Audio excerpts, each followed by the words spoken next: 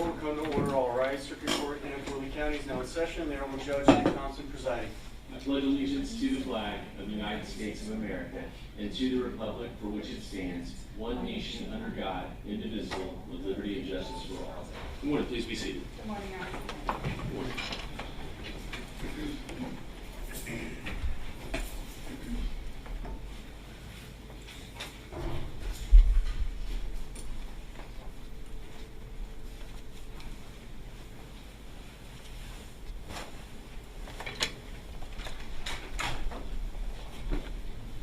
All right, let the record reflect the state's present, defense counsel, and the defendant are present. Good morning. All right, do we have the jurors back? No, sir. Not yet? Okay. All right, you can be seated. Find out. I don't just. Mike is down there picking them up. So once Mr. Cowie gets them all assembled, then he'll let us know. We'll begin. Are there any other issues the court can address prior to bringing the jury in? No. Okay.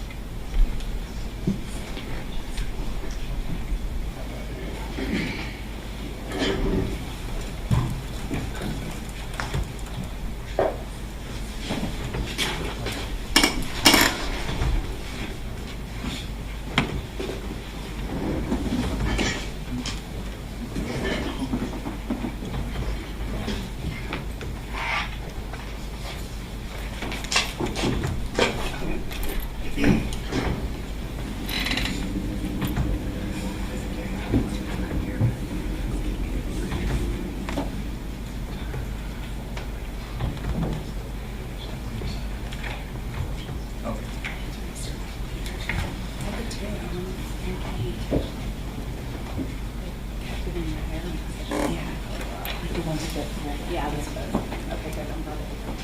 And we feel like it just but usually it doesn't.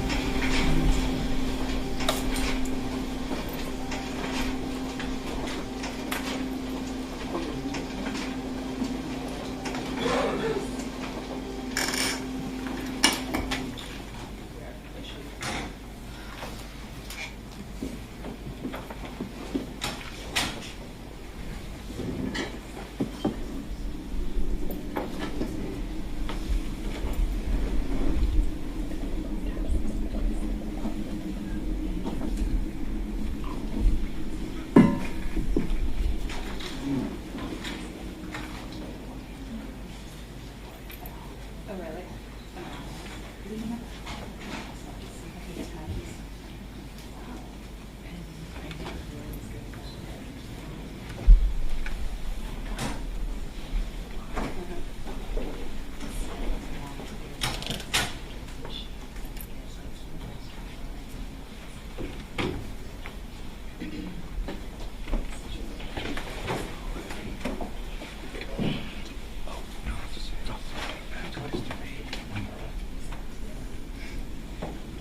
Except for the TV.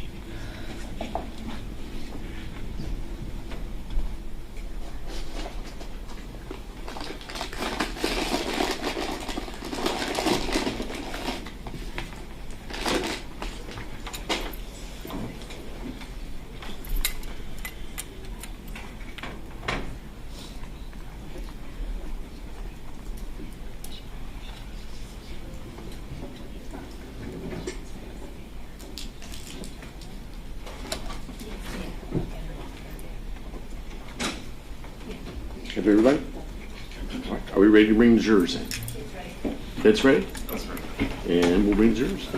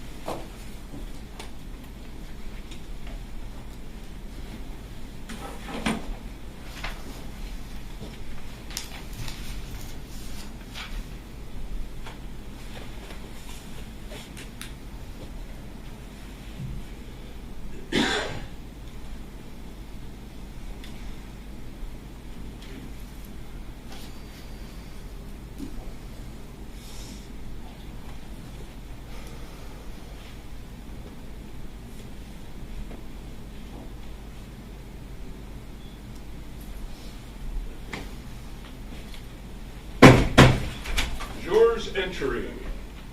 Yeah.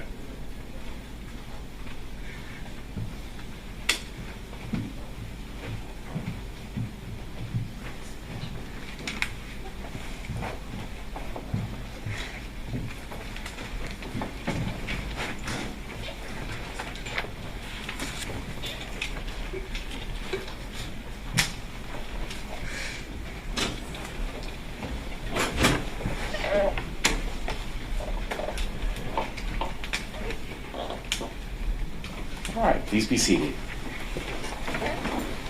All right, welcome back, ladies and gentlemen of the jury. I hope you all were able to get some rest last night. Thank you for being back here on time and ready to start.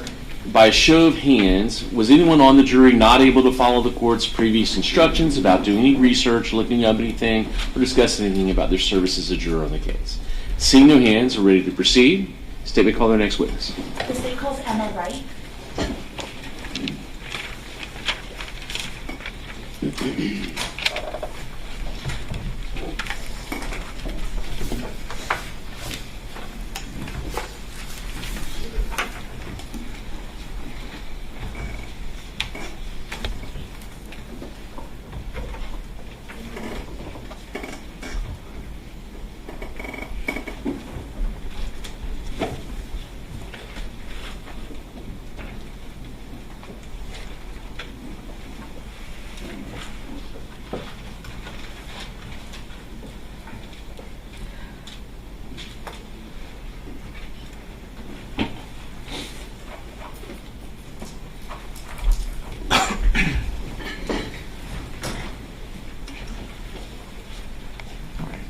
If you'll just approach right here, raise your right hand, the clerk will swear you in.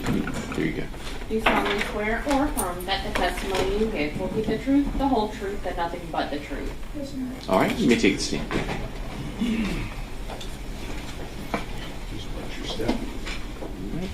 And just sit kind of close up to the microphone, speak clearly and distinctly so that we can hear you. You may begin when you're ready. Thank you. Good morning. Good morning. What is your full name?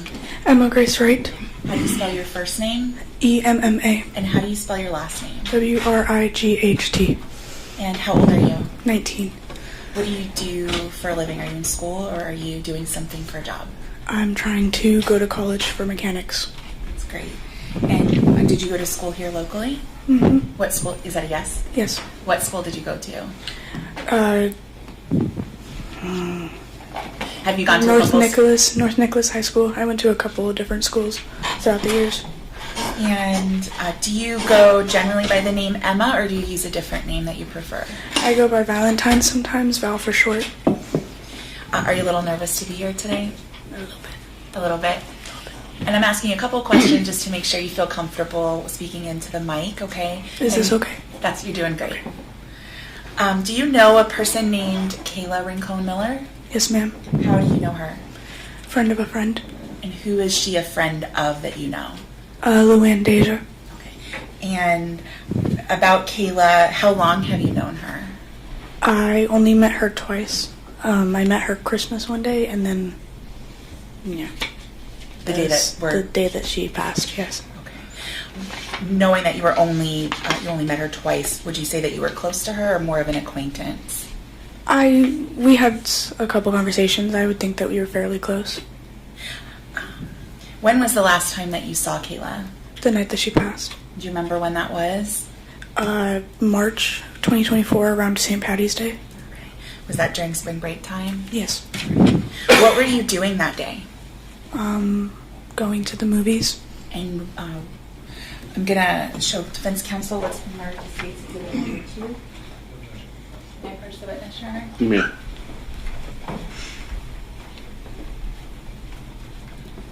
I'm showing you an item that's in United States Exhibit number 2 for identification. Can you take a look at that and tell me if you recognize it? Yes, ma'am. And what is that? That's Kayla. It's a photograph of her? Mm-hmm. At this time, the state would move to enter into evidence States Exhibit number 2. Any objection? No objection. Be admitted. May I publish You it? may.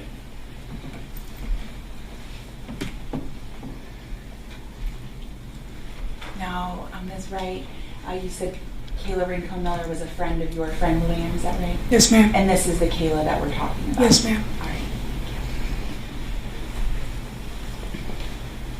So on that day in March that we're here about, you said your plan was to go to the movies? Yes, ma'am. How did you come up with that plan and with whom? I was on the phone with Deja throughout the day, and we were planning on going to the movies with Kayla and another friend of ours, but our other friend canceled. Okay. And Deja, is that Luann Deja? Yes. Okay. So you were on the phone and making those plans. What movie theater were you going to go to? Marquee Cinema or AMC? And where did you end up landing? Marquee's Theater. And is that in Cape Coral? Yes, ma'am. And just to be clear, that's Cape Coral, Florida, in Lee County, right? Yes, ma'am. All right. Did you have an approximate time when you were going to meet up there? No, ma'am. All right. Were you going to go for like a matinee or an evening or a late night movie? Evening to late night. Okay. Was it a Sunday? Yes, ma'am. And is it normal for you to stay out late on a Sunday night? No. Okay. What was the reason for you being out late that night? The movie ran late. Okay. What movie were you going to see? The Bob Marley One Love movie. A fan of Bob Marley? Hmm? Are you a fan of Bob Marley? Yes, ma'am. So you were either contacted Luann Deja on the phone, or were you sending text messages? Over the phone call. Okay. And so how did you get to the movie theater?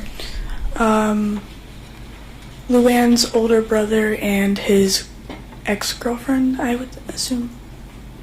They drove you there? Yes. So you went to Luann's house first, is that Yes. right? All right. And what did you do at Luann's house? We did our makeup together and got dressed together and just got ready.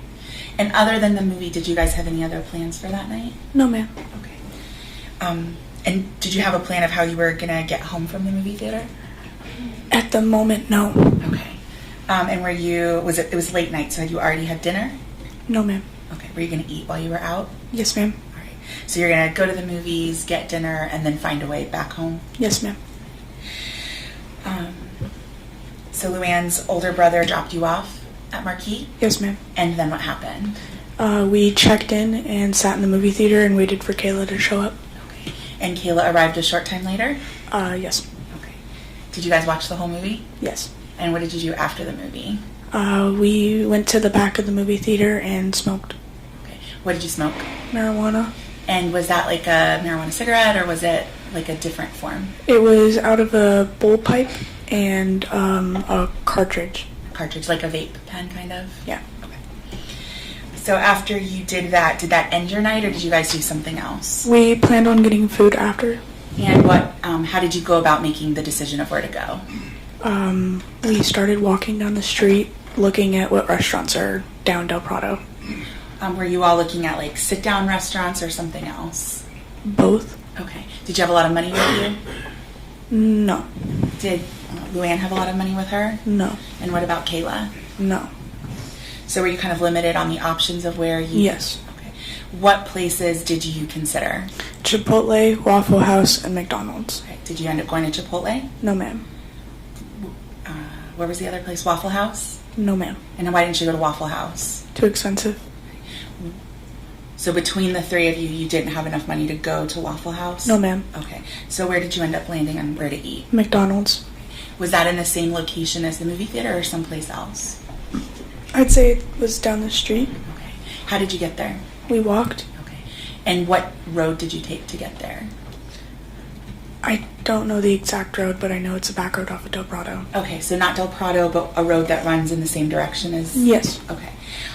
Was that road, were there a lot of cars on the road and other people walking?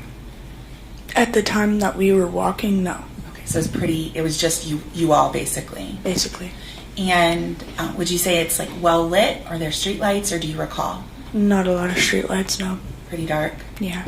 Now, did you have phones with you? I know Luann had a phone, and I know Kayla had a phone. I had an iPhone on me, but it was from Germany, so it was all in Germany and on military time. Okay. And were you using your flashlights to try and light the path, or you could see enough to get down the road? We could see enough to get down the road. Okay. And as you were walking in the direction of McDonald's, what were you guys doing? We were just talking, dancing. We had taken Kayla's phone and started taking photos of her, telling her to make the sidewalk her red carpet basically. Just kind of having fun. Yeah, just being girls.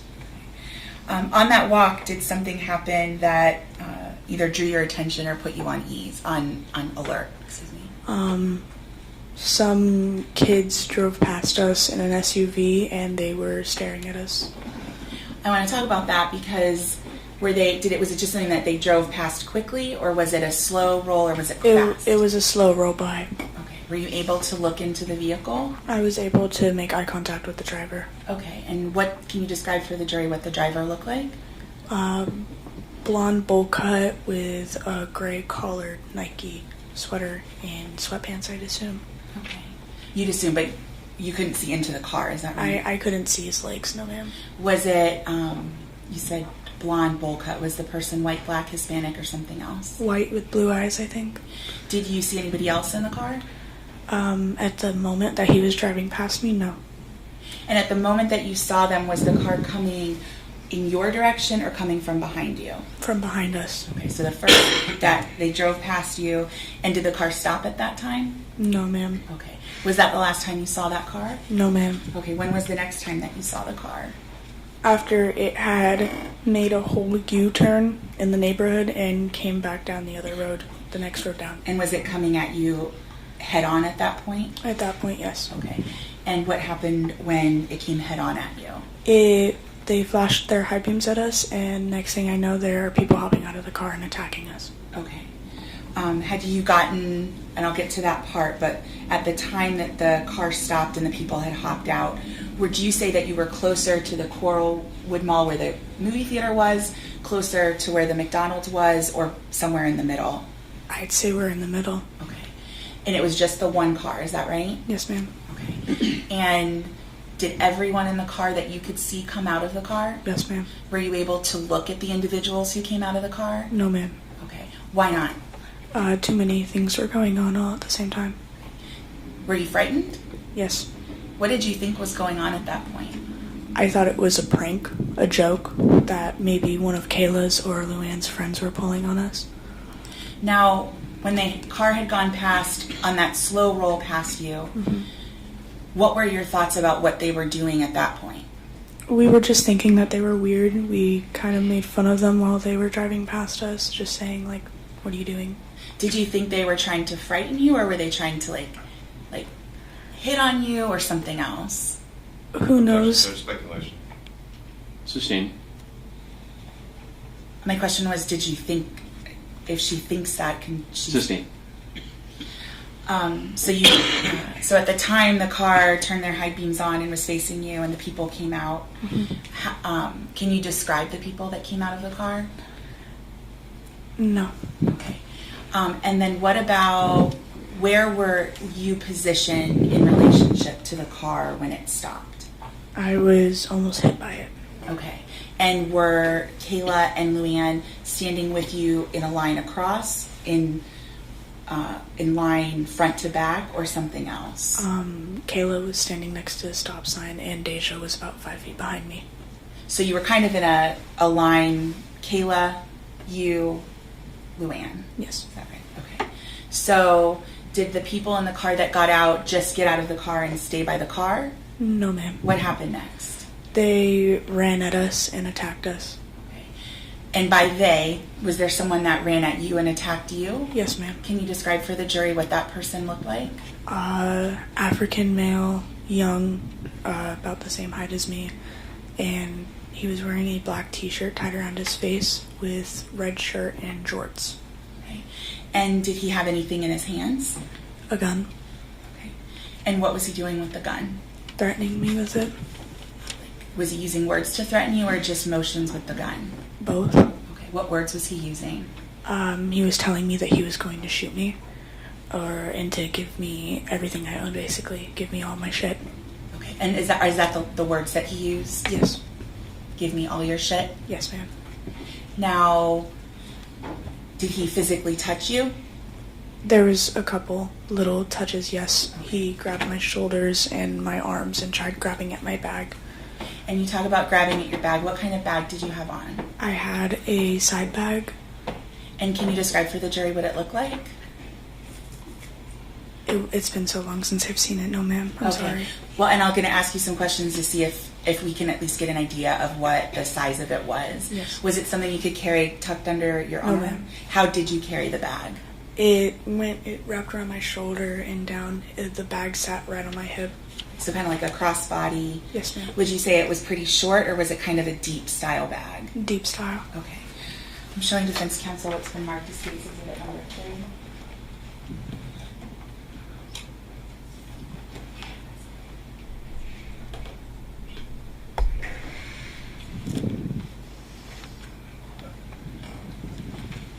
May I approach the witness? You may. That's right. I'm placing what's been marked for identification in front of you as it's been marked for identification State's number 3. I'm putting it in front of you. Can you tell me whether you recognize that? Yes, ma'am. And how do you recognize it? That's my bag. It's a photograph of your bag. Yes, ma'am. Would you say it's not a really great photo of your bag? Yes, ma'am. Is it kind of crunched up? Yes, ma'am. But is that the bag that we're talking about that you were wearing on the night of March 17th? Yes, ma'am. And that picture fairly and accurately depicts that bag?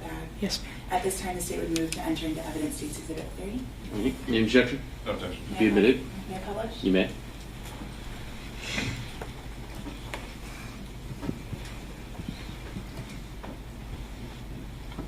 So at the top of this photograph, we're seeing a hand holding the bag. Is that correct? Yes, ma'am. That's not your hand, is it? No, ma'am. All right. And then it's kind of crunched up. Would you agree? Yes, ma'am. But the strap is sort of a longer strap, and that's what you would have had. Yes, ma'am. Okay. And so the person that was attacking you was grabbing at the bag in what area of the bag? Kind of my chest area. Kind of at your chest, okay. And were you able to push that person away or get away from them? I didn't. I didn't fight back. And it was it your understanding that they were trying to get your bag? Yes, ma'am. Did you believe they were trying to hurt you? I would assume. And did anyone go in the direction of Luann? Yes, ma'am. Okay. How many people? I recall 3. Okay. And can you describe them for the jury? 2 African male and 1 white.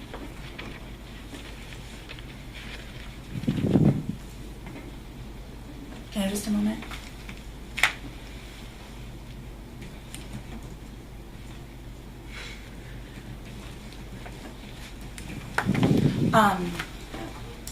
And so were you close by, or were you focused on who was attacking you? I was focused on the person in front of me, ma'am. Okay. And Luann would have been behind you? Yes, ma'am. Okay. So the people come out of the car. The person who comes in your direction, do you know what part of the car they got out of? Passenger side. Okay. And then other individuals went past you to go to Luann? Yes, ma'am. Okay. Did you look behind you? No, ma'am. Okay. So it was in your periphery, essentially, with these other people that you believe you saw go past you? Yes, ma'am. And now, did the people that went in the direction of Luann, do you know what part of the car they got out of? I think the back door, the back seats. Okay, back seats. Yes, ma'am. And so you're looking forward, dealing with the person attacking you. Were you able to see Kayla? Yes, ma'am. Okay. And did any of the people or occupants from the car go to Kayla? The driver. The driver? Yes, ma'am. And that's the same person that you've described as being a white male with blue eyes and a bowl cut? Yes, ma'am. Did that individual look like any of the other people that you saw that night? No, ma'am. Did they have a distinctive appearance? They were. Did they look like different from all of the other people that you saw? Yeah.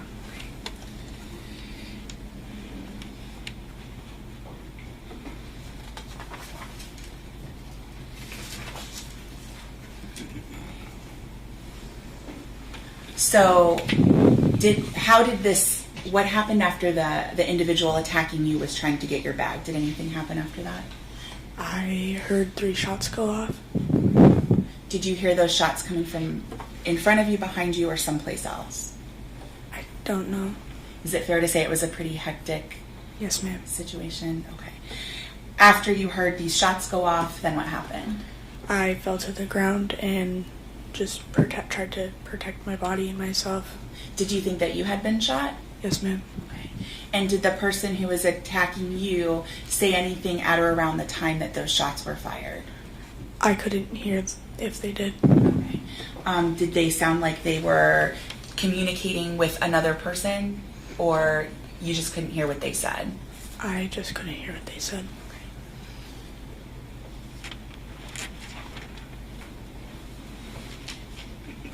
Did the people stay on the scene after the gunshots went off? No, ma'am. What happened next? They fled. Did everyone get back into the car from the seats that they had gotten out of? From what I saw, yes, ma'am. The driver got back in the driver's seat? Yes, ma'am. Other than the driver of the vehicle, did you see anyone with Kayla during this event? No, ma'am. Was he the only person from the car that was with Kayla? From what I saw, yes. Okay. And so he got back in the driver's seat. The person who was attacking you, did he seem shocked that this gunfire had happened? Objection, judge, speculation. I'm asking her to describe. Oh, well, you can answer that. Yes, ma'am. Did he say anything in shock? He was basically asking, Objection, why'd judge, you shoot? hearsay. Sustain. Your Honor, the state would contend it's not hearsay, it's an excited utterance. All right, approach.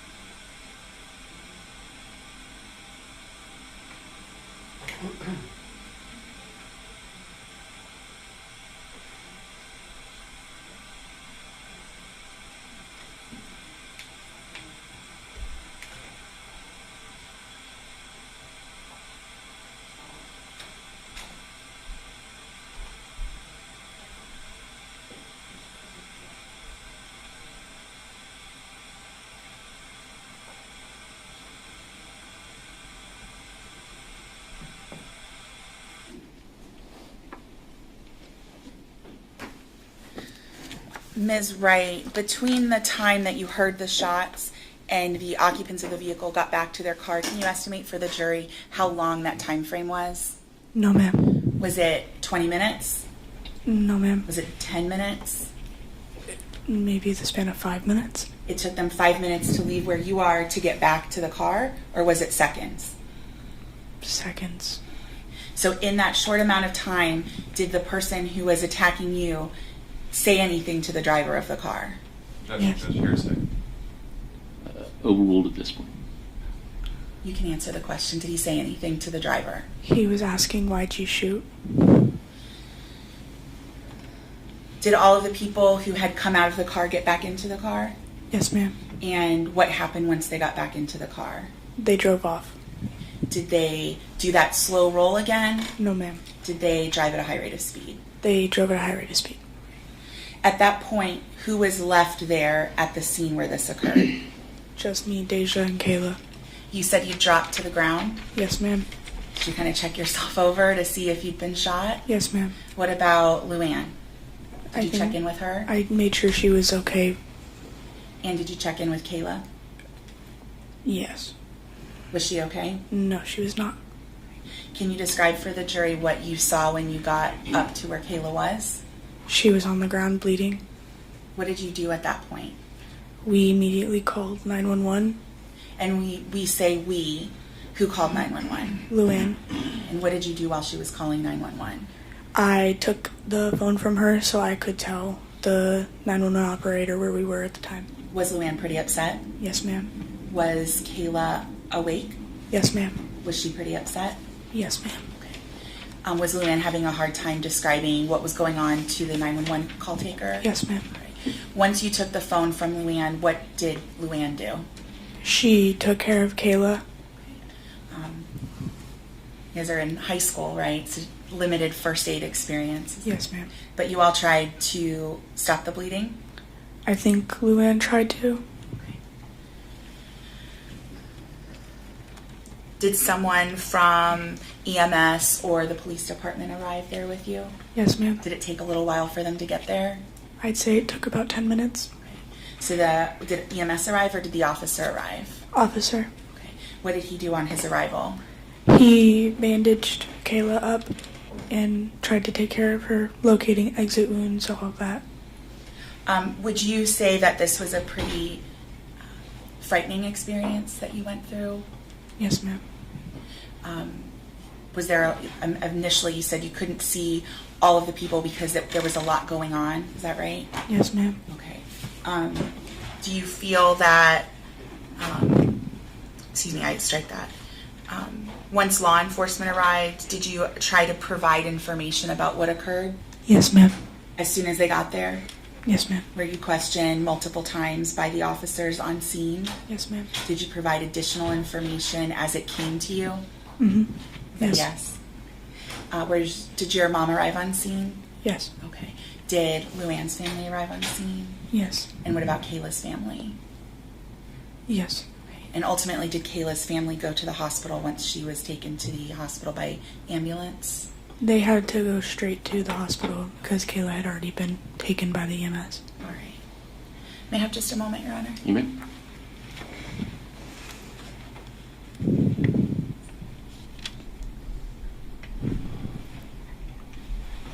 I don't have any further questions for the witness. Sweet.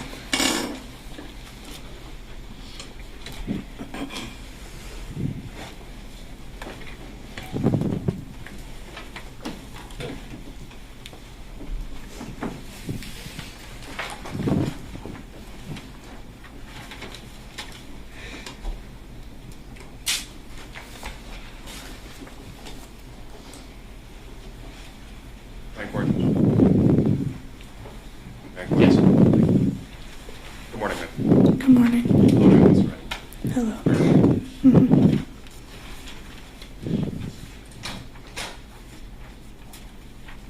You described at least 3 people getting into the car, is that right? Yes, ma'am. So 3 people. Yes, sir. I'm so sorry. That's all right.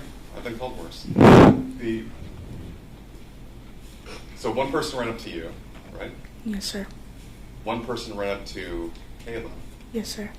One person ran up to Luann. Yes, sir. And there was also the driver, is that correct? No.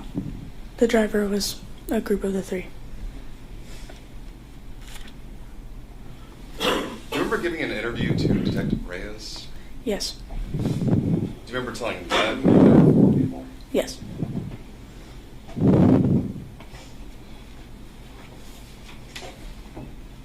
Is it fair to say that you gave that interview to Detective Reyes much closer in time to the event that Yes. happened?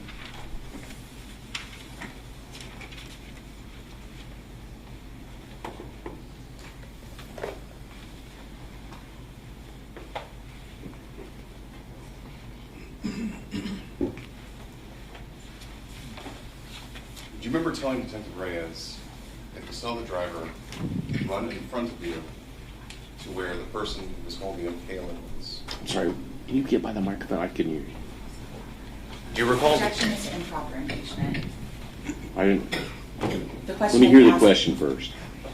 Do you recall telling Detective Reyes that you saw the driver run in front of you to where the person was already with Kayla? Who's... No. No? No. Would looking at your interview refresh your recollection? Yes.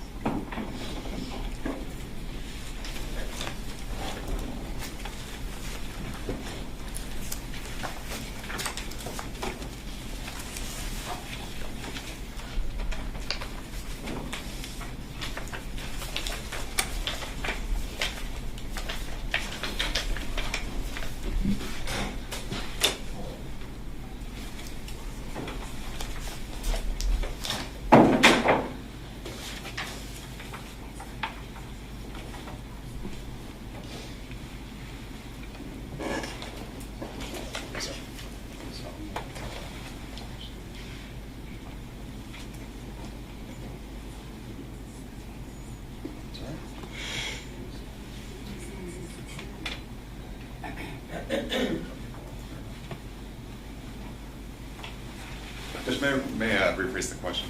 Yes.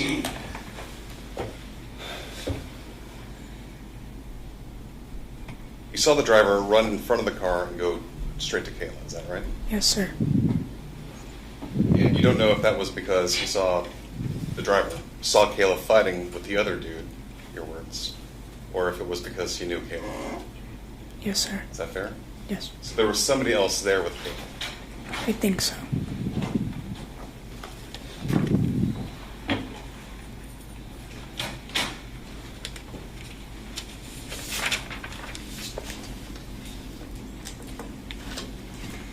You told the state on direct that you don't really remember any of the descriptions of the people that were there.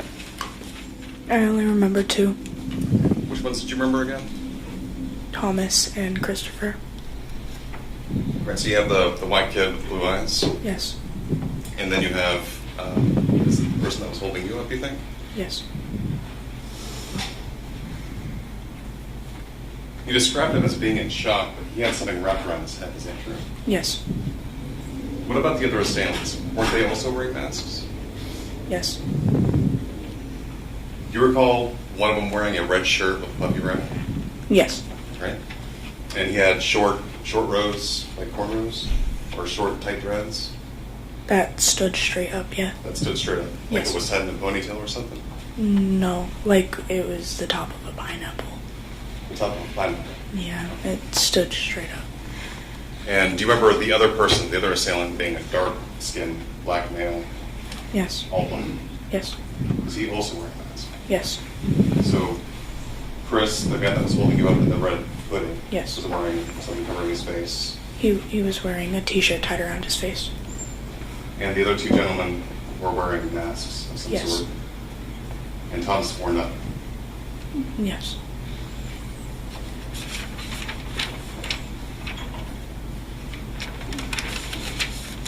When the car first passed by you,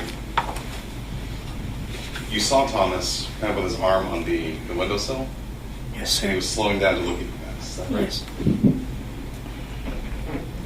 And you don't know if it was because he was checking you out, or if he wanted to holler at you, or what. I would assume to holler or to just be a boy. But you saw that the car was full of people, right? From what it looked like on the outside, yes. Were the back windows tinted? Yes. Could you see into the back windows? Not necessarily, no. You saw shapes? Yes.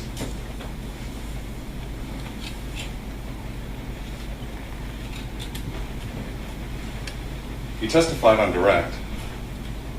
Sorry, Judge. That's okay. I just Old habit. I understand. I'm sorry. You testified on direct that the guy holding you up makes this statement to the driver. Why'd you shoot? Is that Yes. right? Yes. But isn't it true you don't know who shot Kayla? At the moment, I didn't.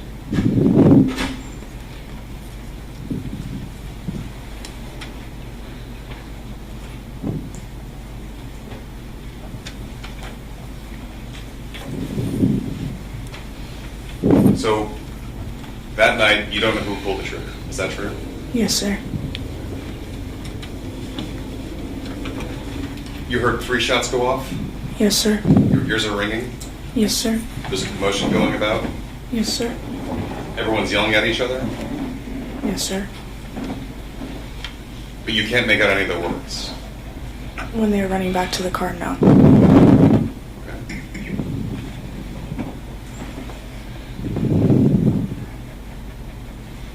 So if you didn't know that night, and you didn't know during the course of your interview, and you gave me a deposition also, how are you now able to say that Thomas Stein, or the driver, was the shooter? Does that make sense? Due to previous interviews and taking time on understanding the situation and what happened, I was able to recall my thoughts and make a decision. Okay.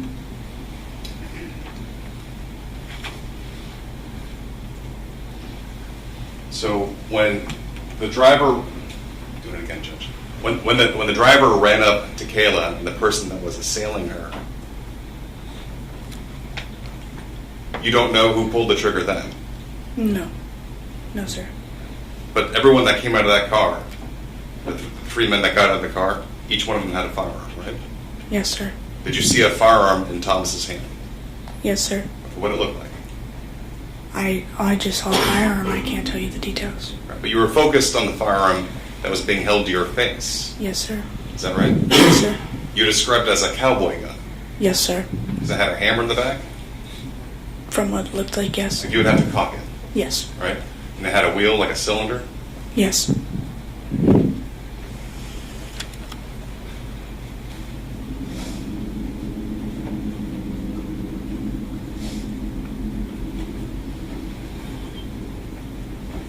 Do you know if the person that was holding you up fired his gun?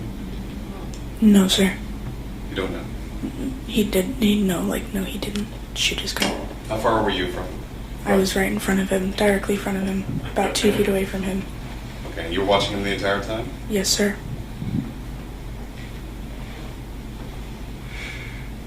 But there were 3 men behind you, right? 2 with Kayla, 1 with Luann. Kayla was in front of me, sir. Sorry, Kayla was in front of you. Yes. Luann was behind you? Yes.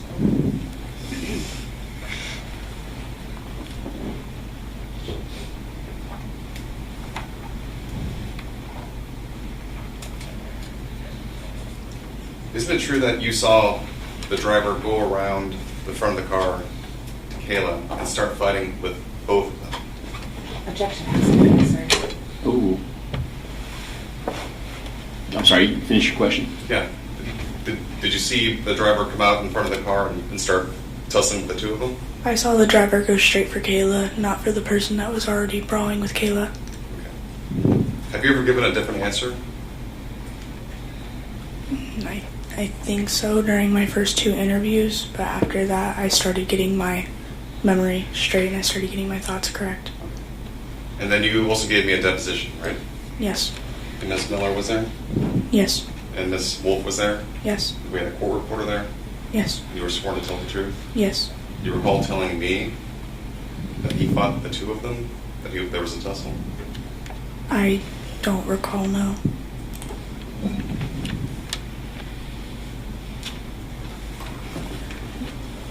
The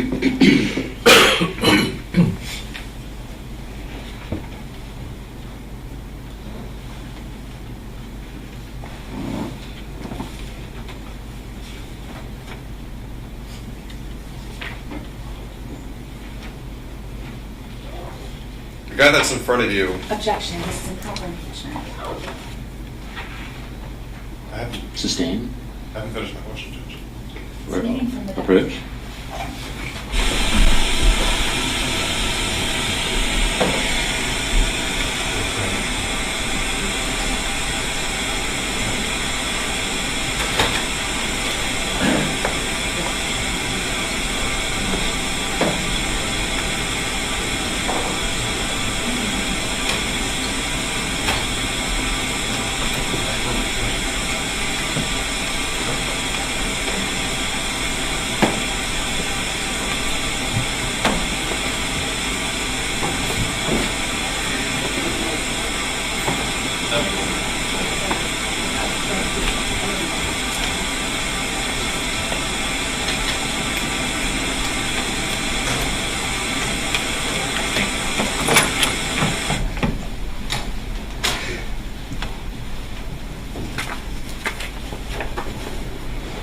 Did the person in front of you ever strike you with his gun?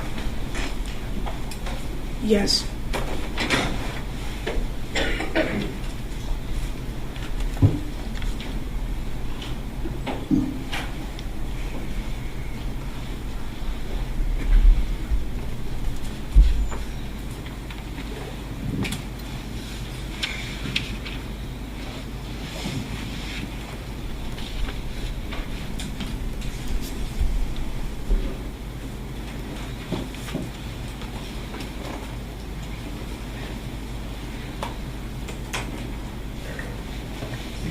Just man a moment. You may.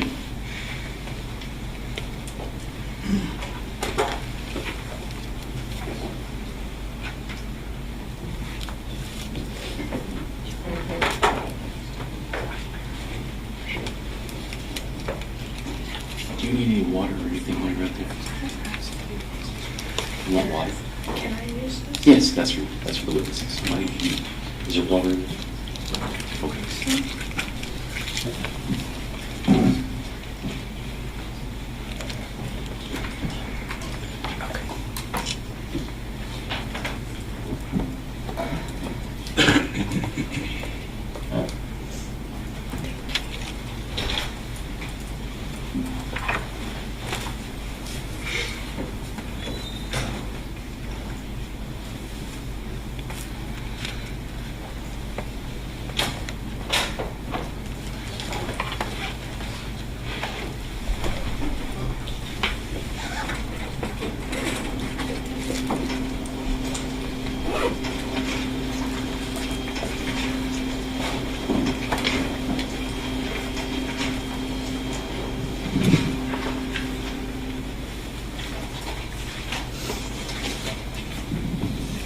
Isn't it true that when you were being assaulted by the boy that was holding you up, you went down to your knees?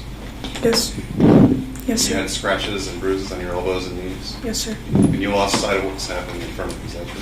Yes, sir. Isn't it true you don't know who pulled the trigger? I told you. At the moment, no. At the moment. At that time, no, I didn't. So you're changing your testimony from before at least 3 times to something different today. Is that true? You asked me this question already. I'm confused. Judge, I'd ask the court to direct her to answer the question. No, she said she's confused. You can ask the question again, or you can rephrase. You've given 3 different accounts where you said you didn't know who the shooter was, and today you're changing your testimony. Is that correct? I'm saying the facts, yes. Judge, I would ask her to answer the question, yes or no. Are you changing your testimony? Well, I think she answered your question. So you're changing your testimony, is I that said correct? yes.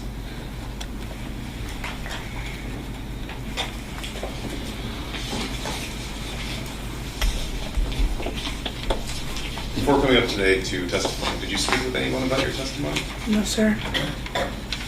You didn't talk to anyone from the state? No, sir. You didn't review your statements? I reviewed them at home. I had my testament at home.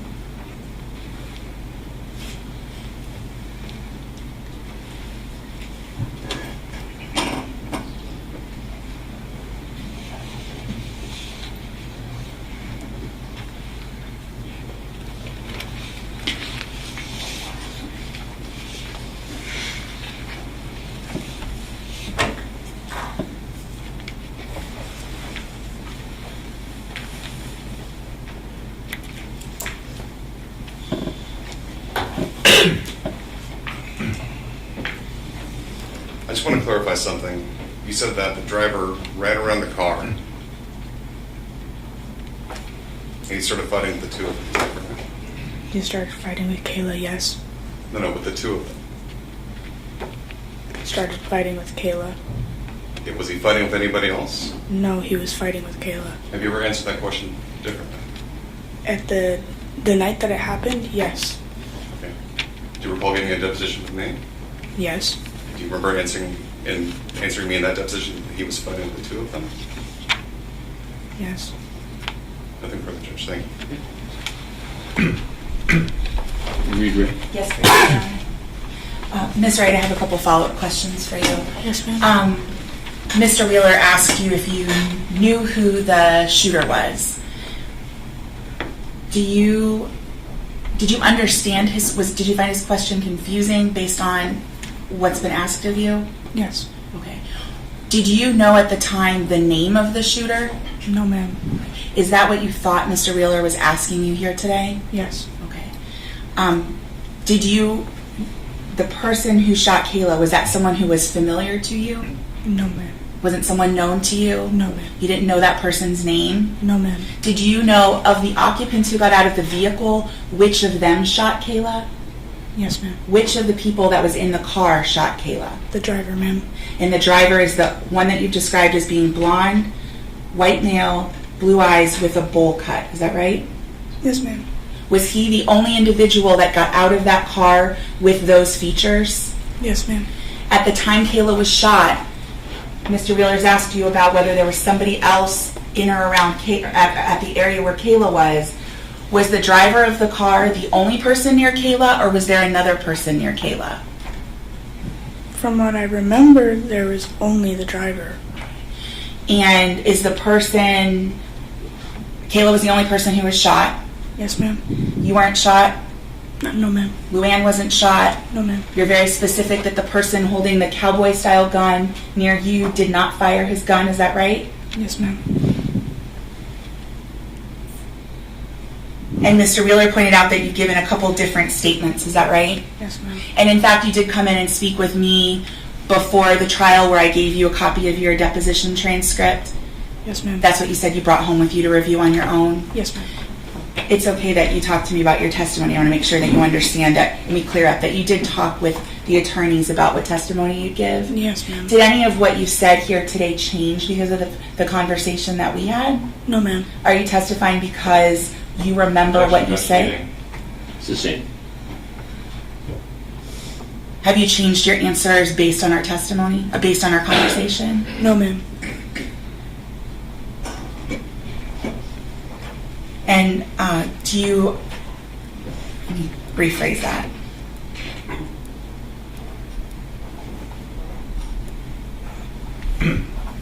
Did you find the questions asked of you during the deposition to be confusing? Yes, ma'am.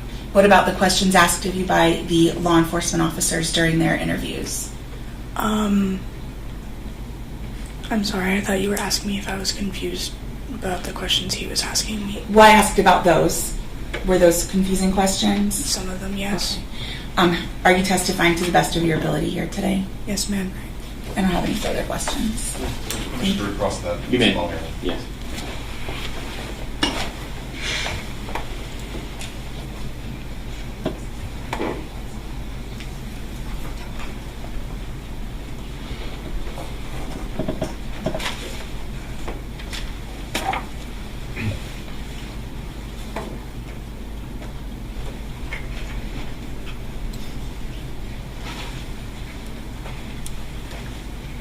So if I were to ask you, at some point, you see Thomas run past you to Kayla, there's nothing confusing about that question, right? Yes. And if you were to answer, he runs over to Kayla and the person that she's fighting with, there doesn't seem to be any confusion, right? Yes. So when I asked you if you spoke with the state regarding your testimony, and Yes. you said no, that wasn't accurate. True? True. Ms. Wolf has said, we spoke about your testimony. Yes, because we did. I just didn't understand what you were asking me. Okay. Is there anybody else that you spoke with besides Ms. Wolf? No, sir.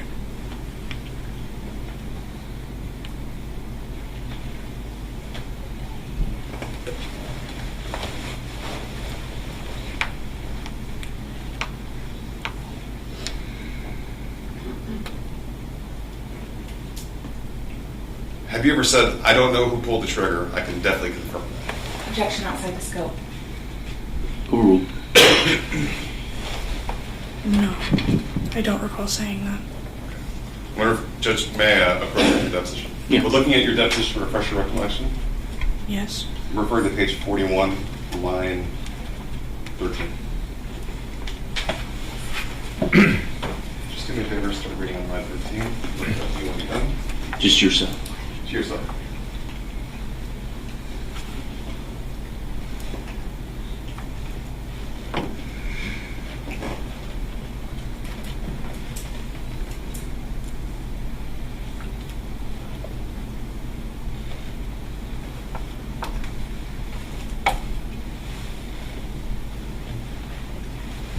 Okay, you done reading? Yes, sir.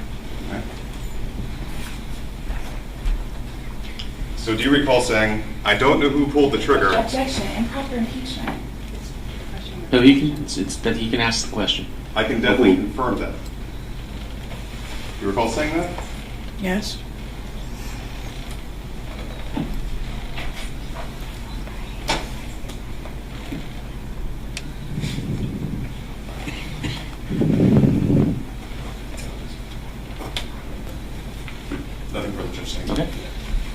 counsel?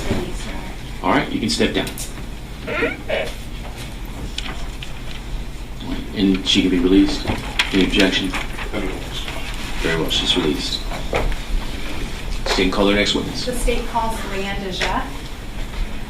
Yeah, approach the floor, Ma'am.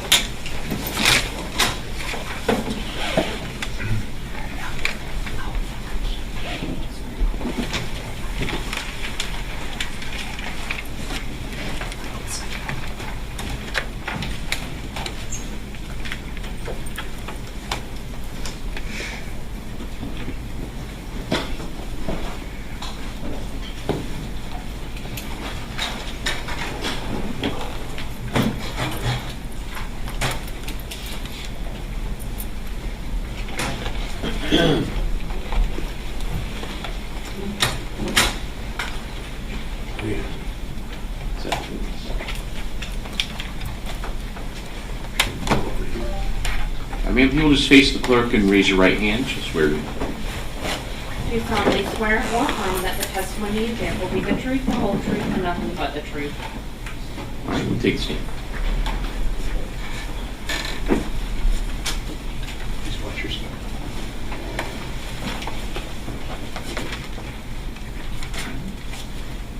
And just make sure you stay close to the microphone and speak up loudly and clearly and distinctly so we can hear you. Go ahead. Thank you. Good morning. Good morning. Would you please introduce yourself to the jurors? My name is Law&Crime, and I'm 18 years old. Luann, could you spell your first and last name for the record? Louandejaie. You said you're 18. When is your birthday? December 17th, 2007. Do you go to school currently? Yes, Where do you go to school? I'm a senior at Cape Coral High School. Are you about ready to graduate? Yes. Do you know someone by the name of Kayla Rincon-Miller? Yes, I do. I'm going to just put State's Exhibit 2 up, which was already introduced. Is And this if you'll raise your volume a little bit, it'd be helpful. Yes, Thank you you. do. Do you recognize this photograph? Yes, I do. And is that Kayla, your friend? Yes. How long have you known Kayla? I've known her since Hector Caffrod Elementary School. Okay. And is that where the two of you met? Yes. Have you been friends with her since she was in elementary school? Yes. I want to take you back to March 17th of 2024. Do you remember what day of the week that was? I think it was a Saturday night. Okay. Could it have been a Sunday? Yes. Do you typically go out on Sunday nights? At that time I did. Yes. Okay. And did you have school the next day? It had been spring break, so no. And on that day, March 17th, did you make any plans? I had talked about going to the beach with my friends, and I had wanted to go to the movies. Okay. Did you end up going to the beach with your friends? It was plans for the day after the movies, so no. So that was something you were going to do the next day? Yes. And who did you make plans to go to the movies with? I made plans with my friend Val or Emma. I made plans with Kayla and Edward. Okay. And who is Edward? Edward is my friend that I met freshman year. Okay. And was Edward friends with Kayla also? Yes, we had some classes together and had hung out briefly. Now, you mentioned you've been friends with Kayla since elementary school. Yes. Do you know how well Emma and Kayla knew each other? They had only hung out once before that night, and it was with me as well. And how long had you known Emma? I think you may have called her Val. How long had you known her? I had known her since maybe 7th grade. When you made plans to go to the movie, which movie theater did you decide to go to? We decided to go to Marquee Cinemas. How did you end up getting to Marquee Cinema? I had asked my older brother for a ride. And did he give you a ride to the movie theater? Yes. And who else did he, if anybody, did he give a ride to the movie theater that night? Me and Emma had gotten ready together at the house while Kayla was on the phone, so he had brought me and Emma over there to meet Kayla at Marquise. Okay. So Kayla did not ride in the car with you? No. Did she end up meeting up with you? Yes, she did. Was she on time to the movies? We had already gotten some popcorn and had grabbed our seats while waiting for her, so there was a little wait, but she didn't miss much of the movie, no. Okay. When she arrived, did you go to meet her, or how did she know where to find you?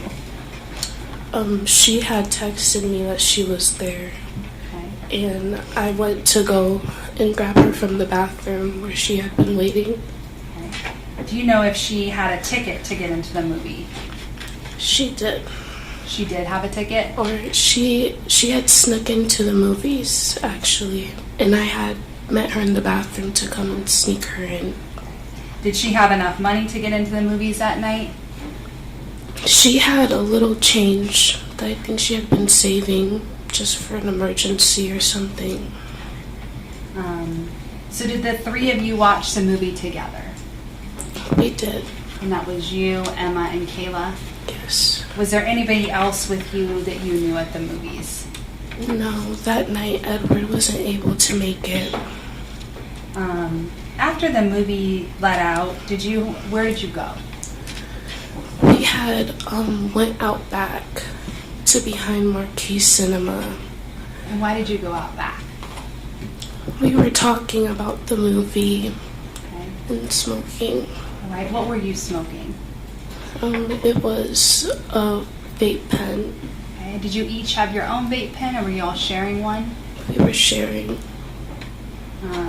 How long would you say you stayed behind the movie theater? We had stayed there thinking about what to do next. And I think that it was maybe 15 minutes. What did you decide to do? We then proceeded towards, we walked over towards the side of the plaza, and we were just still thinking about what to do. And, we were thinking about maybe getting something to eat.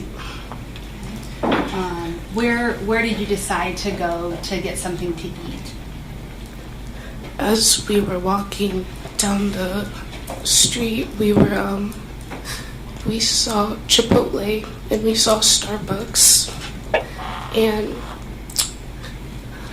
Emma didn't want Chipotle, and Starbucks was closed, so we had just said, let's walk down to McDonald's.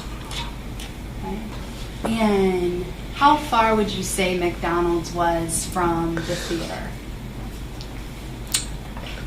I would say that it was a long walk. Okay. But it was close enough that you were able to walk? Yes. And did you take a side street to get there? We went in the back street. That was kind of the back street where Chipotle and Starbucks had kind of connected to. And would that have been somewhat of a shortcut to McDonald's, or why did you decide to take that side street? It was more of a shortcut and convenient. We didn't think too much about it. All right. And as you were walking, can you just describe to the jurors how you were together or how you were walking? We were walking side by side. What were you doing when you were walking down the street? We were laughing and just talking about random things. And at one point, before we continued walking, I had took pictures. We had took some pictures on her phone. When you say her phone, whose phone are you talking about? Kayla's phone. Describe what kind of pictures you were taking. I had told her to go underneath the street light and to do a runway.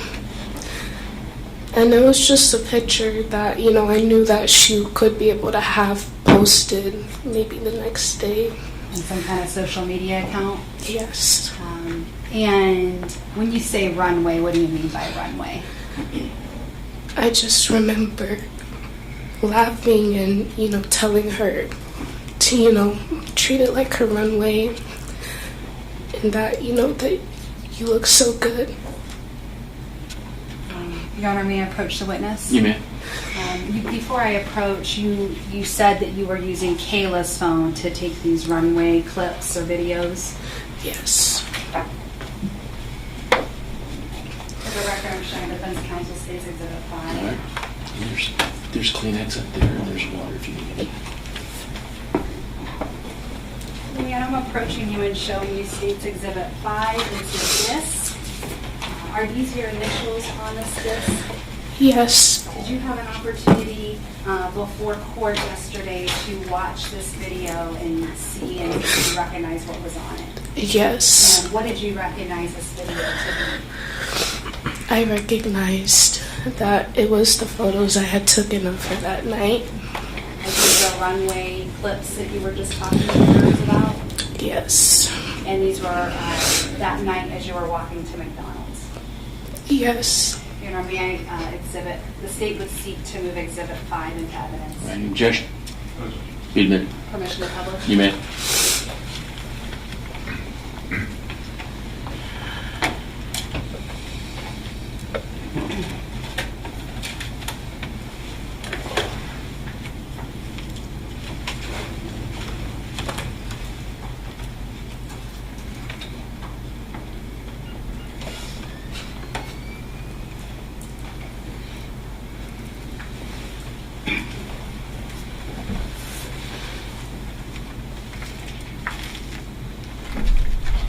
We're going to start, Luann, with this first file on the disk. It says IMG_7134.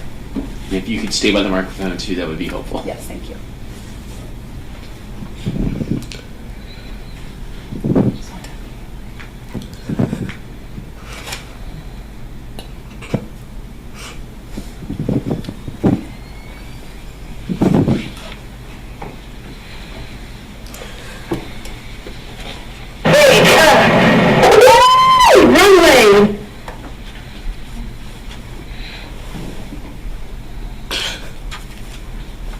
And then, Luann, we're going to play video 2.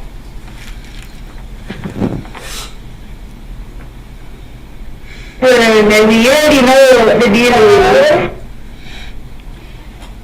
is. In this clip, we see Luann, or we see Kayla, and it looks like she has a white purse. Is that the purse she was carrying that night? Yes. And she has like a black strapless top that is just directly above her breast line. Is that what she was wearing that night? Yes. And it might be hard to see in the photograph, but what kind of shoes was she wearing? She had on some green Converse. Thank you. Now, when you were taking these photos and videos, were there other people around that you noticed?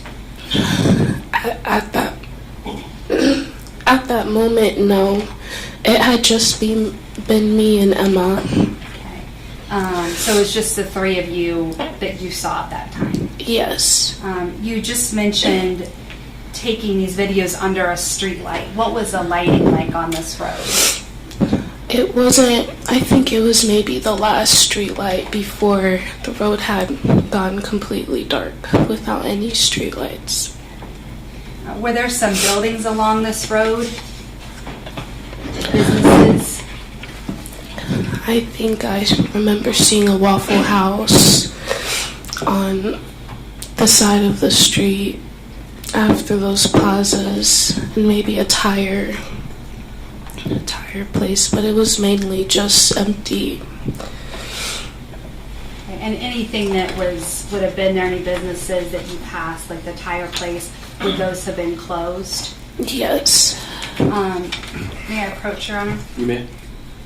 For the record, I'm going to show defense counsel State's Exhibit 15. Luann, I'm approaching you with State's Exhibit 15, and it's a video from one of those businesses. Did you have the opportunity to watch this video? Yes. And did you recognize anybody on the video? Yes. Who did you recognize on the video? I recognized me, Emma, and Kayla walking. Your Honor, at this time, and this was right before this was during, as you're walking toward the McDonald's. Yes. At this time, the state would move 15 into evidence and permission to publish. Any objection? No objection. Be admitted, you can publish.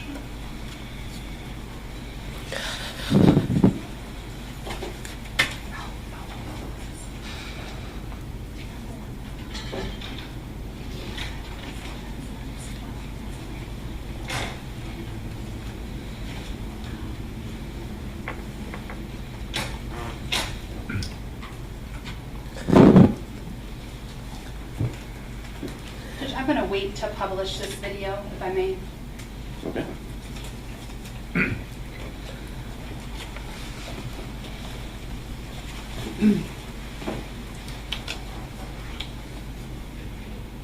Now, as you're walking, did you notice anything or anybody?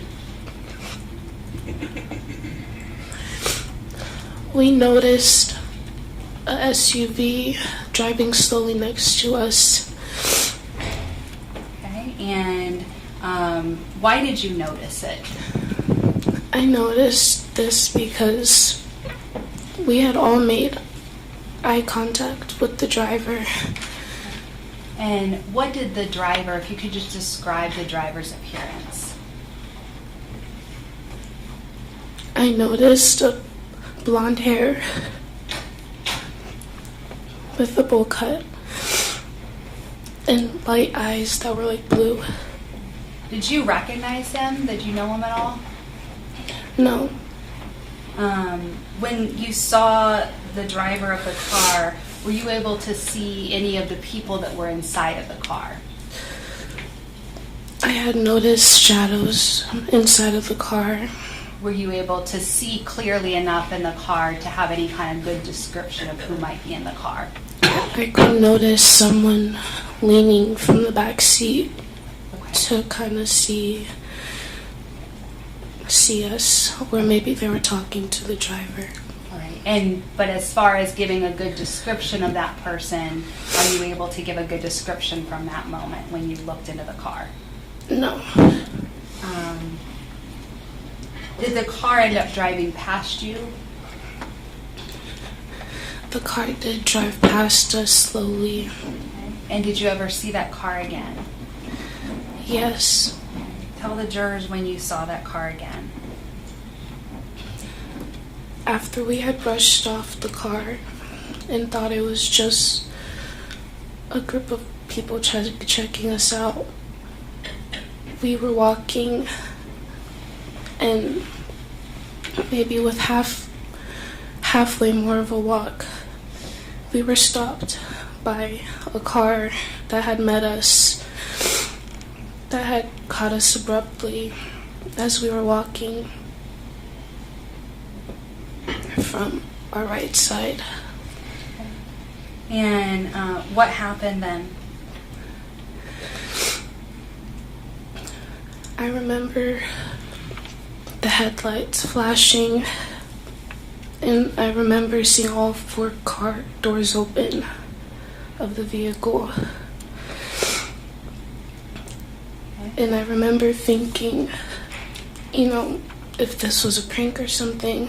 But then I heard someone shout, "Give us all your money." When you heard somebody shout, "Give us all your money," did you still think it was a prank?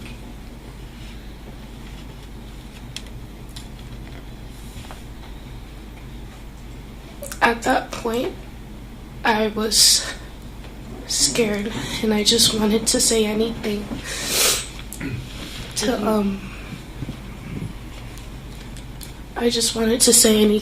to deflect the situation, so automatically I started screaming, "We don't have anything." Okay. And were you carrying a purse on you that night? I did have a little handbag. And how were you holding that handbag? I had the bag underneath my arm, tucked under, as I was walking. What color was your handbag? It had a pattern of brown and light brown. What happened after you yelled that you didn't have anything?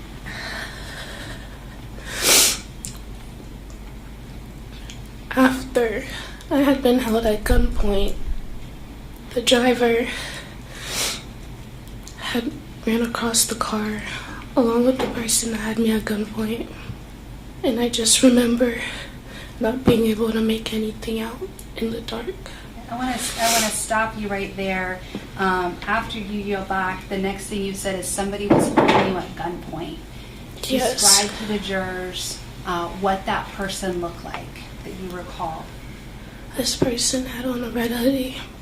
A red hoodie? Yes. Was there anything else you noticed about the red hoodie? It may have seemed like he had a ski mask underneath the hoodie that had been covering his eyes, and I could only see his skin color and his eyes. What color was his skin? It was a black person. All right. And you saw the gun in his hand? Yes. How quickly did this all happen? This happened quicker than I could process. So as soon as those doors open, does it happen right away that somebody has a gun to you? Yes. And you said you saw the driver going toward Kayla, is that correct? Yes, I saw the driver and the person that had me at gunpoint. They had went over to where Emma and Kayla were. Okay. And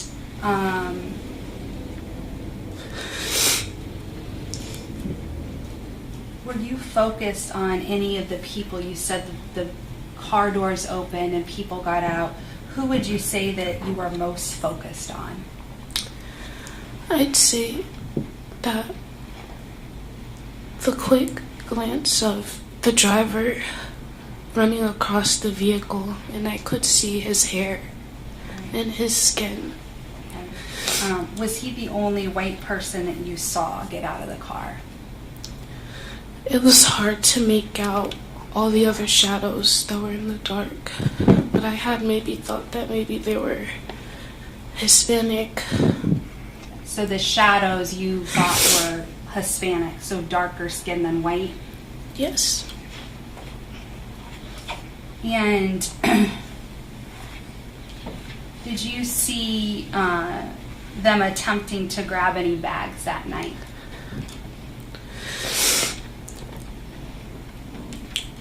I was trying to see what was going on, and the only thing I could think about was feeling something, a bullet go through me. I was really scared, and I was trying to comprehend everything going on, and at the same time I was just in the dark and clueless. Was this something completely unexpected? Yes. And was it highly emotional? Yes.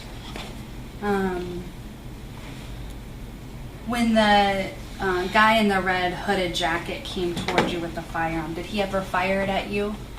he never approached me. He just held me at gunpoint, and I don't know why, but I was left alone, and they ran over to Emma and Kayla. Judge, I'm sorry. Brief sidebar. Okay.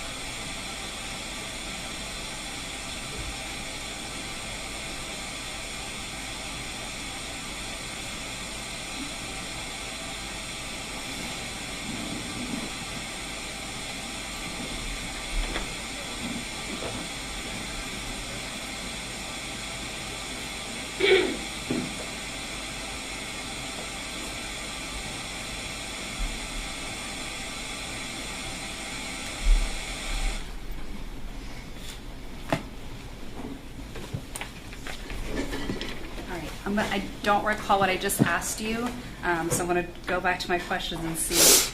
You mentioned your focus was on the person that had the gun towards you. Yes. And the driver. Yes. But did you also testify you believe there were other people that got out of the car as well? Yes. And you said they were shadowy, but you recall there were more than just the two of them.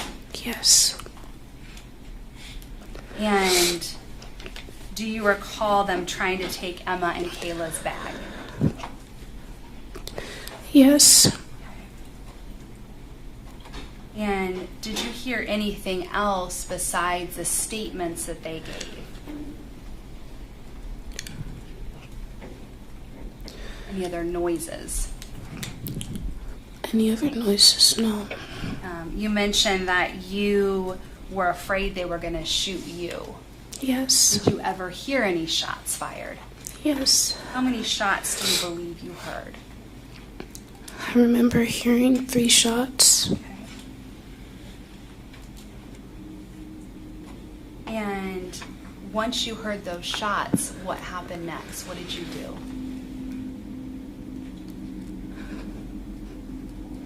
I was still frozen, and Emma had told me Kayla had gotten shot. Okay, I'm sorry. That's fine, you can say that. What did you hear Emma say? Emma had told me Kayla had gotten shot. Okay, and so what did you do when you learned that Kayla had been shot? Once I had snapped back,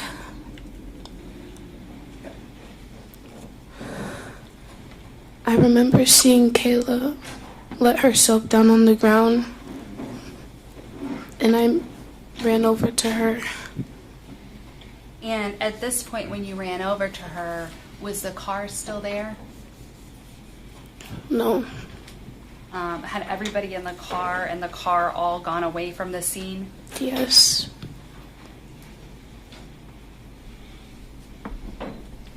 What happened when you went over to Kayla? What did you see?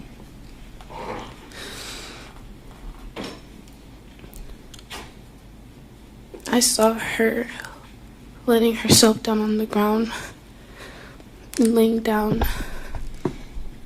What did you do next? I was really confused at first and I didn't want to believe it. But she was panicking. How did you know she was panicking?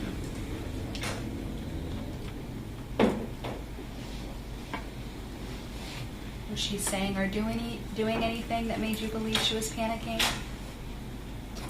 She was just like, I just got shot. And I just remember telling her it's gonna be okay. It's gonna be okay. And I just didn't want to believe it. Did you end up did you see where she had been shot? Yes. And were you able to try to help give her any kind of aid? I had been trying to keep pressure on the wound. And how did you try to keep pressure on the wound? I had my hand on her chest, and I didn't realize where the wound was. Did anyone call 911? I had tried to call 911, but my hands were shaking so bad that Emma said that she would do it. So she got on that immediately when she saw that I was struggling. Whose phone was used to call 911? I think she had used my phone because we were using Kayla's phone. I had Kayla unlock her phone, and she had told me to make phone calls for her. So you had Kayla's phone. Did you try to make any phone calls for her? She had told me to call Tati, And who is Tati? her sister. Did you try to call Tati? Yes. Were you able to get through to her? I don't remember. I don't think so the first time. Did you make any other phone calls for Kayla? I think her grandma. During this time, was Kayla still able to communicate with you? Yes.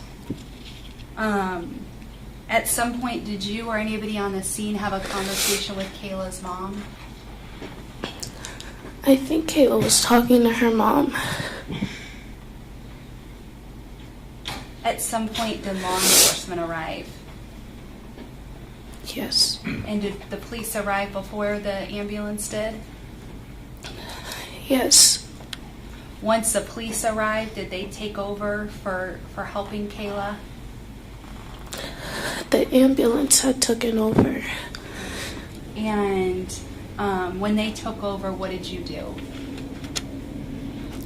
I was still by her side, but I think the first corresponding officer, he was trying to help her, so I had to step aside. Did you get to go in the ambulance with her to the hospital? No. Did you stay on scene? Yes.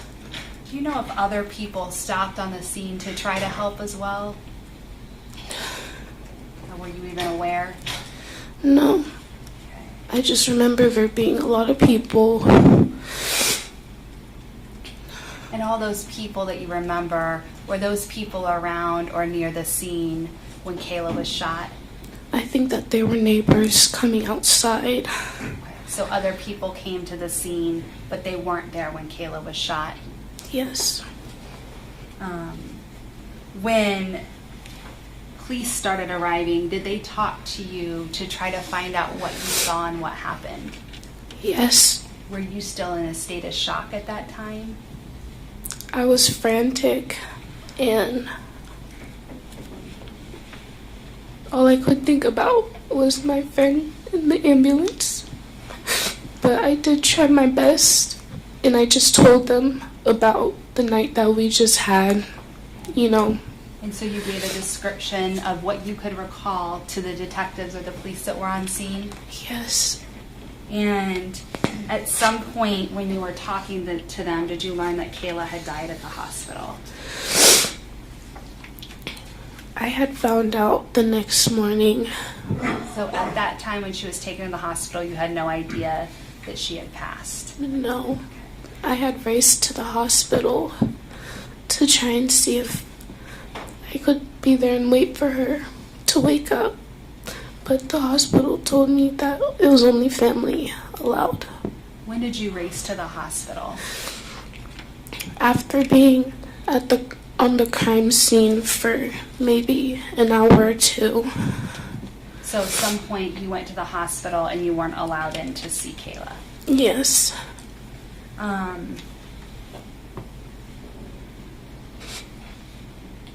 Did you also then meet with detectives and give additional statements about things that you could remember? Yes. After this incident happened, after the shooting happened, did you and Emma get together and talk and try to remember together what had happened? Yes. And we had both asked each other, you know, if we thought that we were crazy or not.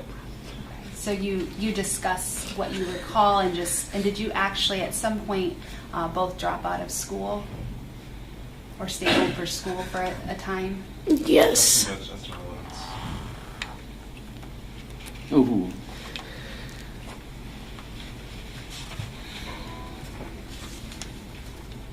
We have a moment, Your Honor.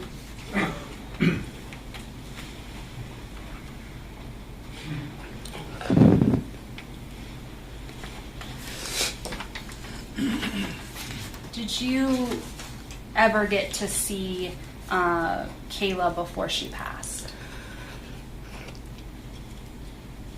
No. I have nothing further in terms of the witness. Ms. Wheeler, you may cross-examine.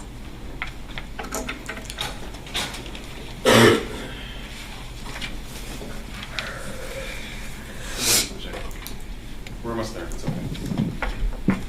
Do you need a moment to kind of gather yourself? No. Thank you. When you saw this car drive by you, the car slowed down from like 25 miles an hour down to 5, right? They were just rolling past you, right? Yes. And the only person that was looking at you guys squarely was the driver. Do you agree with that? Yes. There's a white guy, blue eyes, blonde hair, dirty blonde hair. Yes. That car goes down the street, makes a U-turn, comes back at you, and kind of parks the car in front of you, right? I never saw that. You didn't see that? When the car came upon you guys, how were you standing? Do you recall? Sorry, I've been told by the court not to speak into the microphone. Could you re-ask that question? Sure. When the car approached you the second time, do you remember how you were standing in the street? We were on the left side, which had more of the empty land. Was that more towards Del Prado or towards the neighborhood? More towards Del Prado. So you're on the west side of the street? Yes.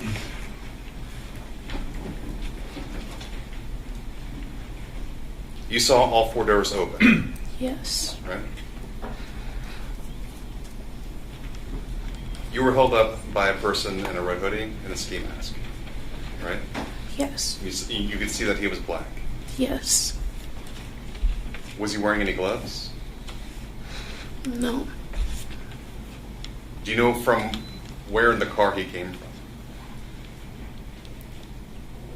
Where the car came from? No, do you know, did you see him get out of the driver's side rear? The red hoodie? Yes. Yes. Right, so he was sitting behind the driver, Yes. correct?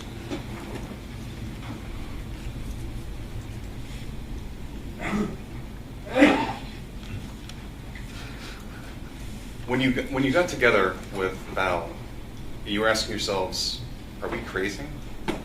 Why were you saying, are we crazy? because there had only been 2 arrests made, and I just remember feeling hassled by a big group of people. A big group of, it just looked like many, it seemed like they were shorter than us almost.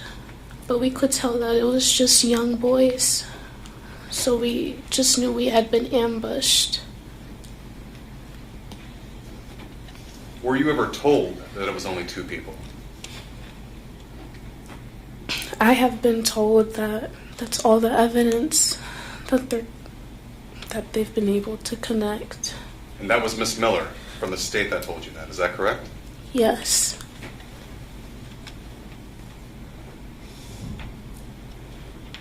When everyone was running back towards the car, you remember someone yelling, "Why did you shoot?" I just remember hearing a why and yelling, just shouting.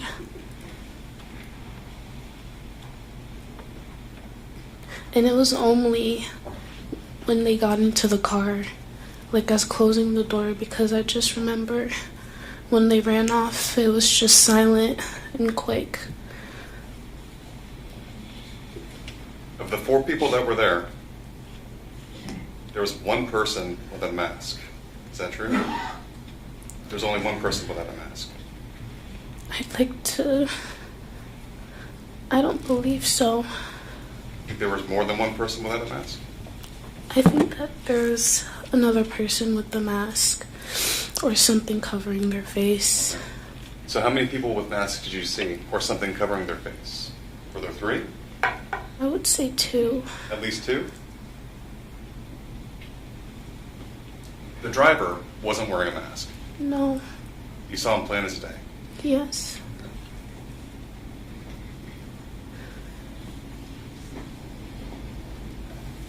Judge, if I have a moment, please.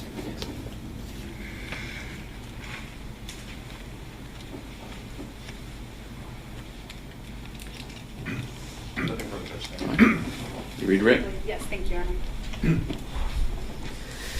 Luann, you talked about that you and Emma believed there were definitely more than 2 people there that night, correct? Yes. And you met with me and wanted to know why more people hadn't been arrested. Is that correct? Yes. Okay.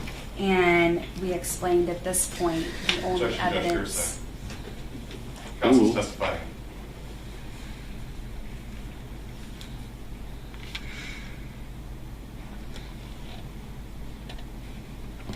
Overruled at this point. And you, I believe, just said that I told you that's all the evidence they've been able to connect, and they being the detectives. Is that right? Yes. And have you spoken to the detective about the investigation? Yes. And has your mom also spoken to the detectives? Yes. And were you told to come in here and tell the truth about everything? Objection, Judge, hearsay. Sustained. Judge, it's An improper And bolster. sustained. did you come in here today and tell the jurors what you remember from that night? Yes. And was that influenced by the number of arrests that were made?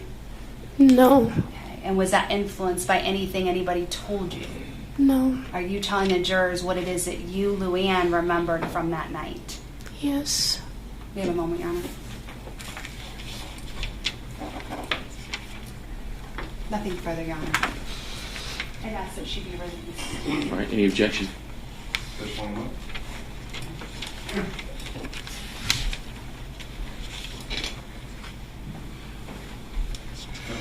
All right, you can sit down. Any objection to being released? No, sir. Thank you. All right, you're released from your seat. You can call your next witness. The state calls Brian Gum. And while we're doing that, ladies and gentlemen of the jury, if at any time any of you decide you need to have a comfort break or anything, just let Mr. Cowdet know and he'll let me know. Okay? Go ahead. Do you want to take a break? All right, we'll take a short recess then. We'll send you back to the jury room. It's for about, All rise. about 10 minutes.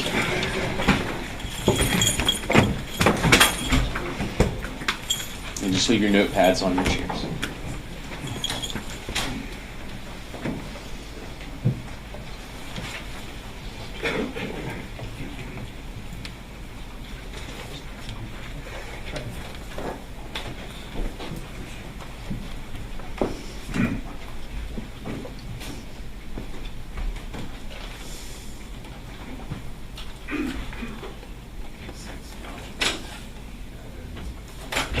right, let the record reflect jury's exited the courtroom.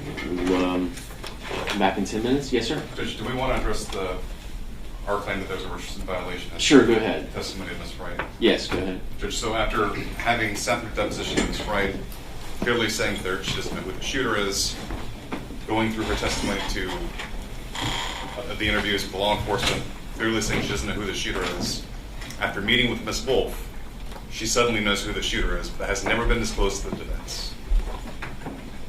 Judge, that's Richardson. That's a Richardson violation.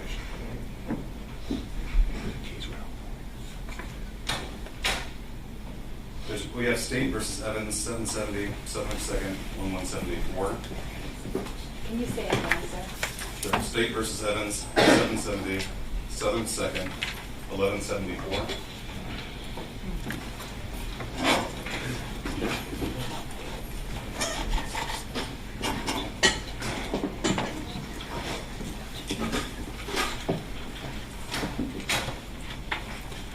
There, the witness claimed not to see anything.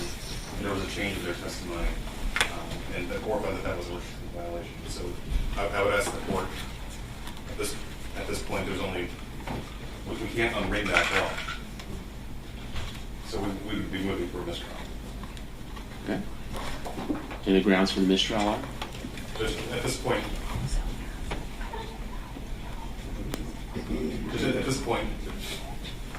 the defense has been ambushed with this change in testimony.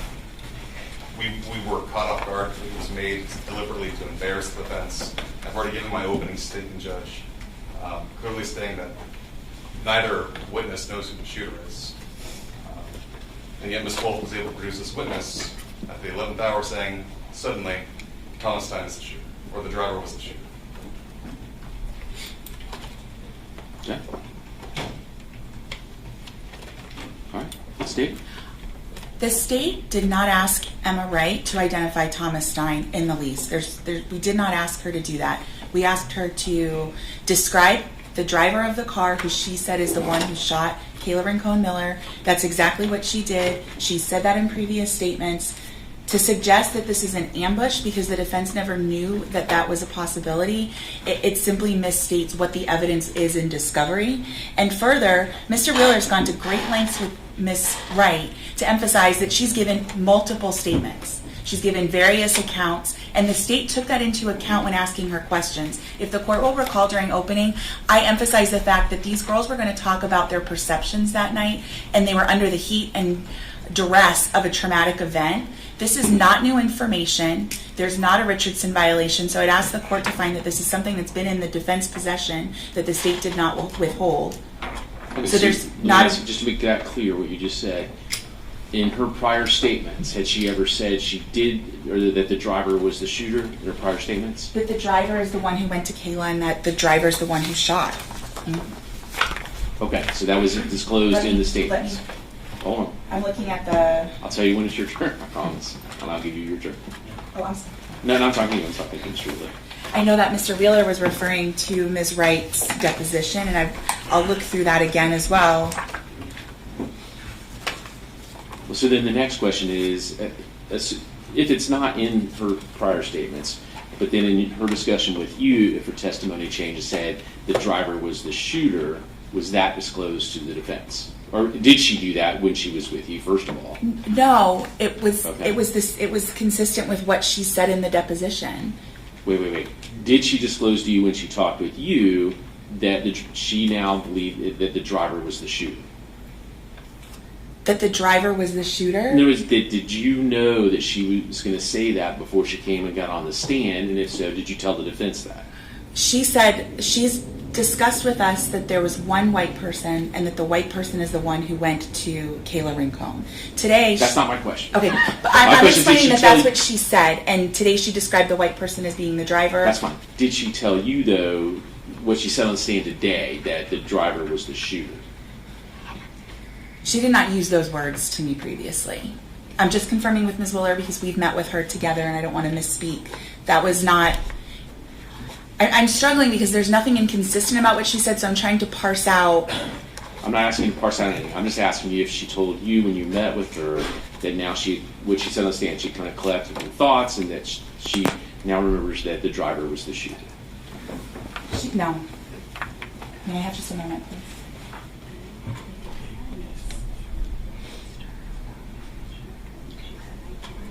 If you need some time to go back and look at your statements or what have you, I can give you some time. I can go upstairs and come back, and then I'll give you your journal.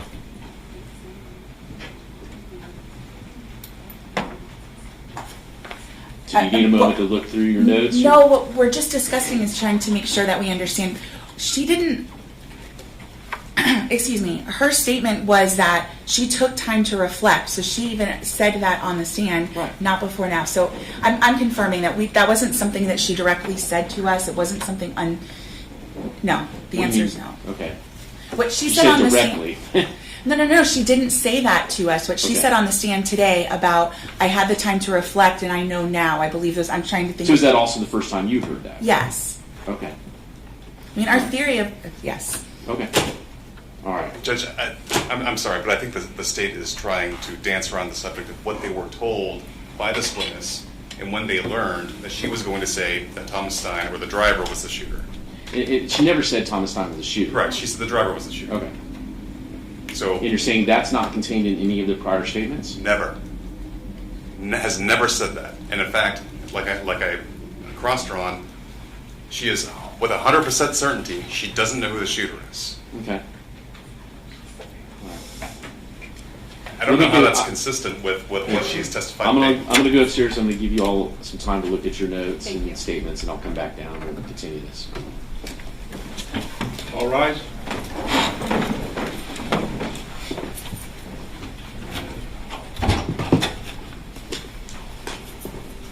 Judge, I'm sorry. One last thing that Wait. Your client's here. Everybody's present. Judge, thank you. During the state's opening statement, she said one of the witnesses said that she saw the driver shoot. I believe that's what was said. Okay. Let me go upstairs. Okay. Y'all can- Be seated. Take a 10-minute break.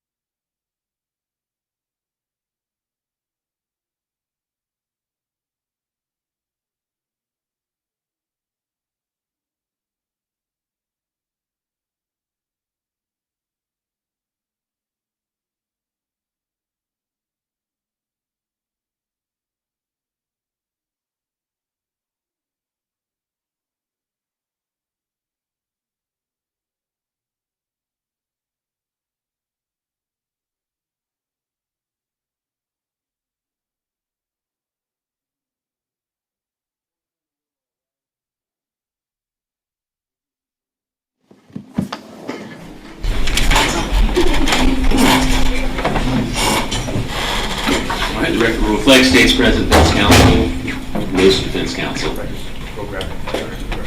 Oh, okay. I'll wait for Mr. Wheeler, but you can be seated.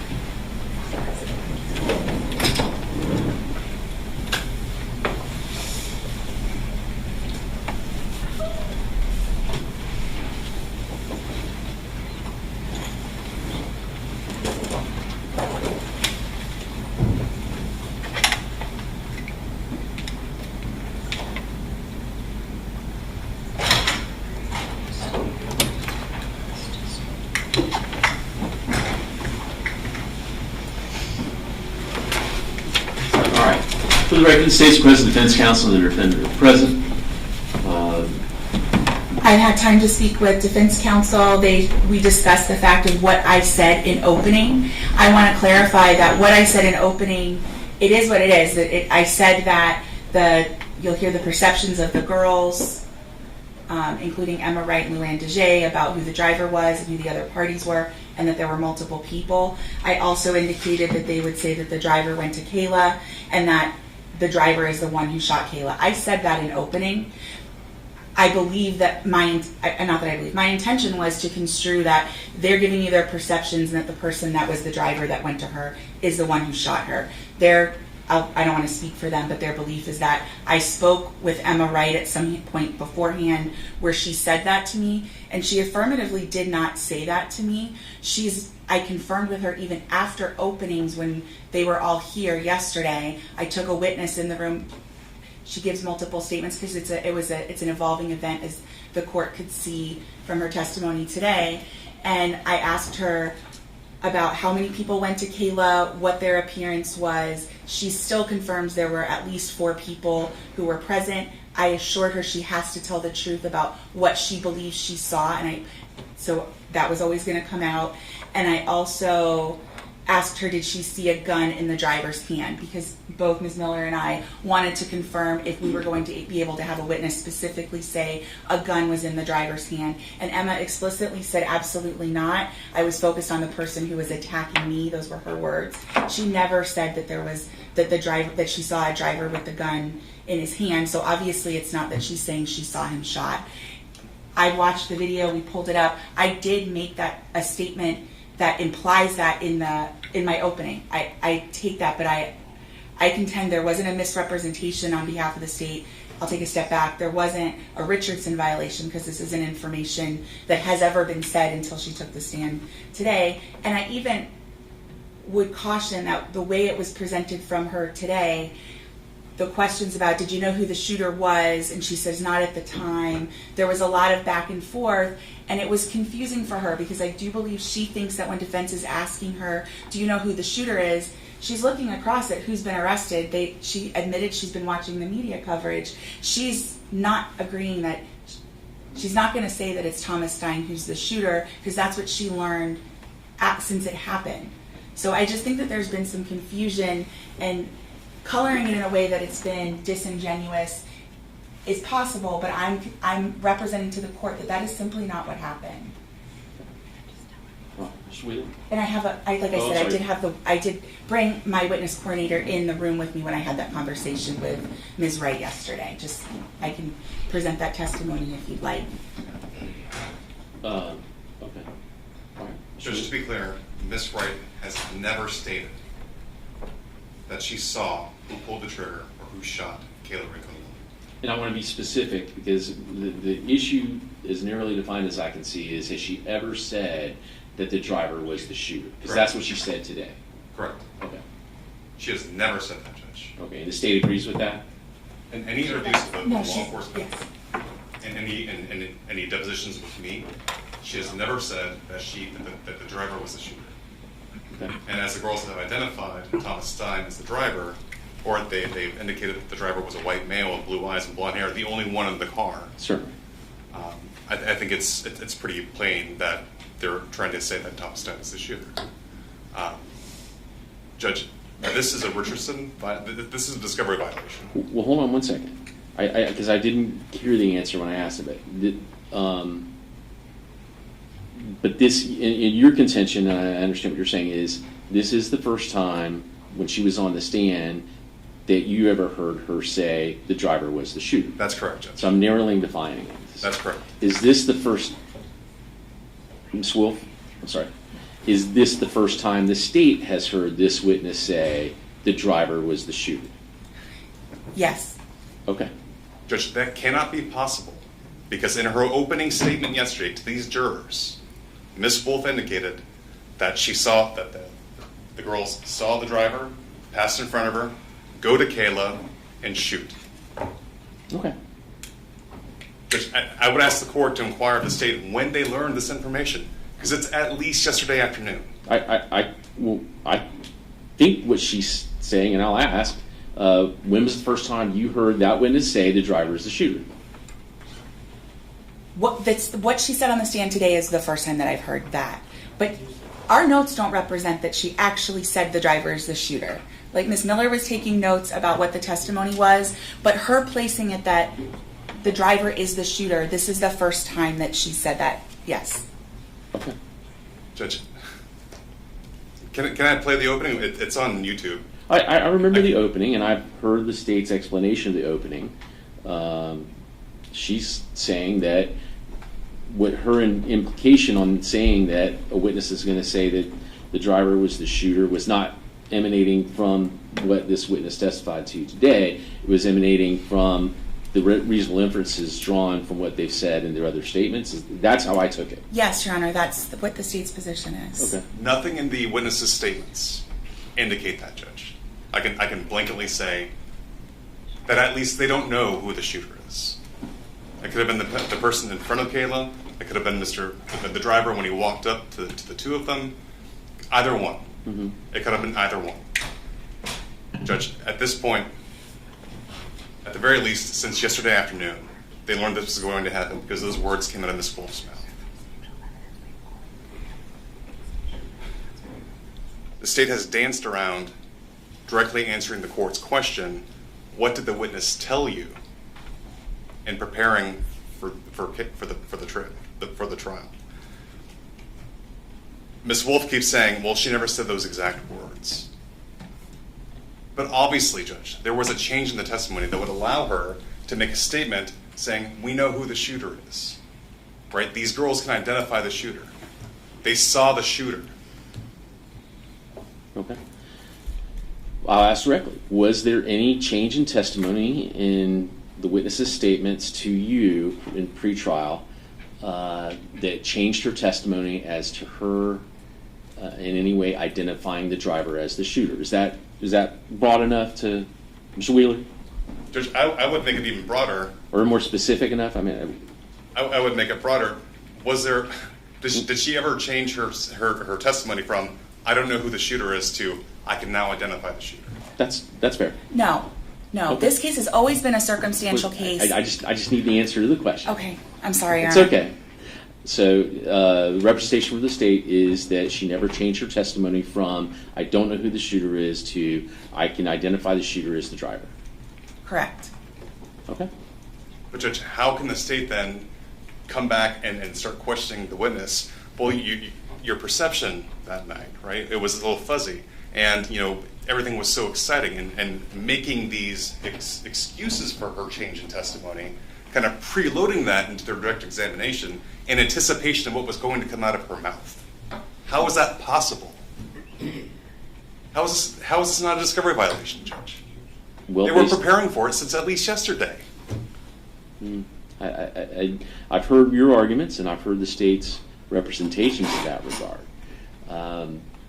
At this point, I accept the state's representations that there was no change in testimony that was given to the state prior to starting the trial, prior to the witness taking the stand. Other than, the inferences that you've drawn from the state's statement in opening and indicated some kind of questioning leading up to it. You believe it's different than the representation by the state. But I don't have any evidence to show otherwise at this point. So I accept the state's representation. Anything else? Judge, at this point, I would ask the court to conduct a Richardson hearing to see if it was willful or inadvertent. To see at this point, what was the state in possession of that was not disclosed? Judge, it's the defense's position that they were obviously in possession of this change of testimony before putting her on the stand and before giving her opening statement. Okay, I understand that's your opinion of it. The state's made representations; they're officers of the court, and I have no reason to not accept their representation at this point. But it flies in the face of common sense. How can they one, make a statement to these jurors of what these witnesses saw, and then secondly, ask the question, who shot Kayla? It was the driver. That was not how the testimony played out, is my recollection. Either the question or the answer. Well, regardless, Judge, asking her what she had seen based upon her, air quotes, perception, and her perception's her testimony, Judge. All right, so I've heard the arguments of counsel on this. I've heard the representations from the state. I find that there's not a Richardson violation, and that, therefore, a Richardson hearing is not necessary. As far as the motion for mistrial, I find that it is not manifestly necessary to declare a mistrial. I don't believe that the statements made by the witness and cross-examined and impeached by the defense would vitiate the fairness of this trial, and so I deny the motion for mistrial. All right. State and call our next witness. Or wait, we got to get the jury in. Yes.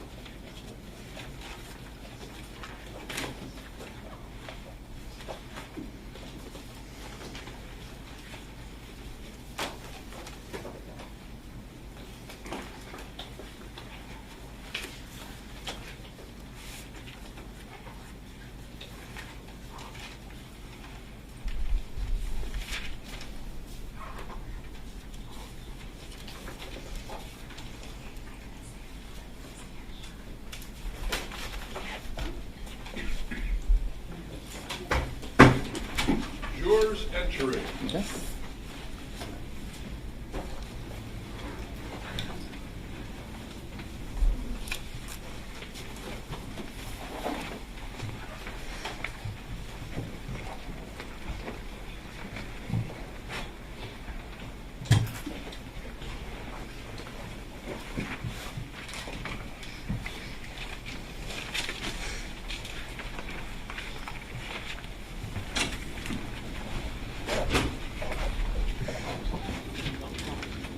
All right, please be seated. And we all stand for you also. Whenever you get to your seats, you can sit down. Okay? Okay. You are sure. No, well, now you're sure, okay? Yeah, you all are who we're standing for, okay? All right, state and call the next witness. The state calls Brian Gum.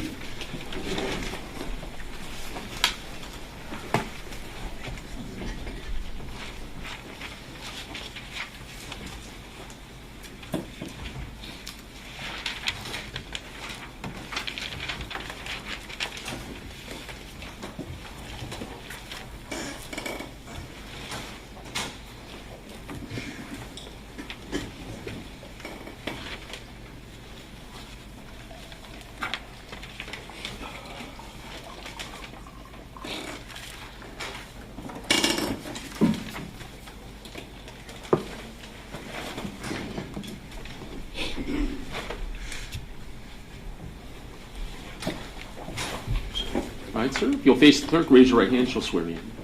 Do you solemnly swear or affirm that the testimony you give will be the truth, the whole truth, and nothing but the truth? All right, you take the stand.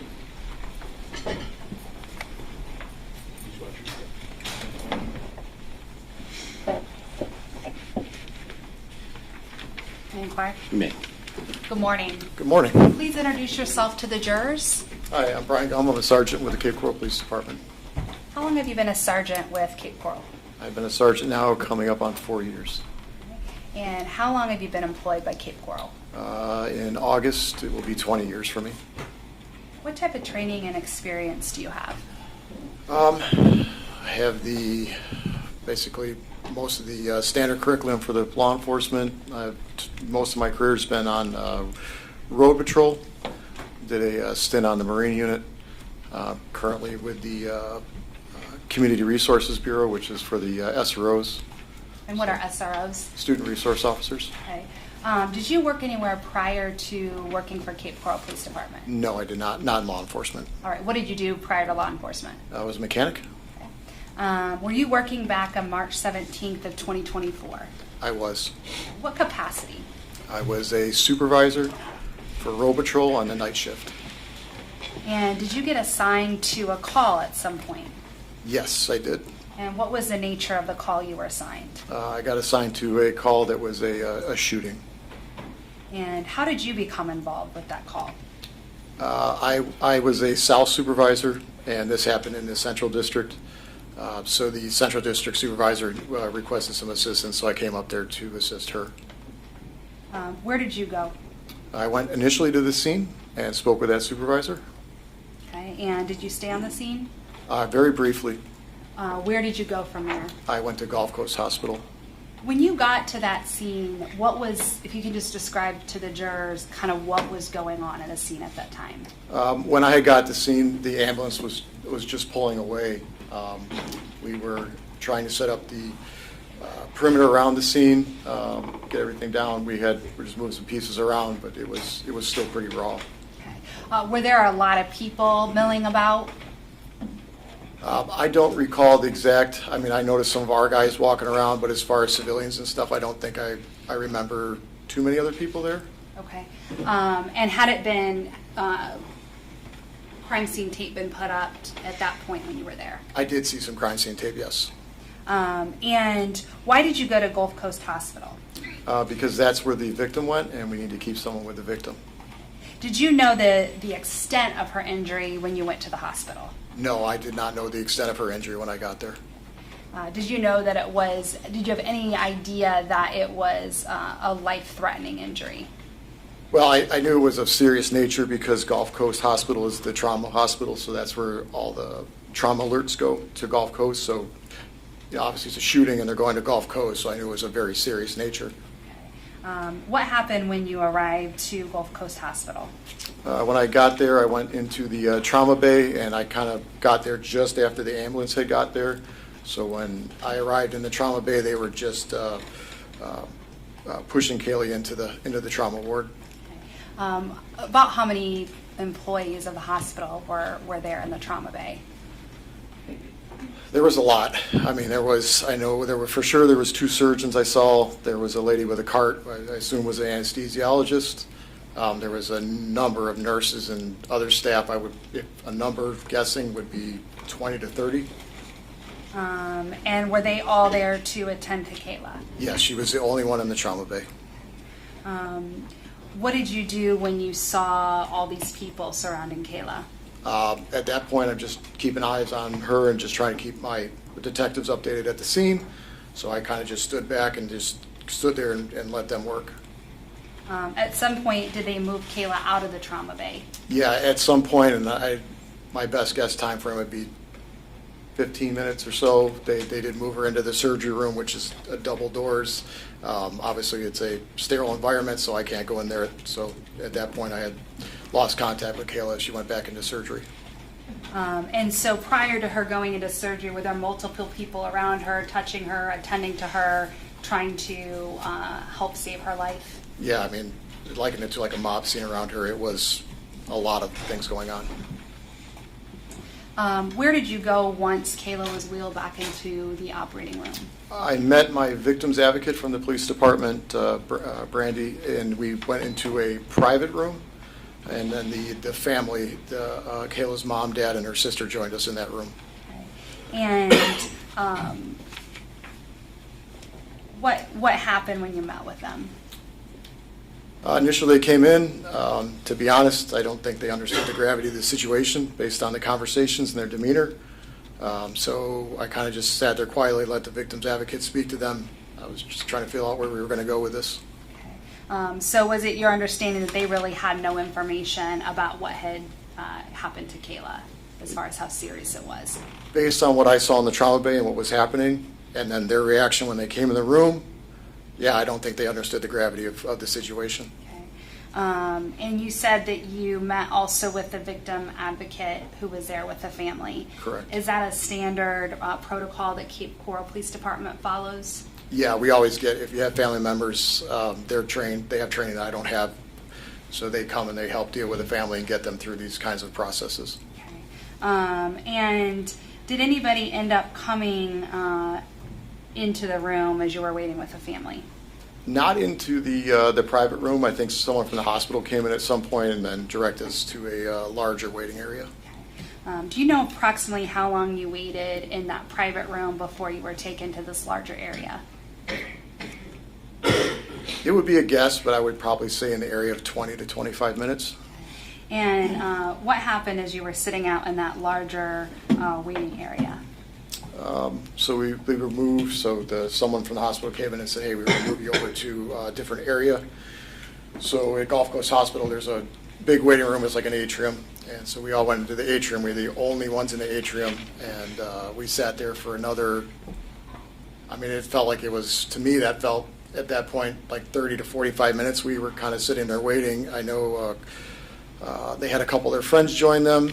And then at some point, then the surgeons came out and talked to us. Okay, and what did you learn from the surgeons? That Kayla had passed. And what was the family's reaction when they learned that? Very explosive. And what did you do upon learning this information? Just try to do what I could do to be there for them. Okay. Did you go anywhere with the family? Yep. After we kind of got through that process, one of the nurses there, she's a nurse or the victims, someone who worked for the hospital in their victims advocate type capacity. She showed us down a hallway, said Kayla's down in the room down there. On the right, it was totally dark. There was numerous rooms as you walk down, but they were all empty. And so I took the family down with me and let them view her in the room. Okay. And was she in the room alone at that point? Yes. Okay. And did you allow her family to touch her? I did let her mom hold her hand, yep. And you mentioned it was just you. At some point, were you given any items of evidence or items from Kayla? Yes, so either the nurse or the victim's advocate for the hospital told me that there was a bag in the room that was for me. She didn't really tell me what was in the bag. I think she said there was just some clothing items. She said, that's for you. And I said, okay, thank you. And then she did not go down the hall with us, so then we went down the hall where Kayla was. Okay. And did you ever look into that bag of clothing? I did. Into that bag. I did. I opened the bag in the room just to make sure that it was the bag that I was being directed to collect. And were you able, just by your cursory glance, to tell what was in that bag? It was clothing items. Clothing items I do remember seeing, it was kind of vividly in my memory, is a sock that was on the top, and it had like little characters like a kid's sock. And did you then take that clothing and turn it into the Cape Coral Police Department? Yes, so then I collected that. Once I confirmed that that was the bag that was in the room that I was directed to collect, I then took the bag, didn't go through it, I just took it, and then I went from there. We all left the hospital, put the bag in my patrol car with me, and I drove back to the police station, and then I handed that bag directly to evidence technician Lansky. And the clothing that they gave you, was it the clothing that she was wearing when she came into the hospital that night? I mean, I didn't look at it that closely in that bag, but I just pretty much assumed that that was the clothing she was wearing, because it did have some blood on it. Okay. And how long did you stay in that room with Kayla and her family? We were there probably no more than 10 minutes. And then at that point, would somebody from the medical examiners come and remove her body for an autopsy? Yes, at some point, yes, someone did come remove her body. Your Honor, may I approach the witness? You may. For the record, I'm showing defense counsel states exhibit 7 and 7A.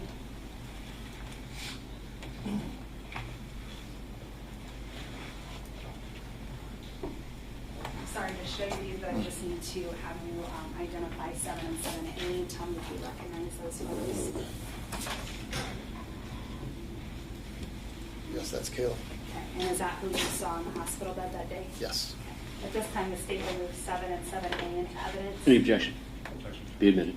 Can I have permission to publish? You may.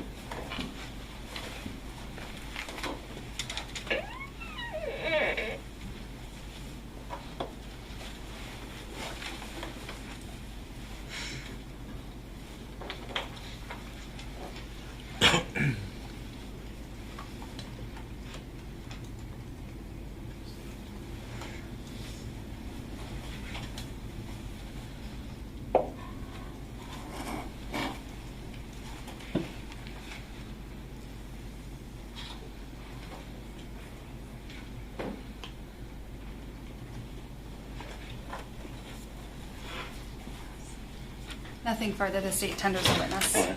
Mr. Wheeler. Morning, sir.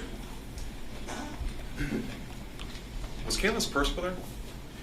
I do not know the answer to that question. So if it wasn't in the bag, you can imagine it was probably left at the scene. I would guess, yeah. There was a pile of clothing, and I didn't go through it, so I couldn't tell you if it was under the pile of clothing or if it was left at the scene. And do you know whether or not the clothing was turned in for ballistic testing? I do not know that, no. When I say ballistic testing, you understand to mean Yes, sir. Gunshot residue, Yes, sir. that kind of thing, Yes, sir. unburned powder. Do you know the nature and extent of the wound suffered by Ms. Rincon-Miller? I never got close enough to see it. By the time I got in the trauma bay, like I said, they were wheeling her into the actual bay, so I wasn't up close by her. And then when we went to go back where they had placed her, she was covered with towels. Did you understand it was a through and through at that time? I did not. Okay. Do you know whether or not if there's a through and through, there might still be bullet fragments inside the deceased? Yeah, it would make sense to me. Okay. Do you know if any ballistic evidence was recovered from Ms. Rincon-Miller's body? No one had told me from the hospital, no. Right. Do you typically get that from medical staff if a fragment or a projectile is removed from someone's remains? Yeah, typically if you go to the hospital and there is some sort of bullet fragment or a separate piece of evidence, it's usually placed in a small container. Sure. And in order to find that, don't they typically X-ray the remains? I don't know the procedure on how that's done. Okay. You were the only law enforcement there in the building? I was the only Cape Coral police officer in the building. And it was it's Cape Coral's case, right? Correct.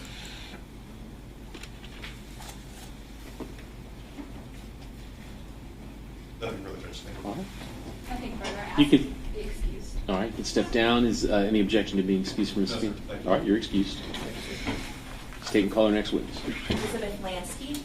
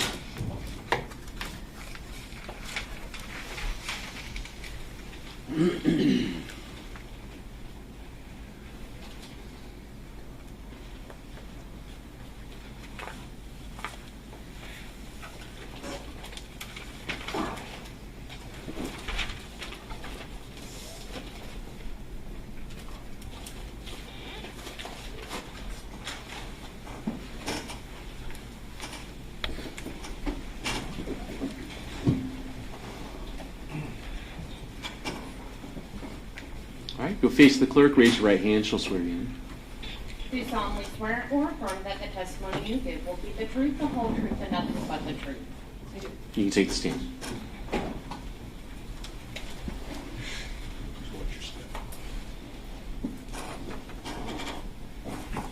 May I inquire? You may.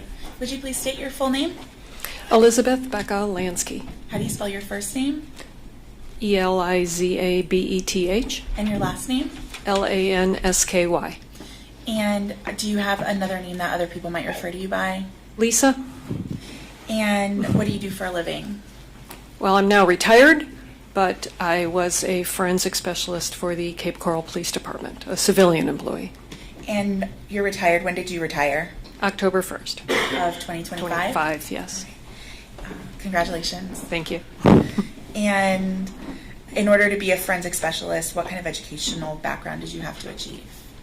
I have a bachelor's degree in biology from Cleveland State University. I worked for 5 years at the coroner's office in Cleveland, Ohio, before coming to the Cape Coral Police Department. I started there in May of 2025, and I have like over 1,000 hours of continuing ed during that 30 years in various forensic topics.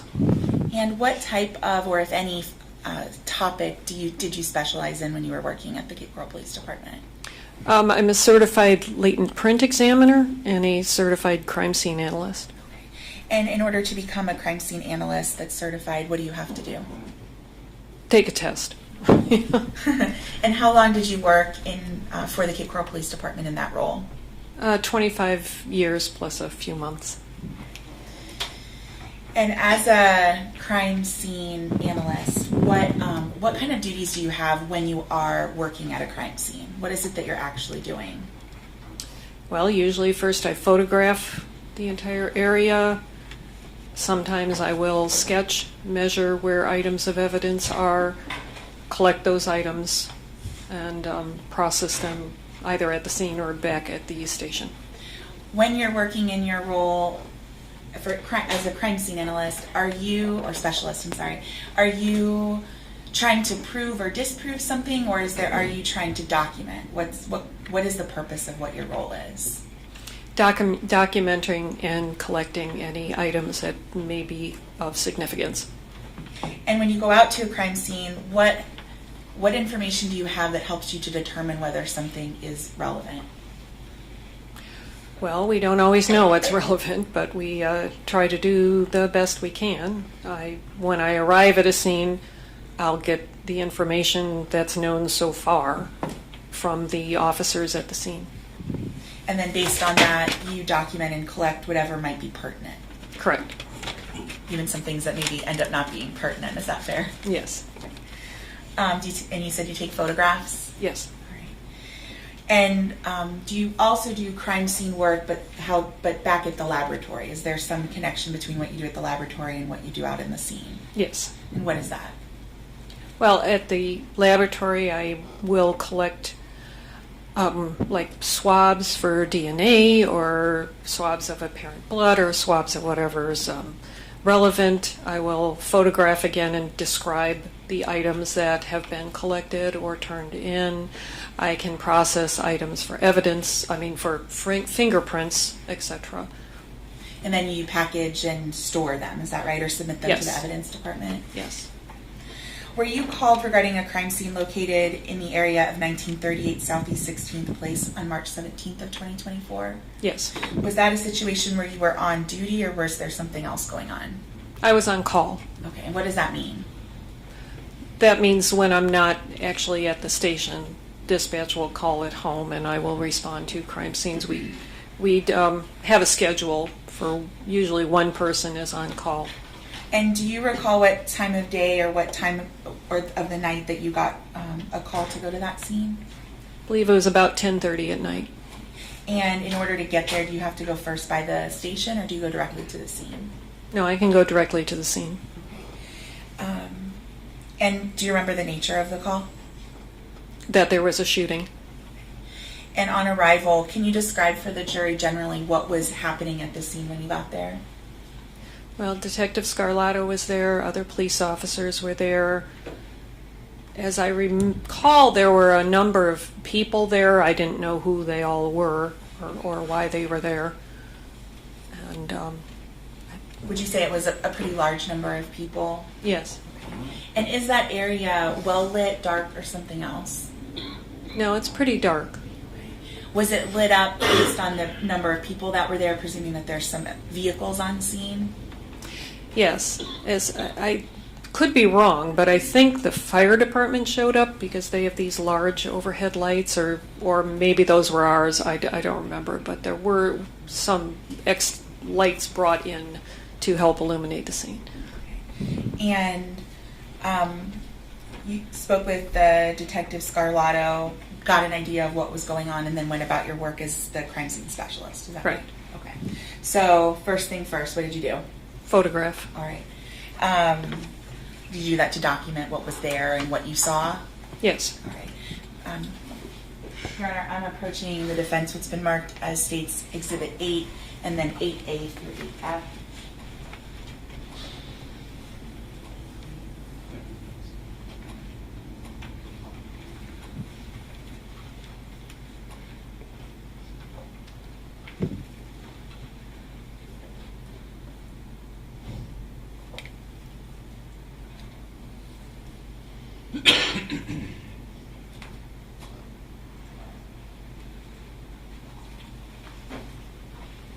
May I approach the witness? You may.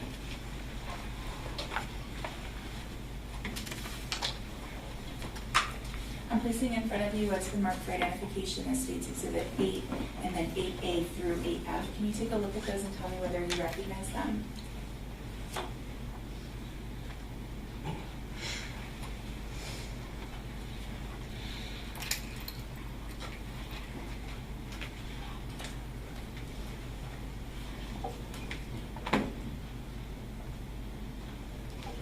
Yes, these are the photographs I took that night. At the scene there in Southeast 16th Place? Yes. They fairly and accurately depict that scene that you saw? Yes. At this time, the State would move to enter Exhibits 8, 8A through 8F into evidence. Any objection? No objection. Do you admit it? May I publish, Your You Honor? may. I'm placing first on the viewer State's Exhibit number 8. Ms. Lansky, can you tell us what we're looking at here? That's the intersection. And that's Southeast 20th Street and Southeast 16th Place? Yes. I'm placing on the viewer State's Exhibit 8A. If you could put one of the microphones closer to you. Yes, I apologize, Your Honor. I don't want to get in her way. Just turn it around. There you go. Can you hear me okay? Yes. I've placed 8A on the viewer for the, Ms. Lansky, can you see that? And are those, is that a photograph that identifies all the markers of the potential evidence that you were collecting? Yes. I'm placing State's Exhibit 8B onto the viewer. Can you tell the jury what we're looking at here in this photograph? Those are close-ups of two of the items that I collected. I'm placing on the screen Exhibit 8C. That's the other shoe. I'm placing on the viewer Exhibit 8D. Let me fix it there. Yes, and that's the victim's purse that we found on the grass. I'm placing on the viewer State's Exhibit 8E. And that's the victim's jeans. And I'm placing the photo that is 8F onto the viewer. And that's, I believe, medical items left by EMS. And did you collect these items? Did you collect these items that you photographed and took close-ups of? Yes. All right. And once you collect those items, do you then return to the laboratory? When I was completed at the scene, yes, Okay. I went back to the station. Okay. And then once you arrived back at the station, was that at the point where you're going to package up the items that were collected? Well, I hung the clothing in our drying hood, because it had blood on it, and it's necessary to dry that thoroughly before you try and package it. And the other items I locked in my secure cubby. We all had our individual cubbies that locked, that we had a key to, and I put the items in there until I would examine them at a later date. And while you were at the laboratory, did you come into contact with Sergeant Gum from the Cape Coral Police Department? Yes. Did he provide any items to you? Yes, he brought me the victim's clothing from the emergency room. And how was that provided to you? Was it separate items or something else? No, I believe he just brought them in a hospital bag, which is usually what the ER does. And did you later, once you took the items out and the items had been through the dryer, did you then take individual photographs of the items back at the laboratory? Yes. Showing defense counsel what's been marked as State's Exhibits 9 and 9A through 9K. And I don't think I was on the microphone. That's 9 and then 9A through 9K.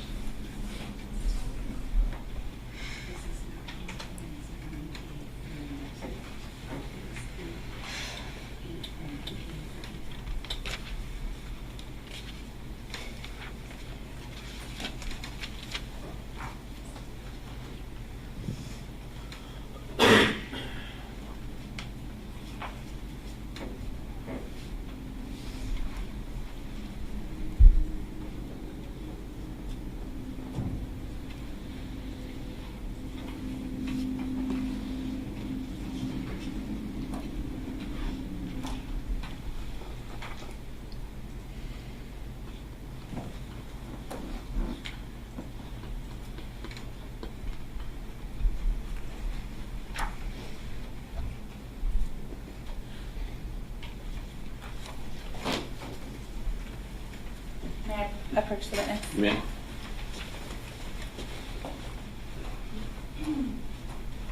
Be able to you to take a look at the exhibits I placed in front of you. It's marked as States 9 and then 9A through 9K.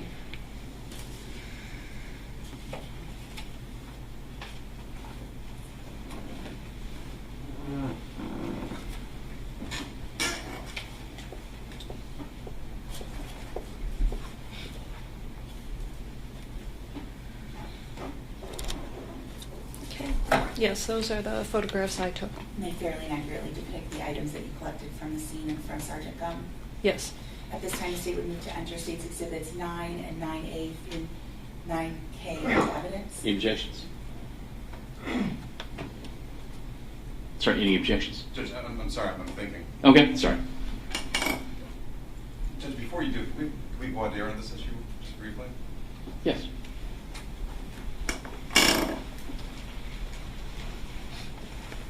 States Exhibit 9 it's photographs of clothing items, socks, cards, things like that. Is that correct? Yes. Not of clothing. Well, socks and shoes. But, and a blanket. But yes, you're right, not the pants or the shirt. Didn't we see in the last exhibit shoes? Shoes, yes. Right, so those came So from the these- scene, not yes. the hospital. Correct. For that reason, Judge, Sorry. I would object. I'm sorry. They're coming from the scene, not from the hospital, Judge. Okay, and so you object or not? I do object. So the state will have to rephrase their question for the foundation.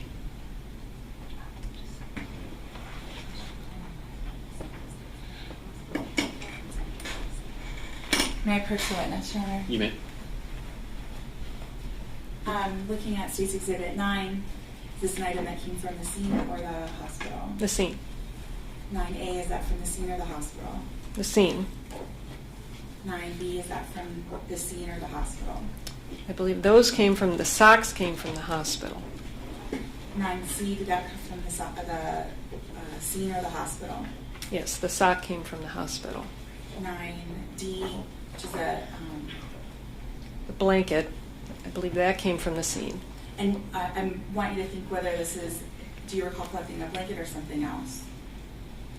If you don't recall, that's okay. Yeah, I You don't, believe I this is a don't, blanket, I believe so, yeah. and that you believe came from the hospital? No, I thought the blanket was at the scene, but I could be wrong about Okay. that. I know the jeans were at the scene and the shoes. And then 9E, did that come from the scene or the hospital? The purse was at the scene. I collected that from the scene. And the 9F that photographed, are those items that came from the scene or from the hospital? Those are from the scene. Those were inside the purse. And 9G, did those come from the scene or the hospital? Those were from the scene. They were inside the purse. 9H, did that come from the scene or the hospital?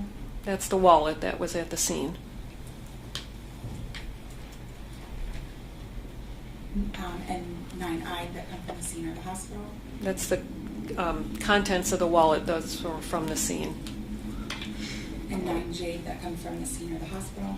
The scene. That's from the other items from the wallet. And did 9K come from the scene or the hospital? From the scene.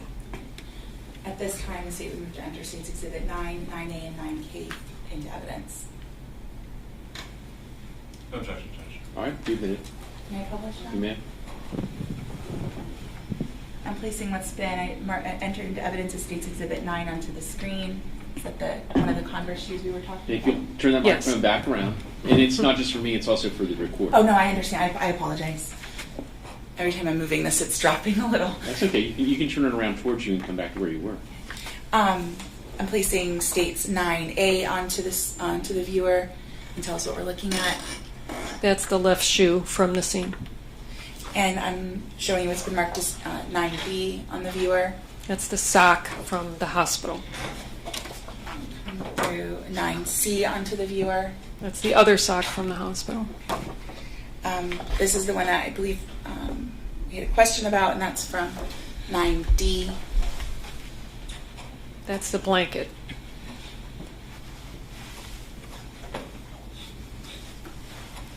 I'm showing you what's been marked as 9E. That's the victim's purse that was at the scene. Okay. I'm showing you what's been marked as 9F. That's the contents of the purse that was at the scene. Showing you what's been marked as 9G. That's rings that were inside the purse at the scene. Showing you what's been marked as 9H. That's the wallet that was at the scene. I'm showing you what's been marked as 9I. It's wallet contents from the scene.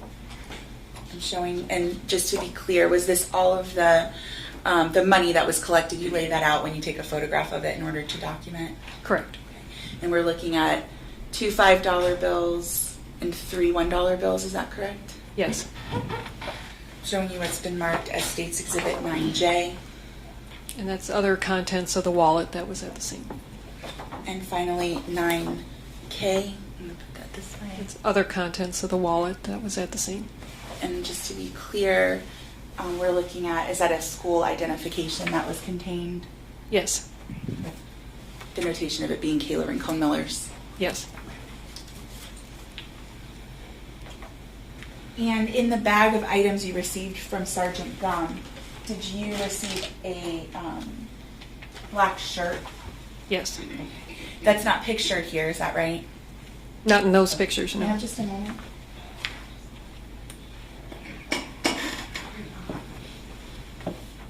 I'm going to start with that one. Do you have All right. I'm going to show defense counsel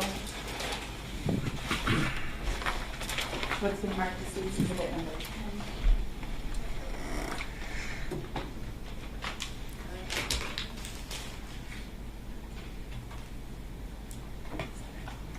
Sure.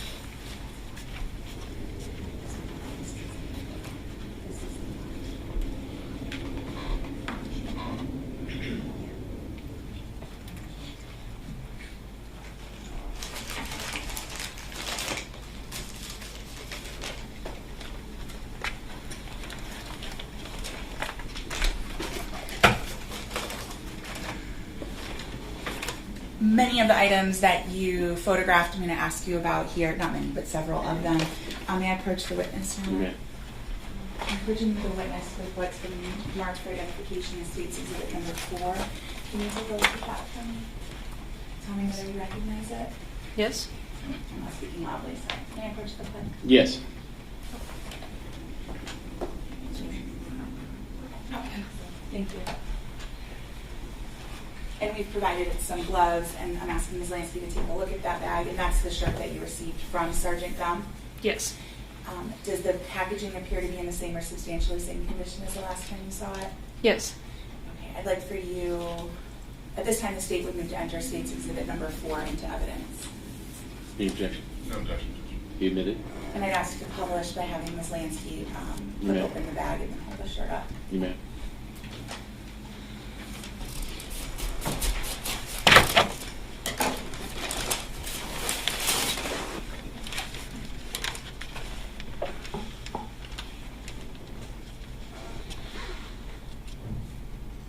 And for the record, the witness is displaying the shirt for the jurors.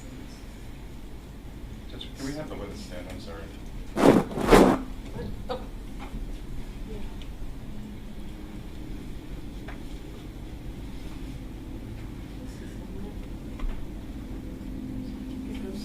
And is it fair to say that the shirt has been cut? Yes.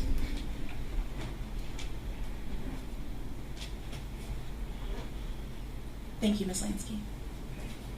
I'm going to put that one back. May I approach the witness? You may. I am showing you Ms. Lansky what's been marked as State's Exhibit number 10. Can you take a look at that and tell me if you recognize it? Yes. How do you recognize it? It's the victim's purse? And is that the item you collected and cataloged back at the Cape Coral Police Department? Yes. Does the packaging appear to be in the same or substantially same condition as the last time you saw it? Well, it's been opened. Other than no DNA lab markings, does it appear to be in the same or substantially same condition? Yes. At this time, the state would move to enter State's Exhibit number 10 into evidence. Any objection? No objection. You admit it? At this time, the state moves to publish. You may. Yes, and Ms. May I approach the clerk? Yes.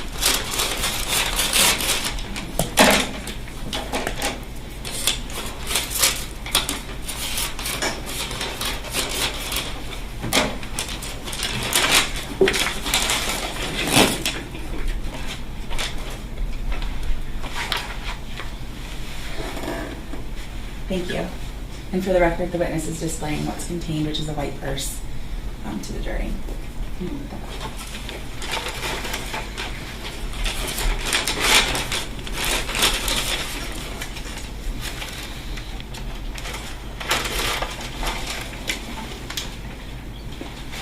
I approach the witness, Your Honor? You may. I'm not going to necessarily ask you to open these ultimately, but because of for now. I'm showing you what's been marked as State's Exhibit number 11. Can you take a look at that and tell me if you recognize it? Yes. State's Exhibit 11 is the red wallet. That's also what you collected and what you took a photograph of, is that right? Yes. Does the packaging appear to be in the same or substantially same condition as the last time you saw it? Yes. At this time, the state would move to enter State's Exhibit 11 into evidence. Any objection? No objection. You admit it? I'm showing you what's been marked as State's Exhibit number 12. Can you take a look at that and tell me if you recognize it? State's Exhibit 12 is the contents from the red wallet. And does the packaging of this item appear to be in the same or substantially same condition as the last time you saw it? Yes. And the state would move to enter Exhibit 12 into evidence. You No object? objection, Judge. You admit it? I'm showing you what's been marked as State's Exhibit number 13. Can you take a look at that and tell me if you recognize it? Yes. State's Exhibit 13 is contents that had apparently fallen out of the purse at the scene. And does the packaging from that appear to be in the same or substantially same condition as the last time you saw it? Yes. The state moves to enter Exhibit number 13 into evidence. Any objection? No objection. You admit it? And that last Exhibit number 14, can you take a look at that? Tell me whether you recognize it. State's Exhibit 14 is the contents from the white zippered purse. And that's what you collected and took photographs of, is that correct? Yes. Does that appear to be in the same or substantially same condition as the last time you saw it? Yes. The state would move to enter Exhibit 14 into evidence. Any objections? No, sir. You admit it? I'm not going to have you open anything else. Okay.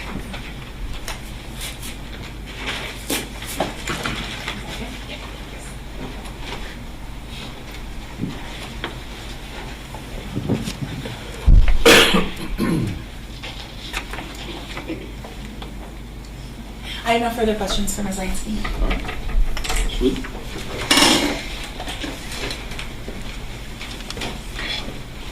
Morning, Sons. say you're a certified crime scene analyst? Yes. Did you have to keep up to date with courses and refreshment when you were working? Did you have to take like refreshment courses? Yes, every 5 years you have to recertify, and you have to have a certain amount of continuing ed or other items that you can use for points for recertification, but it's mostly continuing ed and daily work. Okay. The clothing that you received from Sergeant Gunn in the hospital, the shirt that you displayed to these members of the jury, did you do any type of DNA testing? Not that I recall. Do you know what an MVAC is? No. It's the vacuum machine for the DNA. They can like suck up little pieces of it. No. Well, we don't do DNA at the Cape Coral, obviously. We send it to the state lab. All right, so do you use FDLE? Yes. Do you know if the shirt was ever sent to FDLE, to your knowledge? I don't know. Recovered from the scene, there's a piece of broken jewelry. Do you recall that? From the line search? Sure. That was different. I mean, yes. Right. Do you know if that was ever submitted for DNA testing? Not that I'm aware of, but I don't know. Are you able to swab for DNA? Yes. Would you typically have done that as part of your duties as a crime scene analyst? Well, in that particular case, that piece of broken jewelry you're talking about? Yes. The gold chain? I did not believe it was involved, because when we did that line search, I mean, the intersection that you're talking about basically makes a T. So you have the northeast corner, you have the southeast corner, and then you have the whole west lot.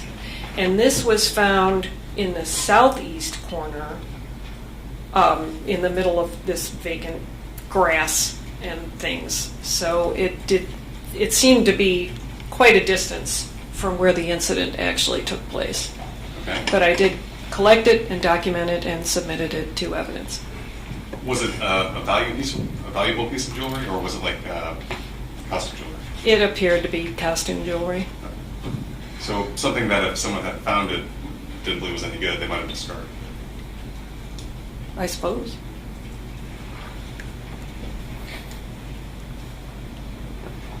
Were you ever asked to perform a swab for DNA from any of the victims in this case?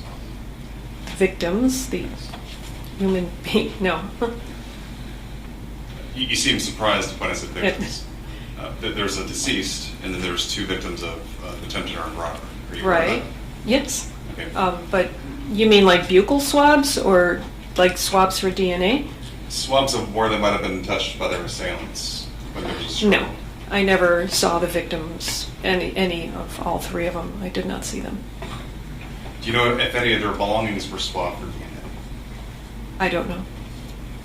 We saw the seal on that white purse, and you said that there was a DNA, I guess, lab piece of tape on it. Do you recall that? I believe I swabbed the purse for DNA. So you swabbed the purse for DNA. Yes. Do you perform that analysis yourself, or do you send that to FDLE? No, that's all sent out to other labs. When FDLE sends its results back, do they come to you, or do they come to the detective on the case? Usually both. We'll get a copy. Okay. Do you know if you ever received any results from the DNA swab to be sent off to FDLE on this case? I don't recall. Okay. Was that after you retired? No, this occurred in March of 2024, and I retired in October of 2025. So it depends on whenever any such results would have come back. But Okay. Even in your retired status, do you get notification at all? no.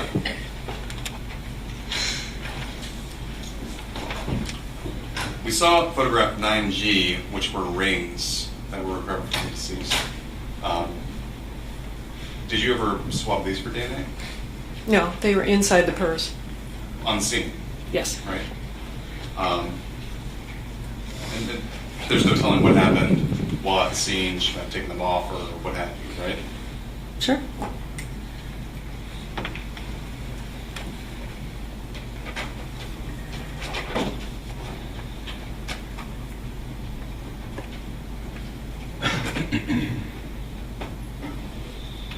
I don't know if I asked you this, and you could stop me if I did. I asked you about the DNA testing on the shirt, right?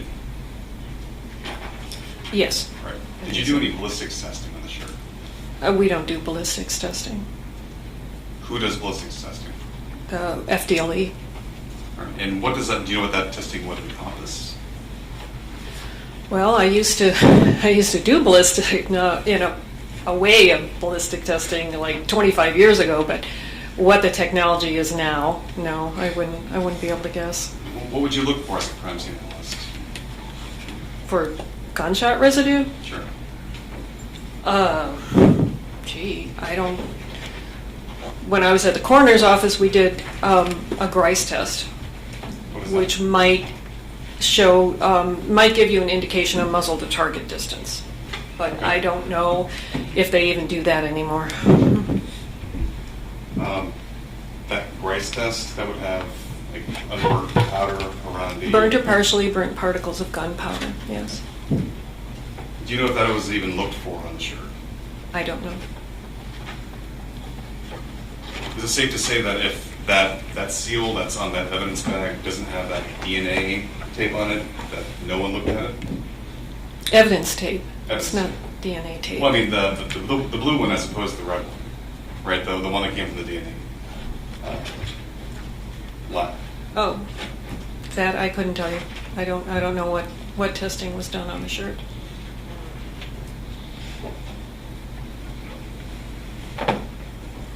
Nothing further, Judge. Just briefly, Ms. Lansky, Mr. Wheeler asked you about a line search, and I didn't ask you about that on direct. So can you describe for the jurors what a line search is? A line search is when you get enough people and you basically go fingertip to fingertip and walk in a straight line across an area. So it's a way of doing a search as thoroughly as possible, especially on an outdoor location. And if we all have little flags, and if someone sees something, then they can mark it with a flag, and then you can move on, and then we can go back later and, when we're done, and look at all the flags and pick up any things that seem to be possibly significant. And now, did you conduct this line search or participate in this on the night that you were called out to work as crime scene, or was it a different time? No, it was a few days later. Daytime? Yes. And did the line search encompass a larger area than what the crime scene itself encompassed? Yes. Okay. And you described the intersection as being a large west lot and then the two corners on the east side. Is that right? Correct. And your understanding of the piece of evidence Mr. Wheeler was asking you about was that it came from a distance from the crime scene, but in that west lot. Is that correct? In the southeast lot. Southeast lot. Okay. I don't have anything further. It's within the scope of the redirect. Certainly. Okay. In reference to your line search, were you looking for ballistic evidence? Well, we were looking for any evidence, but yes, casings. Right, bullet casings. Yes. Does Cape Coral PD have a metal detector? Yes. Was it used that day? Yes, I used my metal detector that night, the night I was at the scene.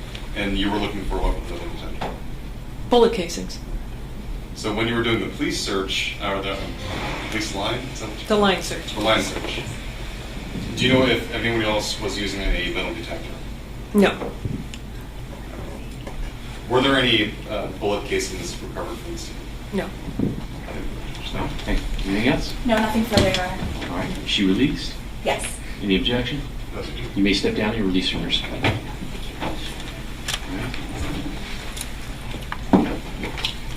It's noon, so is this okay to take a break now? Okay. All right, so ladies and gentlemen, it's about 7 minutes to noon. We're going to break, let you go to lunch. I'll have you come back here at 1 o'clock. Please remember my earlier instructions. Don't do any research. Look up anything, discuss anything about your services as a in this case. Don't watch any local news, read any local newspapers, anything like that, and we'll see you back here at 1 o'clock. You can leave your notepads here on your seat.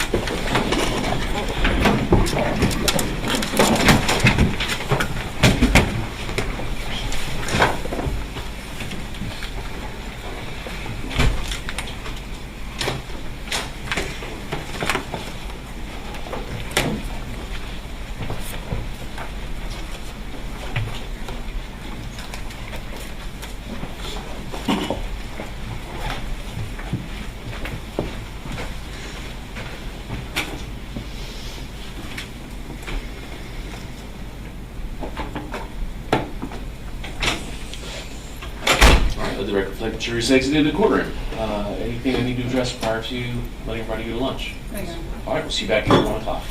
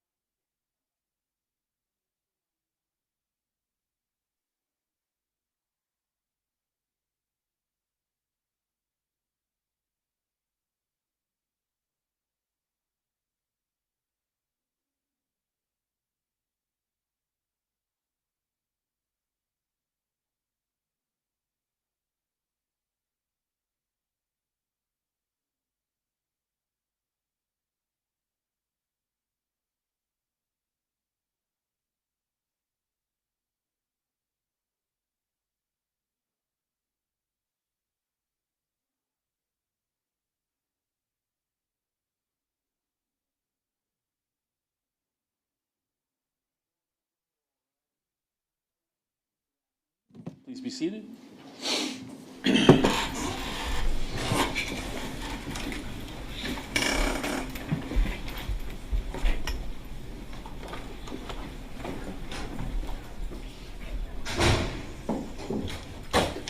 Let the record reflect state's present, defense counsel, and the defendant are present. And do we have the jury back? He's on the way up right now. No problem. I think we're also waiting on Miss Wolf too.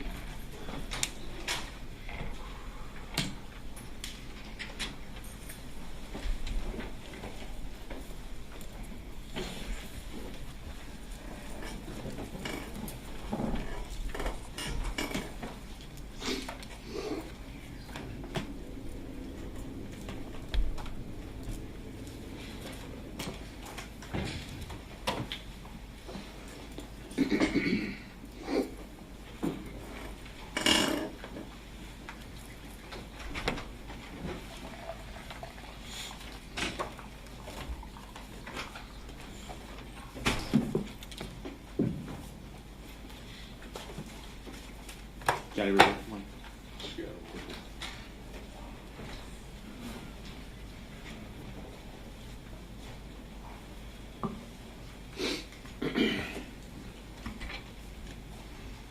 All right. And is Miss Wolf coming? Is she? She just is in the witness room. Yes.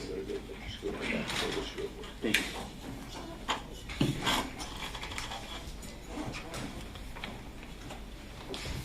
All right. So you're going to state, defense counsel, and the defendant are all present, or are we ready to bring the jury back in? State's right now. All right, defense ready? That's very good. All right, let's bring it back in.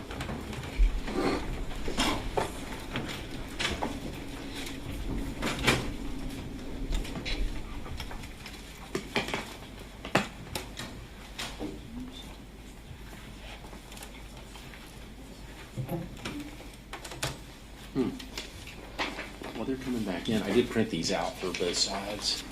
This is the general guidelines on impeachment if you guys want those. Ooh, let me see, actually, that's a little different.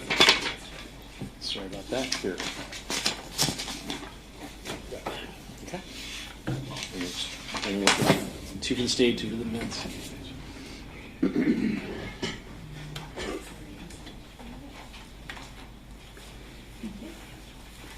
And again, it's noted in the first paragraph, you don't have to use those. That's just a general guideline.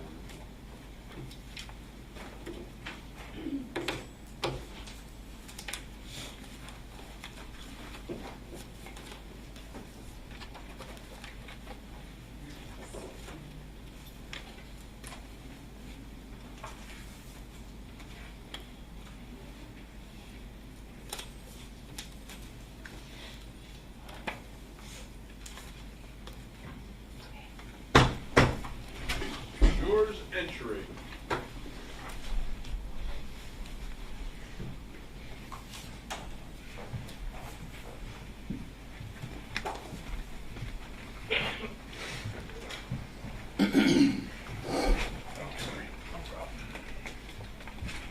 You didn't need that.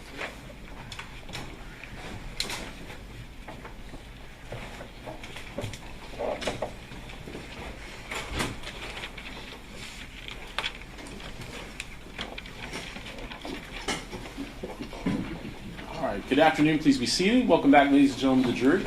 By a show of hands, was anyone on the jury not able to follow the court's previous instructions about doing any research, looking up anything, or discussing anything about the services of the juror on the case? Seeing no hands, ready to proceed. State and call the next witness. Thank you. John Allen Creasy.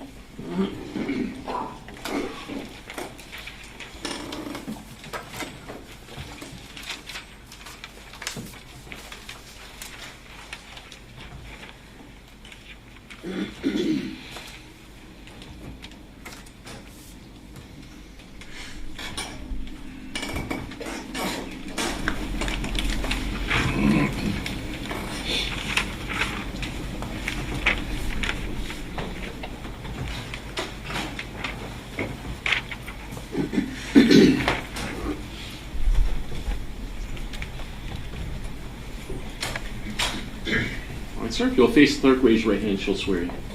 Do you solemnly swear or affirm that the testimony you give will be the truth, the whole truth, and nothing but the truth? Yes, I swear, sir. You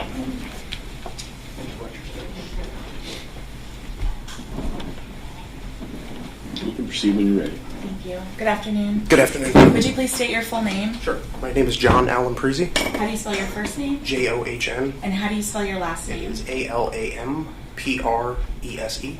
And what do you do for a living? I'm a sergeant with the Cape Coral Police Department How long have you been with CCPD? since 2015. And as a sergeant, what kind of duties do you have? I'm a first line supervisor for our patrol bureau, so I oversee a group of individuals that are on the streets How long have you been in the role of sergeant? since October this year, or I'm sorry, of 2025. And prior to becoming a sergeant, what were you doing? I was a detective. And in what division? I was a detective in the property crimes unit and in the violent crimes unit. And do you work a particular shift when you're in those units? In the detective role, I worked a Monday through Thursday, 8 p.m. to 4 p.m. And how long were you a detective? 4 years. Okay, before coming to become a sergeant. 4 years. And back in March of 2024, what of those roles were you serving for Cape Coral Police Department? I was in the property crimes unit. All right. And did you become involved in an investigation of a shooting that took place in the area of Southeast 16th Place near Coralwood Mall around March 17th of 2024? I did. Okay, how did you become involved in that investigation? I was asked to help assist with a homicide investigation by canvassing the area of Southeast 16th Place where the crime had taken place. And now, were you called in when it occurred or at some point after? First thing Monday morning, so the day following. So you came on shift for your Monday to Thursday detective job and they called you in? That's correct. Okay. Were you the only detective from your unit to be called out to assist? No, there was other detectives. And what were you doing when you were canvassing? What were you looking for? We had a description of a possible vehicle that we were looking for, so we basically were checking businesses nearby to see if we could capture any video of the event that took place that night. Did you have any other information about, such as when the crime took place or a particular area or route that the vehicle may have taken? At that time, all we had was a time frame of when it happened, and that the vehicle had traveled on Southeast 16th Place, either northbound or southbound, so that's kind of what we were looking for. And in doing that canvass, were you successful in locating anything that you thought might be pertinent?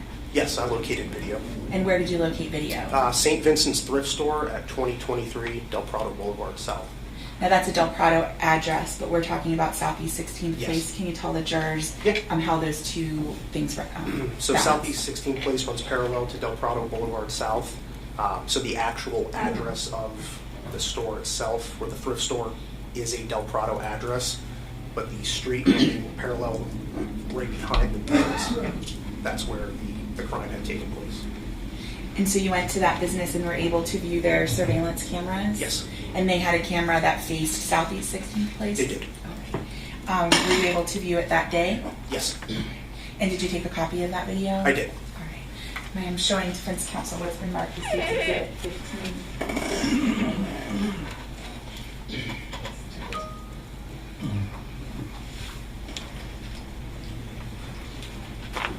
May I approach the witness? You may. Can you take a look at that and tell me if you recognize it? I do. And then tell me how you recognize it? That's my initials right there. Got a chance to look at that? Yes, ma'am. Is it a series of videos? Yes. And does that fairly accurately depict the copy of videos that you took from St. Vincent's after the murder? Yes.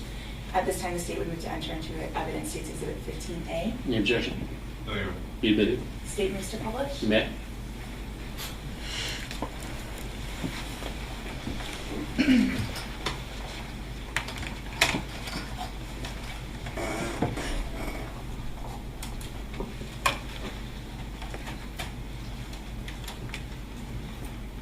Permission to reposition. You may.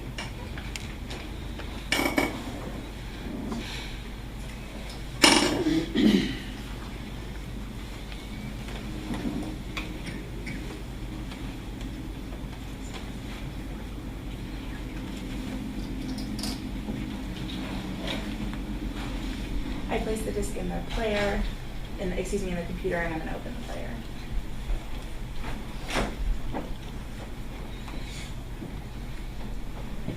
first clip titled St. Vincent.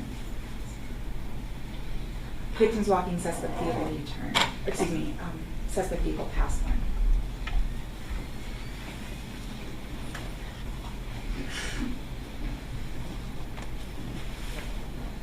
I'm not playing it, I'm pausing for a second.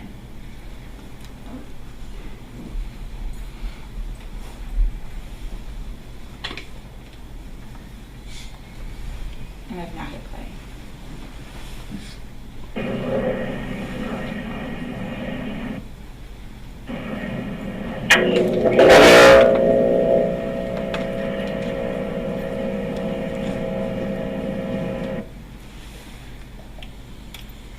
And then the second one, St. Vincent, victims walking, suspect vehicle U-turn.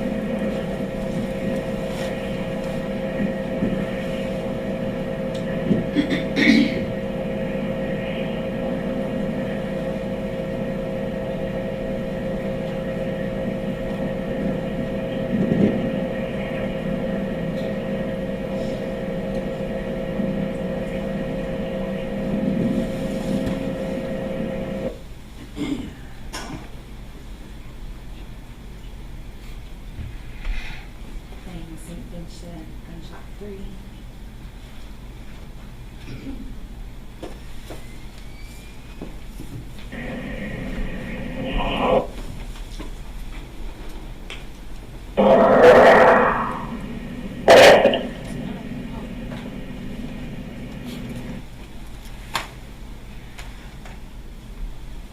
St. Vincent, suspect vehicle 4. I'm sorry, I couldn't hear you. I'm sorry, and St. Vincent, suspect vehicle 4. I'm just articulating what. Okay.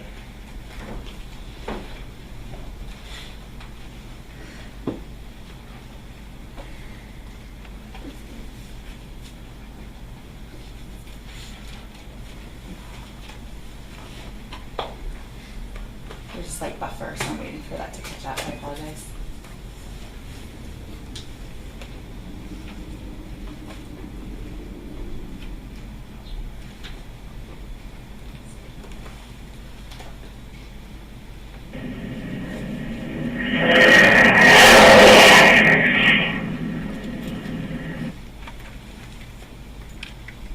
Detective Allen-Prisi, those 4 clips of that video, are those what you found to be pertinent to the investigation you were conducting? Yes.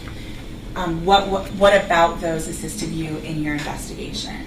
The vehicle itself, driving back and forth in the street and then making the U-turn at the entrance of St. Vincent, I said the exit entrance of St. Vincent's. I was able to develop a possible vehicle description. And could you just speak up a little bit? Yeah, I'm sorry. You're speaking very softly. Nope, I apologize. You can bend that microphone if you want closer to your. Seeing that video, I was able to identify or possibly identify a suspect vehicle. Did you watch it at the normal speed, or did you do something else in order to develop that? I watched it at the normal speed, and then once the vehicle got closer, I just slowed it down a little bit just to get a little bit of And are you trained to identify vehicles as part of your training to become a law enforcement officer? No special training. Okay. I just was able to identify the vehicle based off of. Do you have any special interest in cars that helps you to do that, or is it just based on your experience? I mean, I have a hobby with vehicles in my own personal time. Okay. Can you describe what that entails for the jurors? The best way to describe it is I'm a car guy. I'm into vehicles. I grew up around mechanics my whole life, so it doesn't make me an expert by any means, but I'm pretty familiar with most common vehicles out on the road. And after viewing that video and slowing it down around the time frame, were you able to identify the type of vehicle that had made that U-turn and then fled the scene? Yes. What type of vehicle was that? It was a newer model Nissan Pathfinder. After making that finding, what did you do with that information? We utilize a program called Vigilant. It's ran by Motorola, and it's a license plate reader program. And how does that system operate? So it's an automated system. It's essentially an online database that is comprised of multiple license plate camera readers that are throughout the city of Cape Coral or whatever area you're in. So throughout the city of Cape Coral, we have a handful of plate readers, and each individual user has its own login to the program. You can narrow down an area, you can narrow down make and model of the vehicle, color. And how did you make use of that system as part of this investigation? So based on that identification that I believe that was a Nissan Pathfinder, I just changed the options in the program to a Nissan Pathfinder and narrowed down the time frame that we were looking for and sorted through a handful of results. And were you able to make any findings regarding those results that you looked? Yes, I was. And what was that? So there was a license plate reader hit at the intersection of Pondella and Pine Island Road, which is in Cape Coral, at, I believe, 21:18 hours, which would be 9:18 p.m., on a vehicle matching that description. May I approach the witness? I'm showing defense counsel what's the mark of the exhibit.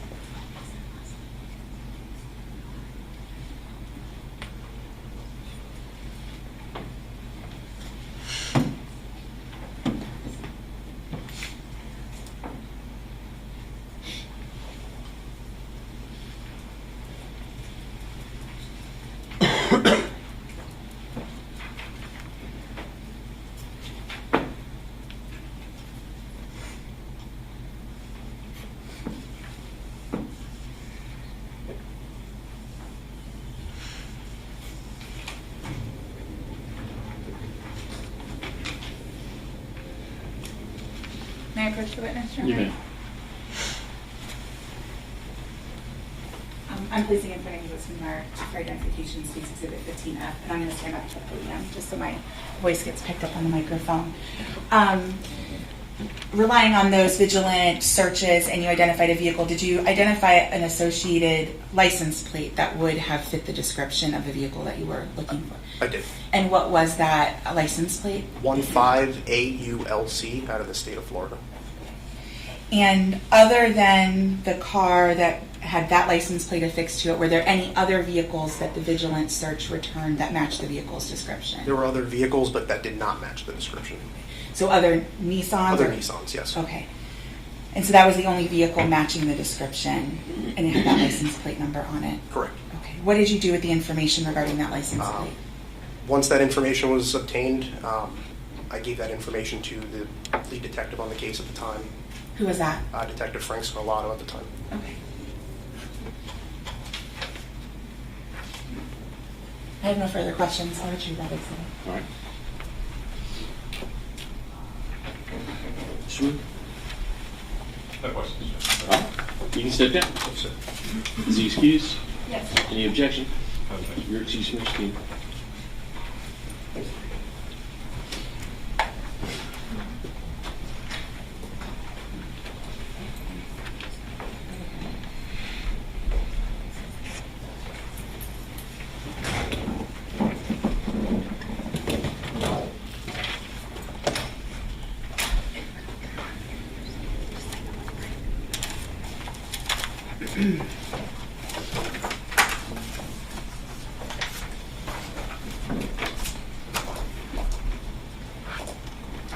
And state and call their next witness. The state calls Jessica Stein.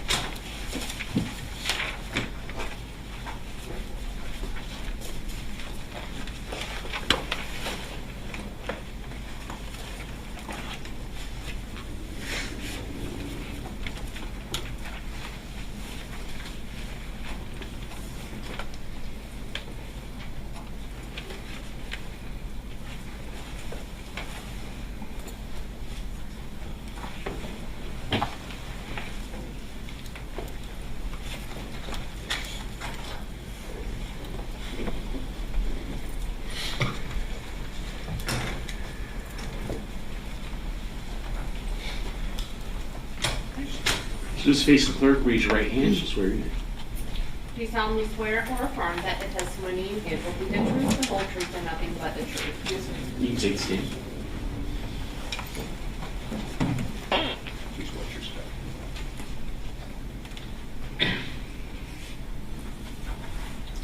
You can proceed when you're ready. Good afternoon, ma'am. Please state your name for the record. Jessica Stein. And Ms. Stein, how do you spell your name? Jessica. Where do you currently live? You don't have to give your exact address, but generally. Charlotte County, Florida. Where were you living on March 17th of 2024? West Mariana Avenue. Was it 69 West Mariana Avenue? Yes. Was that in Lee County, Florida? Yes. Who did you live with at the time? Myself and my children. And how many children do you have? 8. And did you live with a partner or a spouse? No. So just you and your 8 children? Some of the children don't live with me. Okay. I was a surrogate mother. Okay. How many children were living with you at the time at the house? 5. 5.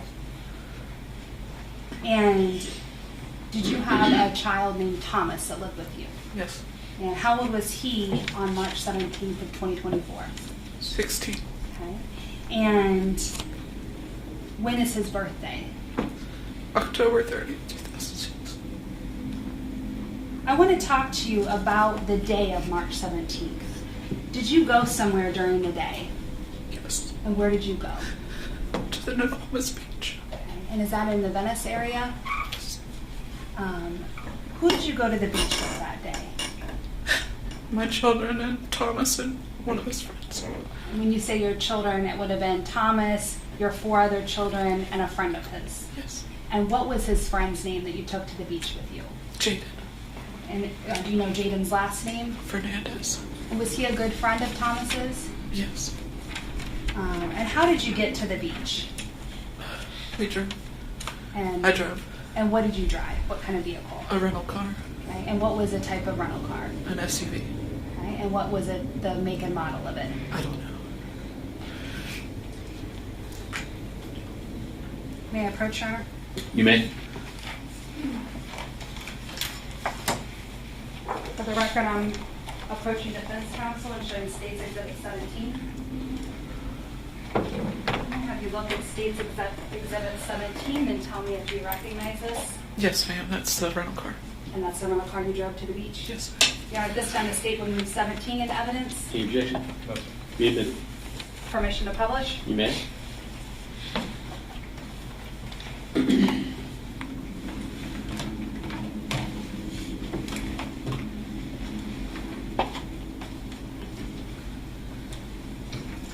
Now, were there 3 rows of seating in this vehicle that you rented? Yes. And how long had you had that rental? I'm not sure. I was supposed to get a larger SUV, but that was the only one they had available with 3 rows. Okay. And did you have a phone on you that day? A phone? Yes. Yes, ma'am. And what was your phone number? I don't remember. Would seeing a statement that you gave help refresh your recollection as to what your phone number was at the Yes. time?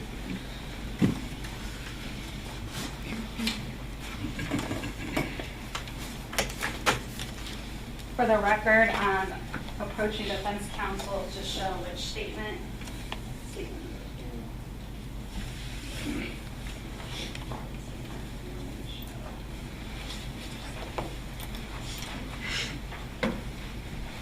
Ms. Stein, I'm approaching you and showing you a transcript of an audio statement that you gave to law enforcement. Yes. And I'm going to have you look at page number 7, and if you just look at that and tell me if that refreshes your recollection as to what your phone number was on March 17, 2024. Yes, that's correct. Okay, and so has your recollection been refreshed? Yes. Okay, what was your phone number at the time? That's 239-202-1932. Did your son Thomas also have his own phone at the time? Yes. And did each of your children have their own phone? Yes. About how far away would you say Nokomis Beach was from your home at 69 Mariana Avenue? I'm not, maybe an hour probably. How long were you and your children and Jaden Fernandez at the beach? All day. And did you eat lunch when you were there? Did you pack a picnic? I think we stopped at McDonald's. And About if what- you can, I'm sorry, if you can speak up just a little louder for us, thank you. And when you left the beach that day, do you recall about what time it was that you left? No. Would it have been in the afternoon, Yeah. evening hours, early evening hours? Yeah. Later afternoon? Yes. All right. And did you drop Jaden Fernandez back at home? I think we all rode together, and I think he just walked home after we got home. Did he live close to your house? Yes, ma'am. And was it common that he would come in and hang out at your house with Thomas? Yes. And so when you arrived home with your children, did Jaden end up leaving your house and going back to his house? Yes. When you got to your house, do you recall where you went in your house? I took a shower and went in my room. And was that often a place you would just hang out to yourself, and that'd be somewhere where you could go and sort of escape and be by yourself? Me and my younger kids stayed in there. And your younger kids did? Yeah. How many of your kids stayed with you? Me and my daughter, Rosemary. She stayed in the room with me. May I approach, Your Honor? You may. For the record, I'm showing defense counsel states exhibit 16C and 16D.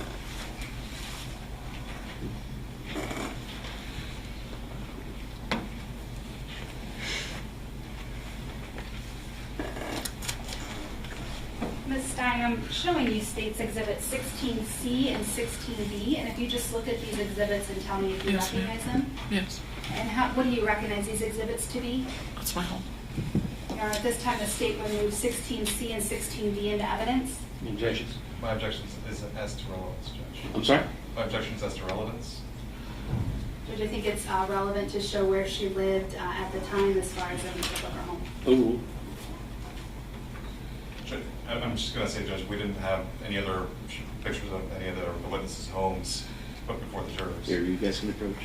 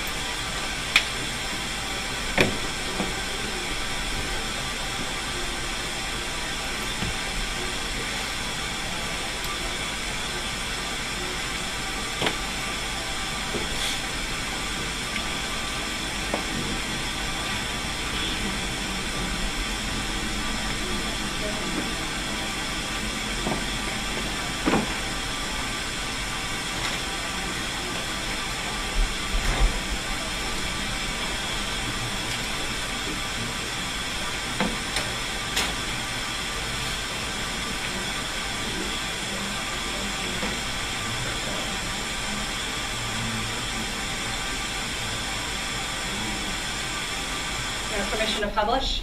You may.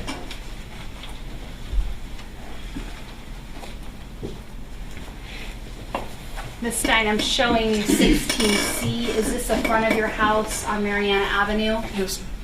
And then I'm also showing you State's Exhibit 16D. And is this the inside of your house, your living area that you would walk into from that front door? Yes. And how many bedrooms were in your home? 4. And so you and your daughter stayed in one. Did Thomas have his own bedroom? Yes. And then tell me what the other 2 bedrooms had. My other 2 sons. They each had their own bedroom? Yeah, well, 2 shared, and then 1 had his other own. Okay, so 2 of your sons each had a bedroom, 2 sons shared, and then your daughter slept with you in your bedroom? Yes.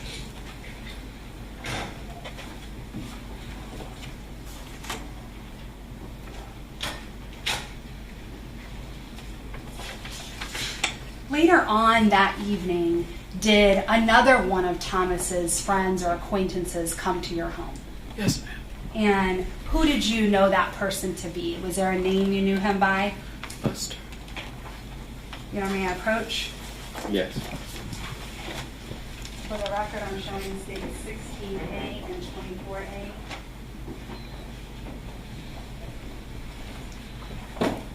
Okay. I'm going to have you look at States Exhibit 16A and 24A. Do you recognize the person in this exhibit? Yes, ma'am. That's And him. who do you recognize this person to be? Buster. Buster, all right. All right, this time the state would move 16A and 24A into evidence. Any objection? No, sir. All right, be admitted.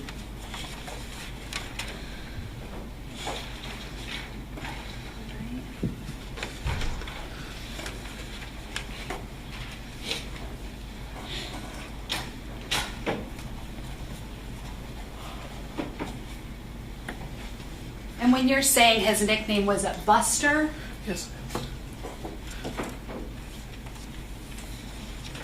and did he go to the beach with you that day at all? No, he didn't. And so you didn't see him till later in the Yes. late evening hours? Yes. Do you know, I showed you that photograph, I'll put it back up, 24A. Do you recognize that sweatshirt as to what he was wearing that night? Yes, ma'am. That's the sweatshirt you saw him wearing? Yes.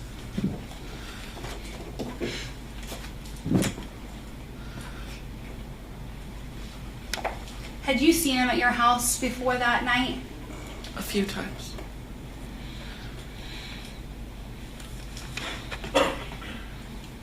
Did you at one point leave Thomas and Buster and see them later on in the evening, in the later hours? I went to the gym with my older son. Okay. And when you came back from the gym, did you see Buster at your house? I believe so, yes. And was he wearing that red sweatshirt any longer, or had he changed? I think he had a white shirt on when I seen him again, or no shirt. Okay. So when you first saw him in the evening hours, he was wearing that red sweatshirt with that lettering. Yes. And then later on, he either had a white shirt or no shirt. Yes. And do you know about what time he left your house? It was pretty late. And how did he leave your house? He was gonna order an Uber or something, and it didn't come, and I ended up driving him home that night. Where did you drive him home to? Somewhere in Cape Coral.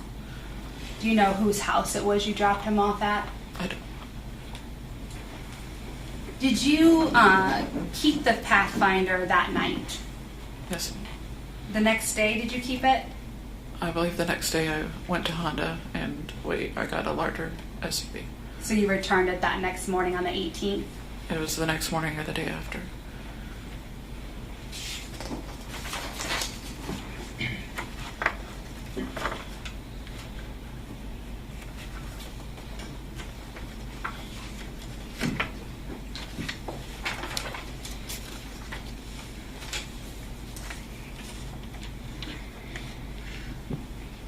Did you later learn that your son was a suspect in a murder case? I did later on, yes. And did you own a Glock 27 at the time? I believe so. And was it a gun that you purchased legally? Yes, ma'am. May I approach, Your Honor? You may. For the record, I'm showing State's Exhibit number 19.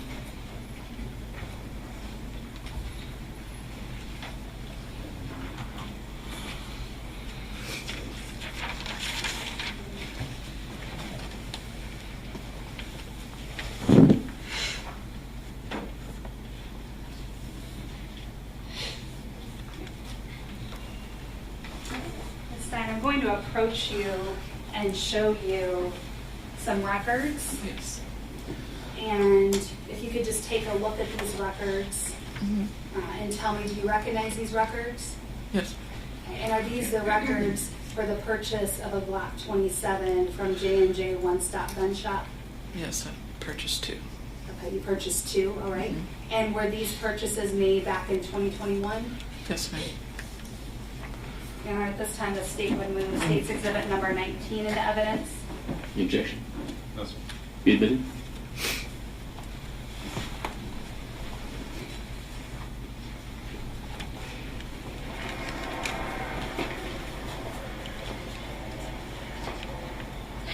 May I approach the witness? You may. For the record, I'm showing State's Exhibit 16B.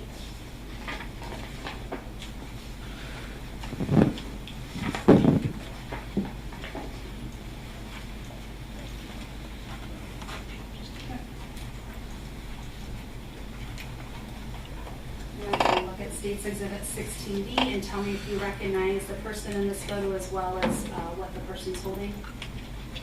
That's my son, Thomas. Okay, and do you recognize? I'm sorry, I can barely hear you. That's You- Thomas. Okay. And do you recognize? Judge, I'm going to object. I can't. I'm sorry? I'm going to object at this point. We could have sidebar. I We could have couldn't. sidebar, Judge. I'm asking. Okay. Thank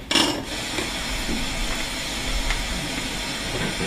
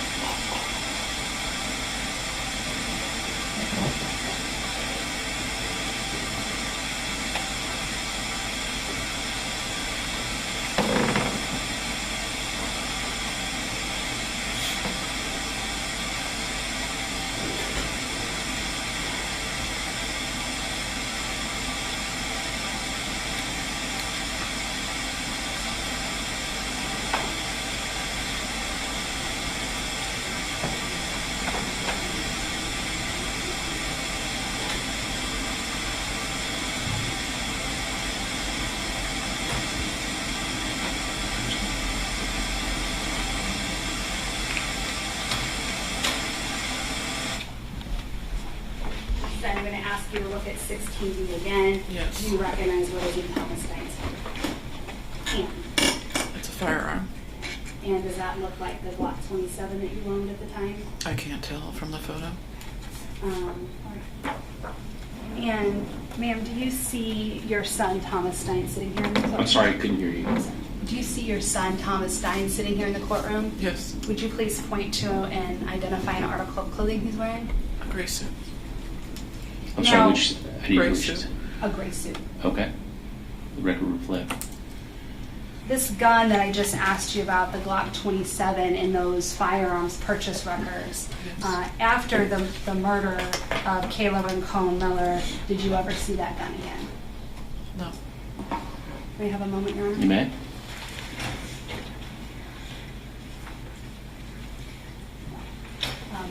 Just to clarify, I just asked you to point out your son, Thomas Stein. Is he the defendant in this case? Yes. Your Honor, I'd ask that the record reflect that she's pointed out Thomas Stein. Okay. Record will so reflect. Thank you.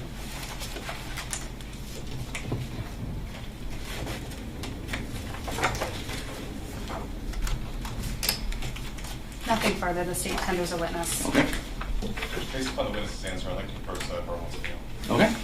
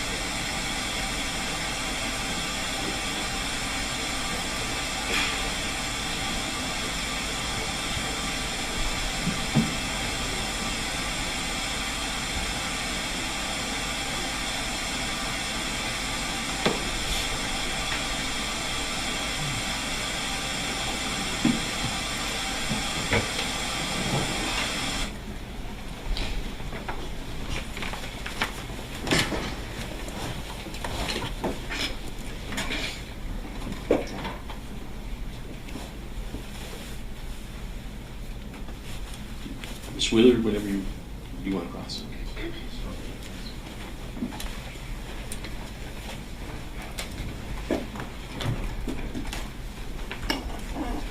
Good afternoon, Jessica.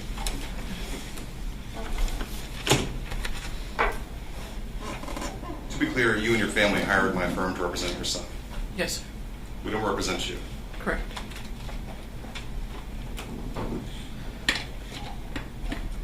Did your son ever confess to you that he's the one that shot Kayla Rincon-Miller? No, sir.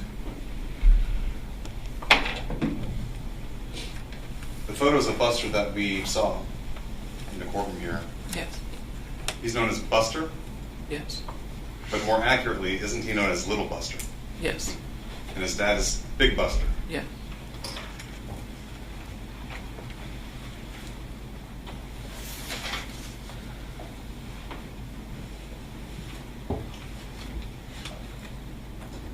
After your son's arrest, were you ever threatened?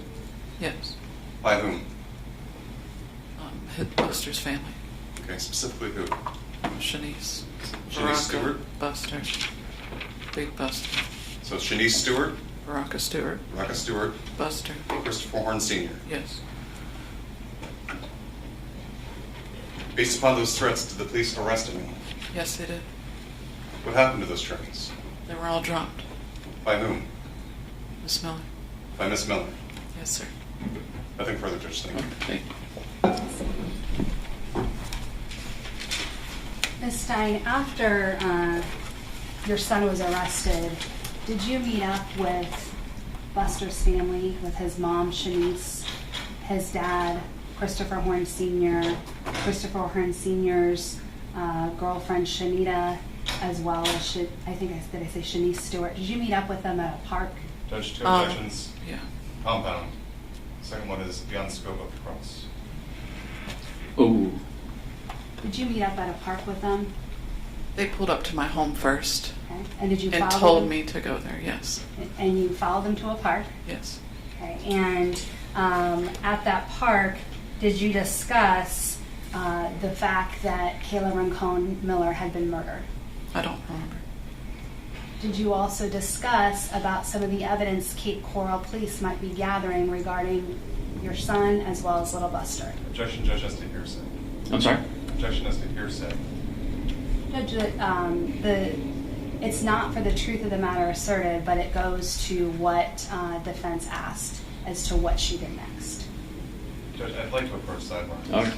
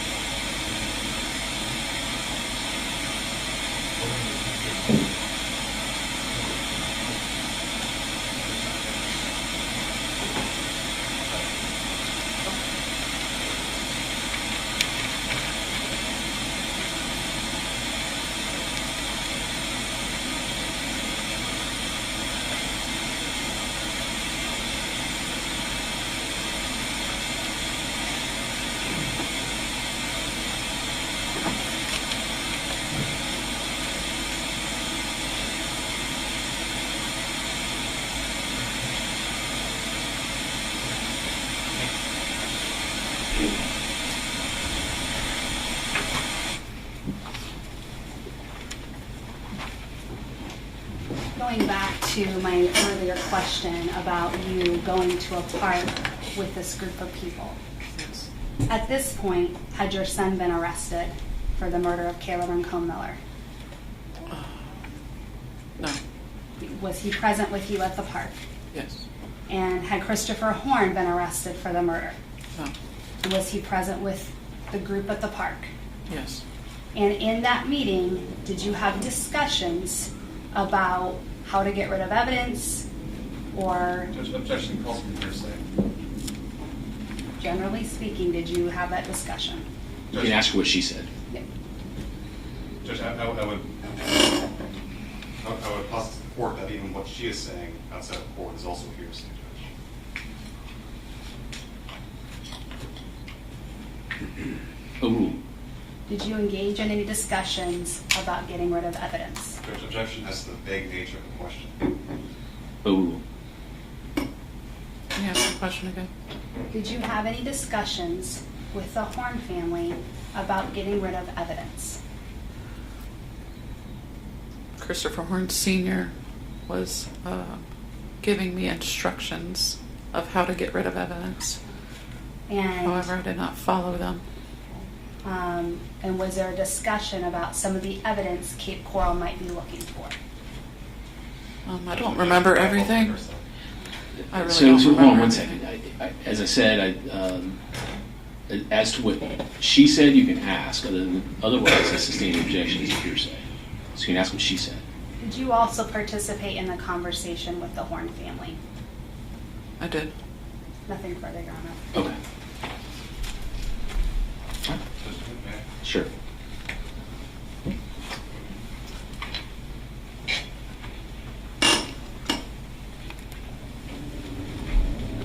Did the Horne family offer to pay your legal fees? Yes, they did.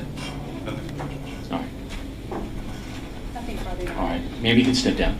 Thank you. Is she released or you want to keep her on subpoena? I'm okay. She can be released so she can sit in the court. Any objections? All right, you're released from your subpoena. The state calls Frank Scarlet. Oh, I'm sorry. Wrong witness. The state calls Alejandro Martinez.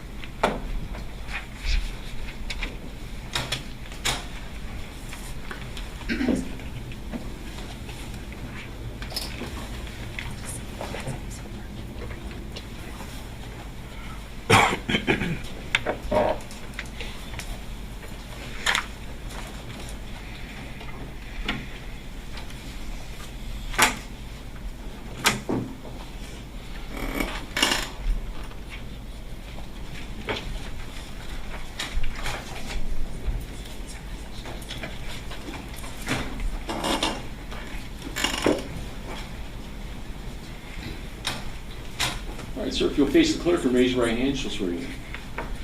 Do you solemnly swear or affirm that the testimony you give will be the truth, the whole truth, and nothing but the truth? Mr. Knight, let's see.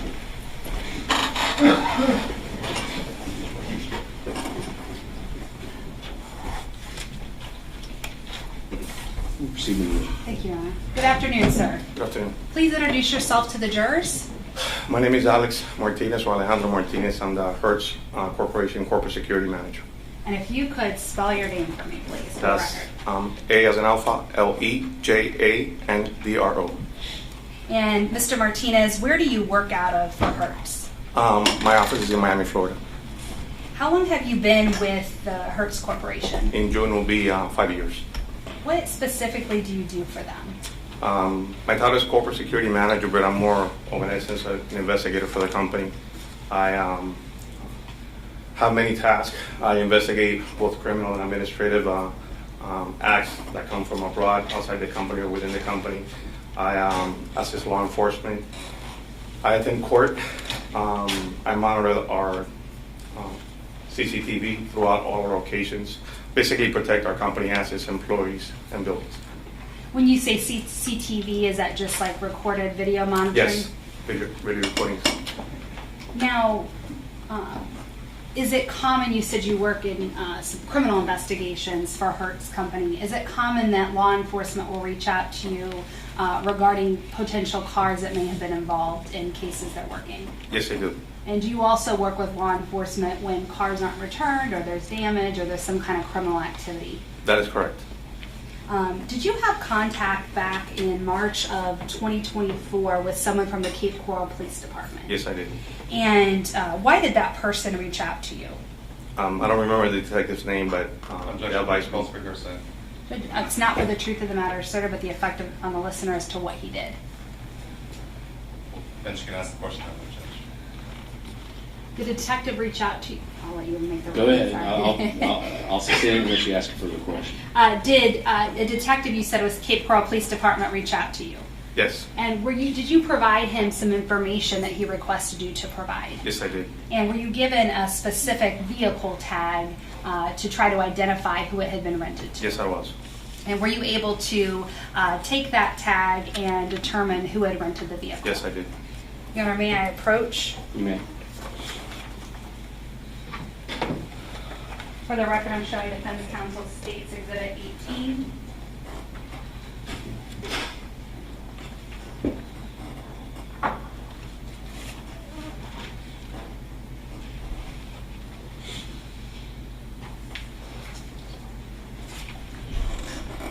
Mr. Martinez, I'm going to have you look at State's Exhibit 18 and just tell me if you recognize them. I have a business record certification over the top, so I'll have you start with that.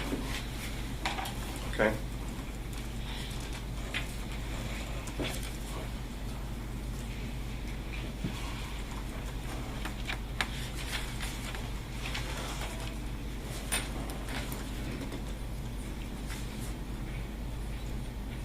Okay. And were you able to determine who had rented, I think I asked you if you were able to determine who had rented that vehicle. Who was it that had rented the vehicle that the detective was calling about? Jessica Stein. And were you able to determine, now do those records accurately reflect the car that the detective was calling on?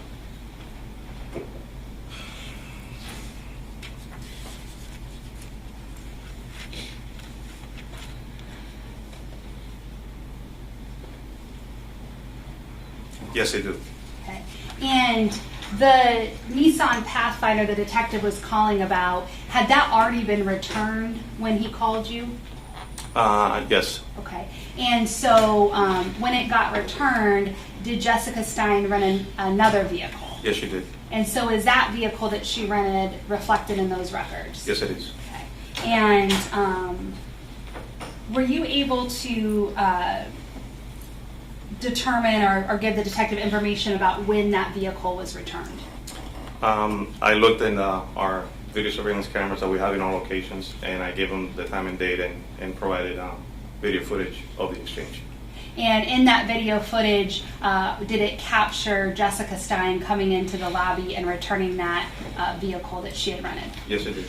And was that on March 18th of 2024 that she returned that vehicle? Yes, it is. And do those records, again, reflect the new vehicle that she ended up renting after returning the Nissan Pathfinder? Yes. Now, that Pathfinder that she rented, did that specific vehicle also have GPS data? Yes, it does. And can you just explain how that data works?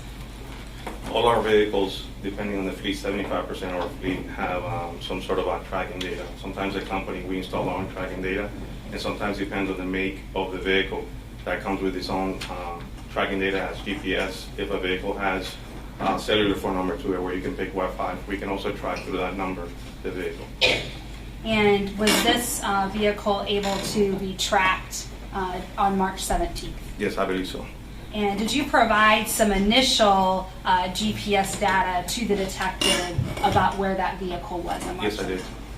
And did the detective end up following up with a search warrant to get all of the data, the GPS data, as well as the rental records and the video? That is correct. And so Hertz was able to provide all those records to that detective? Yes, we did. And did that end your involvement in this case? Yes. We have a moment, Your Honor. You may. At this time, the state tenders a witness. Briefly, Judge, thank you. Good afternoon, Mr. Martinez. Good afternoon, sir. In terms of your GPS technology that you have on these vehicles, you said 75% of your fleet has it? I would, roughly, I'm approximately 75% of our fleet, yes. Okay. And so, depending on the make or model, can you tell how fast a vehicle is going at any particular time? No, not live. No, I cannot. So is it just a kind of like breadcrumbs that you get from where the car has been? That's correct. I would approximate every minute or so, it pings where the vehicle is. So it wouldn't tell you if a vehicle stopped somewhere? It will tell me if it stopped, it'll ping, and it'll show me like a history of how long the car's been at that location. Right. So, but if the car stopped momentarily, like at a red light, and then it proceeded forward, it'll have the trail that it's been there, correct? It is. If it's within that minute, those 60 seconds, and it's at that traffic light, yes, it will ping at that traffic light. Okay, it'll ping at that traffic light, but it has to be within that particular window. Yes. That is reporting the satellite. That's correct. Nothing further, Judge. Thank you. Nothing further. I'd ask that you be released. Any objection? No, sir. All right. You may step down and you're released. Everybody in the jury doing okay? All right. Call your next witness. The state calls Frank Scarlet.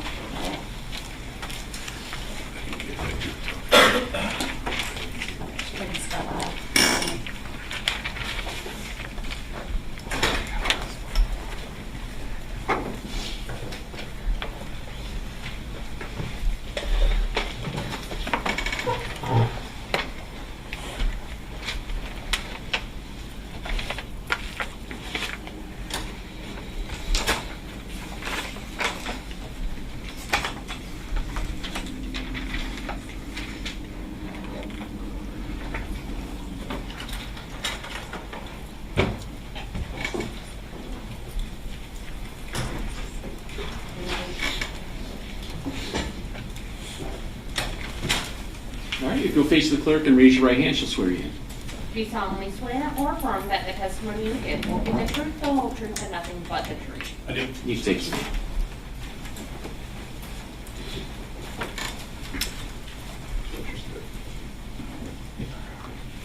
You can proceed when you're ready. Thank you. Good afternoon. Good afternoon. Please state your name for the record. Frank Scarlet. And will you please spell your last name for the record? Scarlato. Where are you employed? Cape Coral Police Department. How long have you been with Cape Coral? Just over 10 years. What is your current role? I am a detective with the SIU units. And what is that? What unit is that? We work with the Investigations Bureau and assist with their investigations in whatever capacity they need assistance with. What type of education do you have? I have a college degree. What is your degree? Bachelor's degree. And what in is it? Business management. And have you had further training and experience to actually be a law enforcement officer since you've been at Cape Coral PD? Yes. Were you working on March 17th of 2024? Yes, I was on call that night. And when you were on call, does that mean you were at your home, and if anything would happen, you would get called out of your home to come into a scene? Correct. Did you get called out that night to a scene? I did. What was the nature of the call? It was a shooting. Did you have any further information before you got to the scene? I was previously on a call before I heard this come out on the radio. And once I heard that call, I responded directly to that scene with the initial officers. So, were you at home when you got the call, or you actually already had been called out to another scene? I was actually on another scene at the time, clearing that, and I heard this call come over the radio. How far away was this scene that you were clearing from the place where the shots were fired? Less than a few minutes away. I was running lights and sirens the whole time, so it was not very far. Where did you respond when you got, what was the address or the location of you responding to the shots fired? The 2000 block of Southeast 16th Place, Cape Coral. Was that Lee County, Florida? Yes, ma'am. Do you know approximately what time that call came in? The call initially came in approximately at 9:36 Okay, and about p.m. Sorry. Do you know what time you actually arrived on scene? Very shortly thereafter. I don't know the specific time. Describe to the jurors the scene when you arrived. It was pretty chaotic. There was several folks in the area. 2 vehicles had stopped with multiple individuals there trying to assist with whatever way possible that they could. I had the victim lying on the ground at the intersection next to the stop sign, and 2 of her friends were there, also victims that we later identified as, trying to give me as much information as possible. I was not wearing uniform. I was wearing my detective clothes, like regular tactical pants and polo, so I didn't necessarily look like a police officer at the time, other than the badge and the gun. But everybody was just trying to give information, so it was very chaotic at first until we were able to calm it down several minutes later. And so at that point, had the scene been secured? No, not at that point. So were there civilians and law enforcement and people that were kind of wandering about, trying to assist, trying to help? Yes. At some point, did the scene get secured? Yes, it did. You know about how long after you arrived that it was secured? It was a good bit of time before I got there. Like I said, there were several people there, and then initially, like I said, I was the 3rd officer on scene there, and then as more officers were coming in, trying to direct them in ways that we needed assistance at that particular time. So I would say probably about an hour or so before it was actually comfortable saying that we're good here and that it was all secured. And was there the area that was secured? Did it involve not only where the victim was lying, but also the roadways around it? Yes.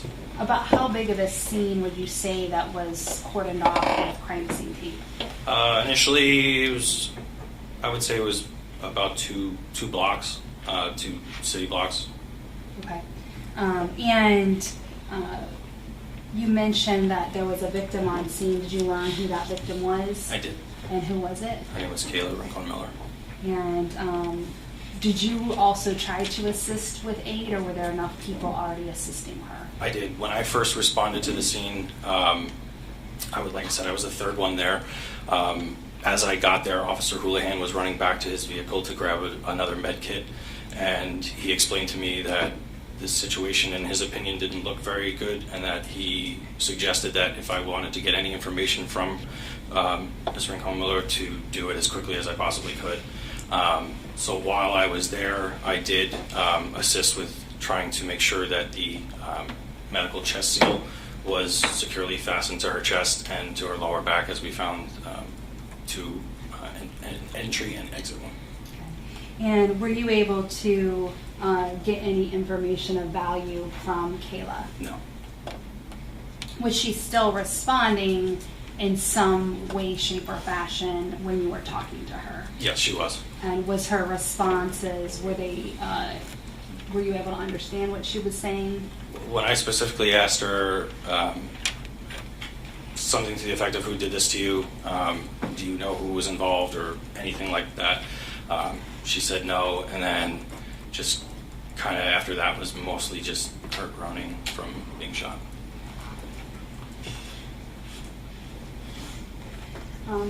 About how long were you there till EMS arrived and took over? It was a couple of minutes. I would say less than 10. To be specific, I wouldn't be able to give you. And did they end up taking her to the hospital? Yes. And while you were on scene, did you learn that she'd been pronounced deceased? Yes. And do you know about what time it was that she was pronounced? 11:35 p.m.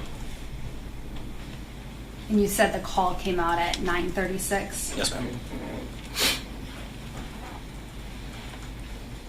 Now, after she was taken away, did you continue to try to investigate and find out what happened? Yes, I did. And did you speak to some other people on scene that were present when Kayla was shot? I did.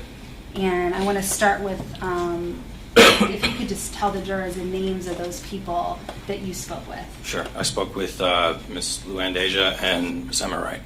And did you speak with them right away to try to get information from them so you could try to figure out who did it, what type of vehicle they may have been, all of that basic information? Within a few moments, yeah. Miss Miller had been departed at that point to the hospital, and then once it was more secure of the scene, then I got as much information out to the officers who were responding as I possibly could.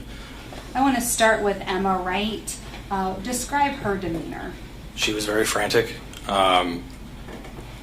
pretty all over the place with her explanations of the description of who was there and what kind of vehicles, things of that nature. I'm going to object this to hearsay and best evidence. You can approach.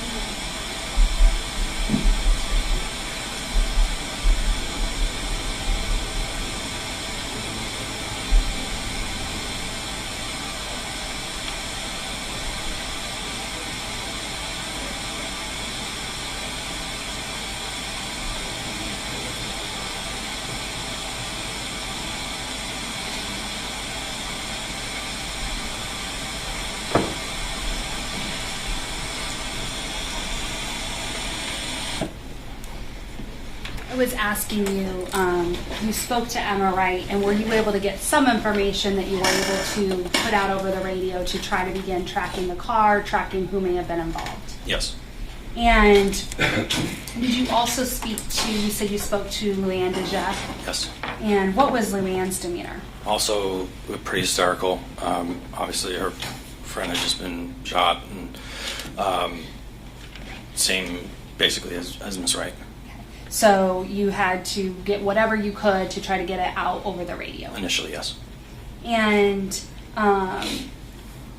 were you working with other detectives and other officers to try to gather further information about the car, license plate, cameras, etc.? Yes.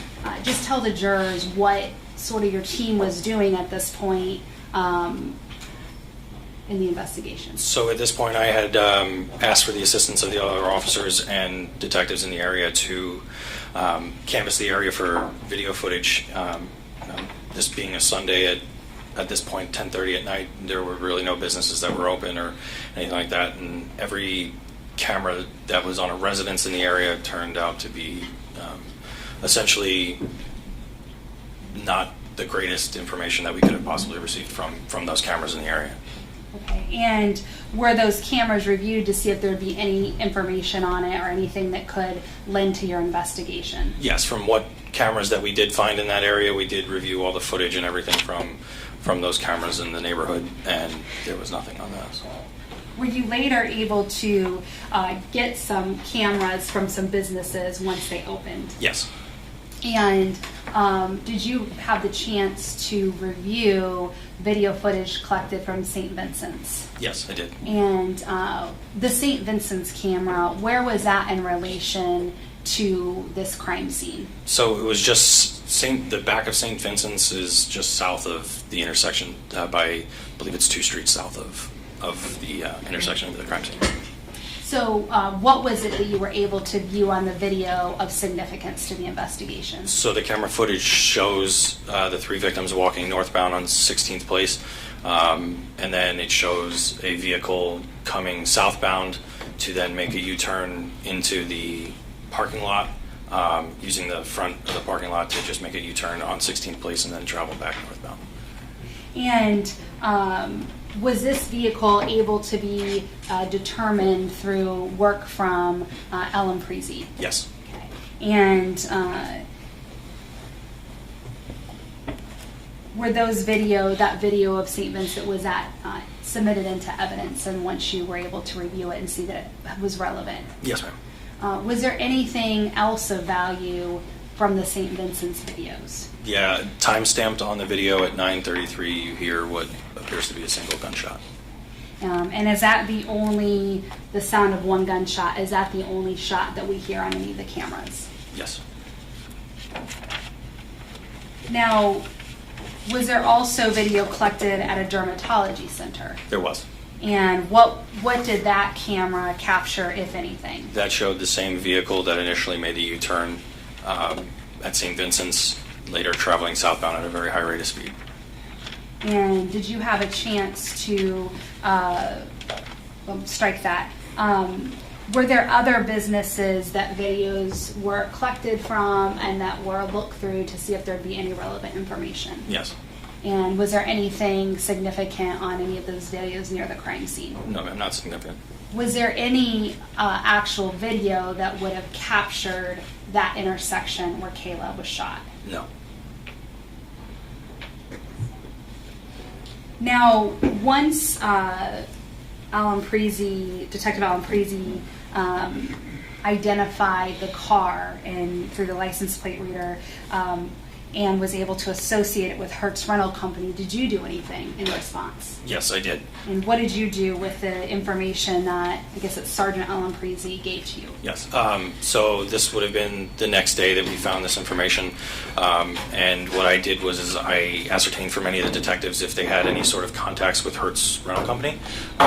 One of them did, and he passed along the phone number to me. I made contact with Mr. Martinez from Hertz, and we essentially got that information through him.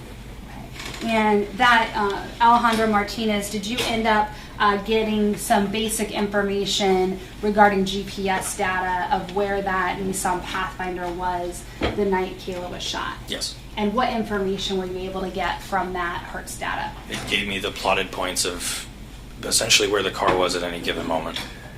And from the plotted points that you got, were you able to see that that Nissan Pathfinder had indeed been on the scene where Kayla was shot? Yes, ma'am. Did you follow up with a search warrant to get all of the records of the rental and those GPS data so you could know where the GPS of the Pathfinder was leading up to the murder, during the murder, and after the murder? Yes, ma'am. And you said you reached out to Mr. Martinez on the 18th. Yes. And do you know about what time you reached out to him during that day? It would have been sometime before lunch, I believe. And at that point when you reached out to him, had Jessica Stein already returned that Nissan Pathfinder that was at the scene of the murder? Yes. Had it already been rented out to somebody else, in fact? By the time we realized that, yes, it had been. Now, once you found out that it was rented out to somebody by the name of Jessica Stein, did you conduct further search of that? I did. And what kind of search did you do? I searched through the Florida David system to see any information I could find on Miss Stein, and I was able to find some other individuals living at the same residence that was listed on her driver's license. And were you, when you got that information, was the people that were living with her, were you able to go through those people and look further into those people? Yes. And you mentioned on scene you got some descriptions from both victims, from Emma Wright and Luann Deja. I did. And were you able to compare their description to the people associated with Jessica Stein? Yes. And did one of those people match that description? Yes. And who was that? Thomas Roy Stein. And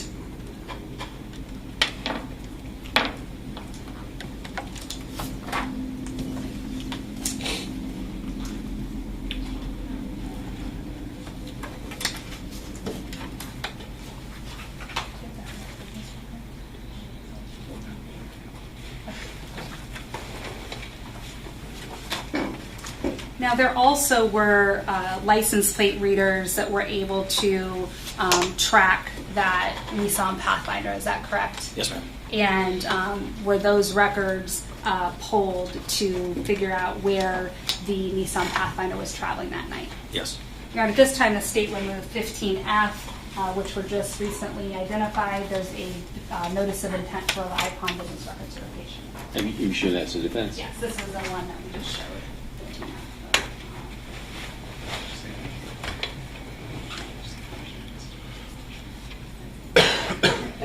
Identification, I'm sorry. These are the business records of the license plate readers. Are you moving those in? Yes. I'm sorry, was there any objection? No. All right, they'll be amended. And that's a state's exhibit what? 15F. Thank you.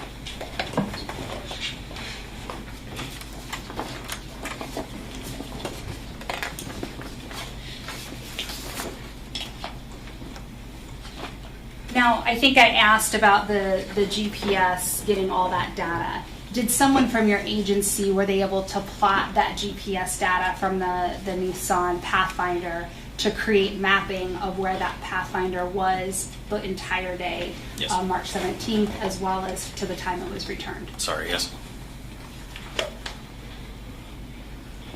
Did you also conduct an interview of Jessica Stein? I did. And was, throughout the course of your investigation, was Thomas Stein eventually detained and arrested? He was. And did you collect a phone from him? I did. May I approach, Your Honor? May. For the record, I'm showing Defense Counsel State's Exhibit 25.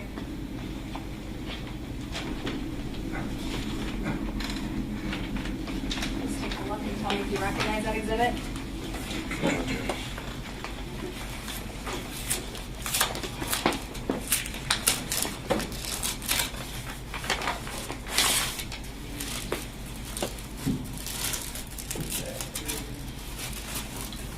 Yes. And what do you recognize that exhibit to be? The phone that I took from the vehicle from Mrs. Stein. And if you could just turn that over. Was this the phone belonging to Thomas Stein that was put on the sticker as long as your name, as well as your name that you collected from Thomas Stein? Yes. Was this a forensic analysis done of this phone and having it downloaded, the contents of the phone? Yes, it was. All right, this time the state will move 25 into evidence. Any objection? No, sir. Be admitted.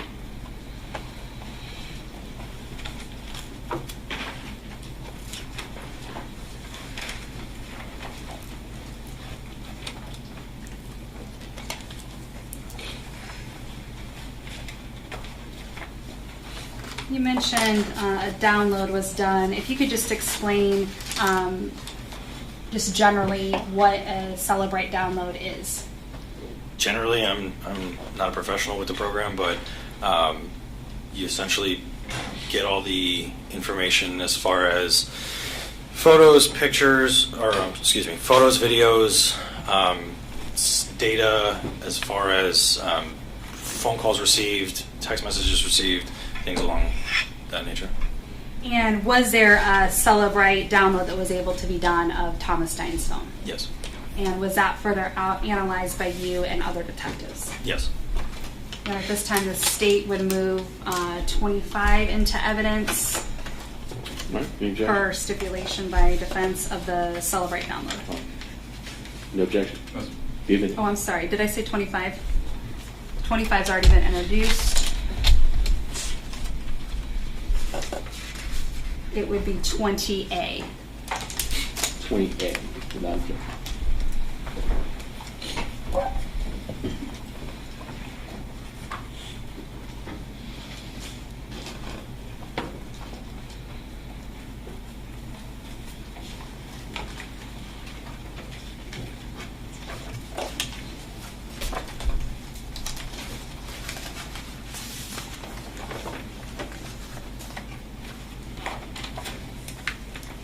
Did you also collect the phone that belonged to Kayla Rincon-Miller? I did. And were there some videos and photographs that were taken that night of her walking and selfies? Yeah, in the video from St. Vincent's, you actually see Miss Miller on her phone with the flashlight as they were walking. And did you collect that from the scene? Yes, I did. Through your investigation, did you learn of someone by the name of Jaden Fernandez? I did. And was his phone also seized as part of the investigation? It was. And was he in fact an initial suspect in the case? Yes. May I approach Turner? You may. For the record, I'm showing State's Exhibit 22.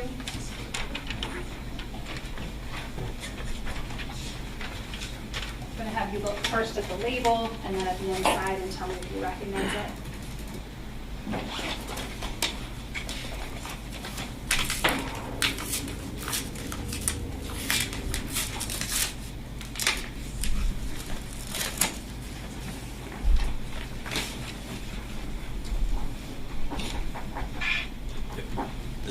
What do you recognize this exhibit to be? The phone that I took from Mr. Fernandez.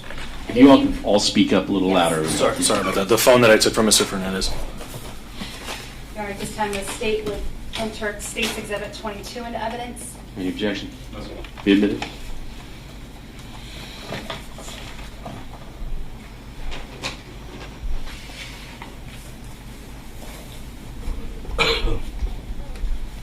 Did Jaden Fernandez willingly give you his phone when you interviewed him? Yes.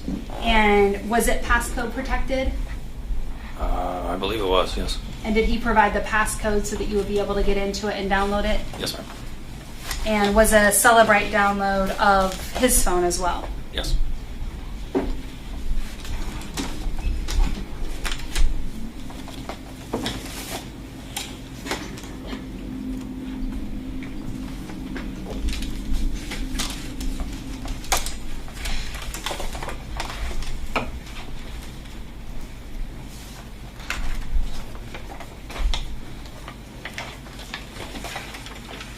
Now, were you able to review the contents of Jaden Fernandez's phone? I did. And did you review it through the Celebrate report or just physically going through his phone? Both. And based on your review of his phone, did you do any follow-up investigation? Yeah, there was some videos found of interest on that. Okay. And was there any video of Jaden Fernandez holding a firearm? I'm sorry, can you repeat it? Yes. Were there any videos on Jaden Fernandez's video of a firearm that was of interest to you? Yes. Okay. And what were you able to do with that video? We were essentially able to slow the video down enough where we were able to obtain a serial number from the firearm. Okay. And what did you do with that serial number from the firearm? That information was passed along to ATF to run a trace on the firearm. Sorry. And what were you able to learn through that trace that was done on the firearm? That the purchaser was Mrs. Stein. And were you able to obtain the records from that firearms purchase? From ATF, yes. And was those records, was it for a Glock Model 27 pistol? It was. And was that was the one that you observed in this video? Yes, ma'am.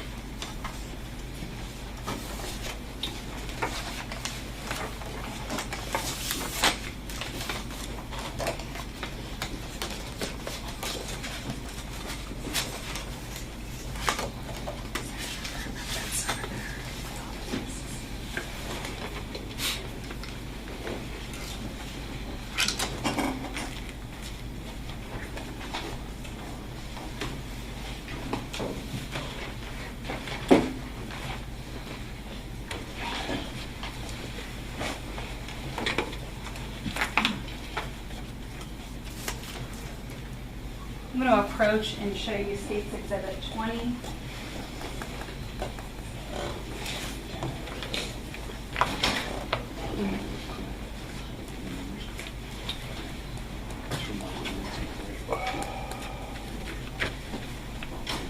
I'm approaching and showing you State's Exhibit 20, and this is the Celebrate download, and were you able to review the Celebrate download as well as Jaden's phone to find some things of relevance? Yes. And at this time, the state, per stipulation by defense, would move the Celebrate download of Jaden Fernandez, which is State's Exhibit 20 with evidence. Okay, any objection? No, no. All right, with the admitting, can I just see that? Miss, let me see. Okay, can you all approach just 1 second?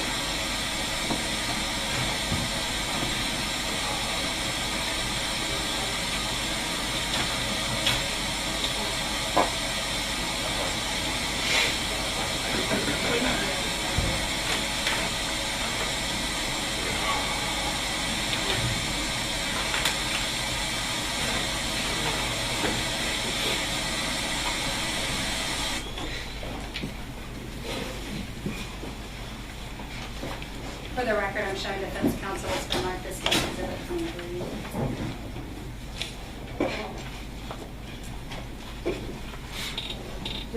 Detective Scarlet, I'm showing you State's Exhibit 23. Do you recognize this exhibit? I do. And what do you recognize this exhibit to be? The video that was retrieved from Mr. Fernandez's. If you could speak up louder, I'd Sorry. appreciate it. The video that we got from Mr. Fernandez's cell phone. And in this cell phone video, who is on the video? Mr. Fernandez and Mr. Stein. And is this the video that has a firearm that you were able to trace back to Jessica Stein, the Glock 27? Yes.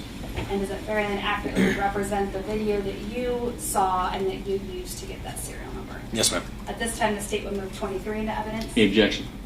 No, Judge. All right, be admitted. Permission to publish? You may.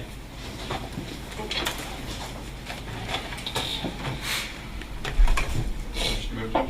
I'm sorry? Permission to move out of court? Yes.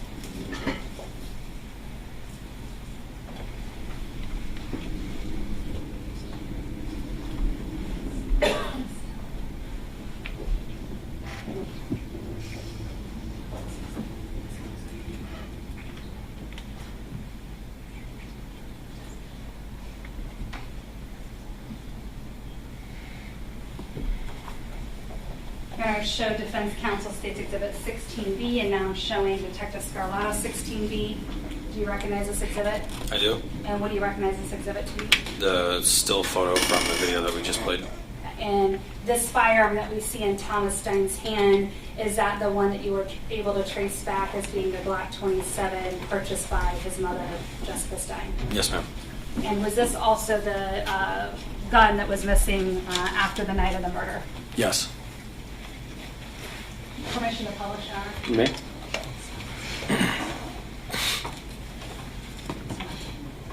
Judge, is that introduced? Wait, don't publish yet. I'm sorry, Your Honor, at this time the state would move 16B into evidence.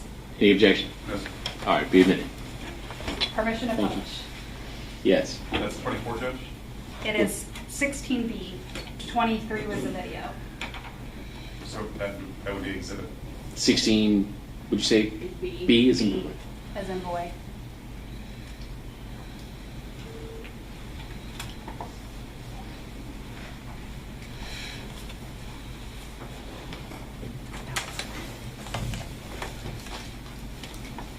Were you involved in writing numerous search warrants for this investigation? I was. Can you just tell the jurors generally what type of search warrants and well, first of all, let's ask you this, about how many search warrants did you write for this case? Over 20. And what types of search warrants or information were you seeking? So I did cell phone search warrants. I did cell phone data search warrants. I did social media search warrants, DNA, things along that line. And the cell phone information, what type of information were you trying to get from the cell tower providers? So the cell tower providers give a bunch of information on cell phones that were in a specific area at any given time, and that was the information that I had requested from the 3 major carriers in Southwest Florida. And were you attempting to determine what towers the phones were pinging off leading up to and during the murder from various individuals? Yes, And were tower records written for Jaden Fernandez? there were. Were tower records written for Jessica Stein? Yes, Were tower records, search warrants written for Thomas Stein? yes, And for Christopher Horne Jr.? yes. Were there also warrants that were written for other numbers associated with both Christopher Horne Jr. and Thomas Stein based on communications in Thomas Stein's phone? Yes. Now, shortly after this investigation, did you go out on medical leave? I did. And when you went out on medical leave, was your case handed over to Detective Michael LaSalandra? Yes, it was. Did he then continue on with the investigation from what you had done? Yes, it was. I had worked the case for approximately a week before going out on medical leave, and then I transitioned to more of a in the office type of role. Okay. And so once you were on medical leave, you would just assist with further search warrants or further things that would need to be written? Yes, it was an administrative search warrant type role at that point. Do you have a moment, Your Honor?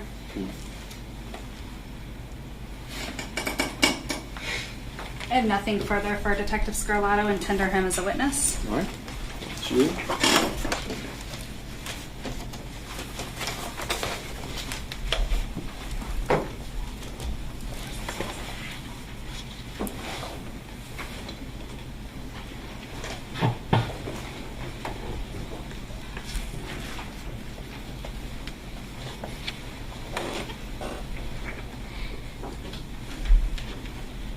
Good afternoon, Judge. Good afternoon, sir.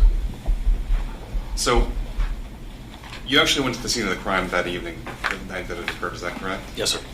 And you were there when the victims were there? Yes. You were there when Emma Wright was there? I was. You were there when Luann Dejai was there? Yes, sir. Isn't it true that Emma Wright never claims the driver was a person that shot her friend, Kayla Rincon-Miller? Yes.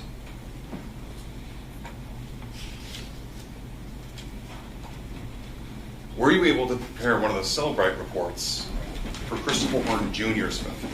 I'm sorry, was I? Able to get one of those Cellbrite reports for Christopher Horne Jr.'s phone? No. He's the co-defendant in this case? Correct. Why? Why? Yes. We were able to put him there through the records, not through Cellbrite. Right, but do you have a Cellbrite report for Christopher Horne Jr.'s phone? I do not. Cellbrite is different than the actual carrier information. Cellbrite is the physical phone itself. The carrier information is what gives us from the phone.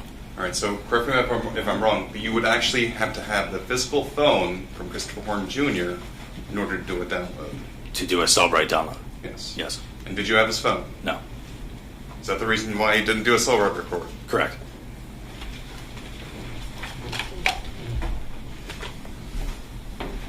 The image that we saw from the state still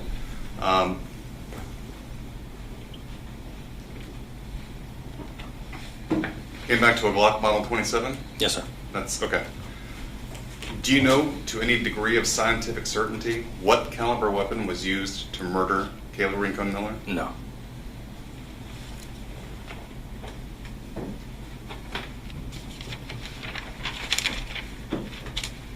And to be clear, the phone records, when you collect them, indicate the location of a cell phone, not a person.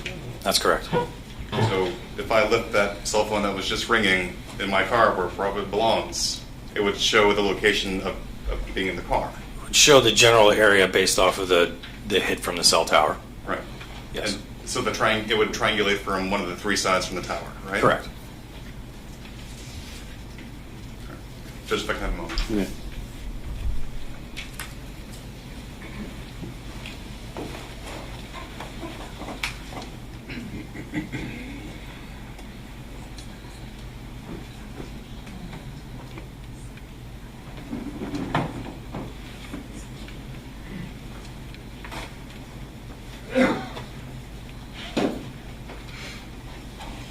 Going back to the night of the murder, when you appeared on scene and Luann Dejai were there and Emma Wright was there, you took a statement from Emma Wright, is that correct? Yes. Was that recorded? Yes. With how? With a body-worn camera? No, with an audio recorder. Right, so just like one of those old school little micro cassettes? Yeah. Yes.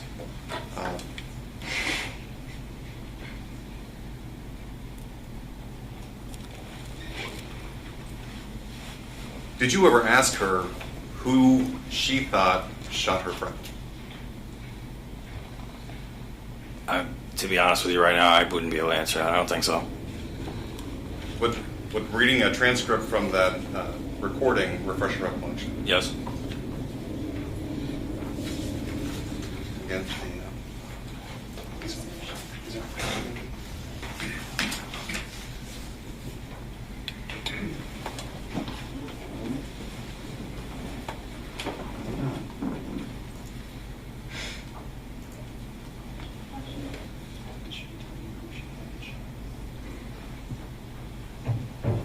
My first judge? You may.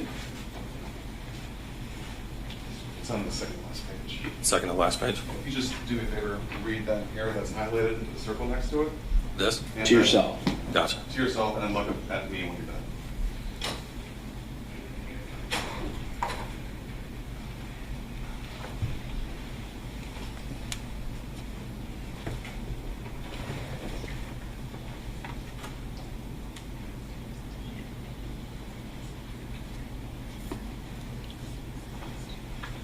Okay. Does that refresh your recollection? Yes. Did she say that it was the driver that shot her friend? No. Who'd she claim that had shot her friend? Someone that was wearing all black and a red hoodie. Nothing further, Judge. Thank you. Just briefly, Your Honor. It's gonna show.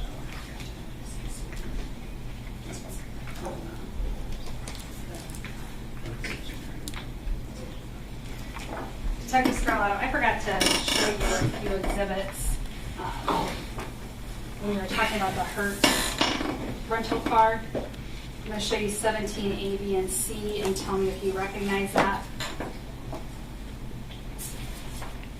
Yes, this is the Pathfinder. And I'm showing you these exhibits 18 A and B. Yes, this is the GPS from the Pathfinder from Hertz and the footage of Miss Stein returning the Pathfinder to the business. And for 17 A, B, and C, were you able to get that Pathfinder back from the person who rented it after Jessica Stein? Yes, And was there a search warrant done and the car searched? it was. And between the time that Jessica Stein rented it and somebody new rented it, had it been cleaned out by Hertz? Yes. Your Honor, at this time the state will move 17A, 17B, and 17C into evidence. Any objections? No, Judge. All right, be admitted. And then the state would also introduce 18A, which is the video of Jessica Stein returning the Pathfinder, and 18B, which is the GPS data from the Pathfinder. Any objection? No, Your Honor. Be admitted. And permission to publish 17A, B, and C. Okay. Showing 17A, is that just a side view of the Nissan Pathfinder? Yes, ma'am. Showing 17B, is that the back of the Nissan Pathfinder? It is? And showing 17C, is that just a close-up of the license plate? Yes, ma'am. And was that the license plate that you tracked through the license plate reader through the time of the murder? Yes, it was. Nothing further. Wait, one second. Anything else? No, sir. All right. You Apologize. step down, and is he released? I would ask you remain under subpoena. So you stay under your subpoena, sir. Yes, sir. How's everybody in the jury doing? Want a break? So we'll take about a 10-minute recess, come back here at 3 o'clock. I'll send you back to the jury.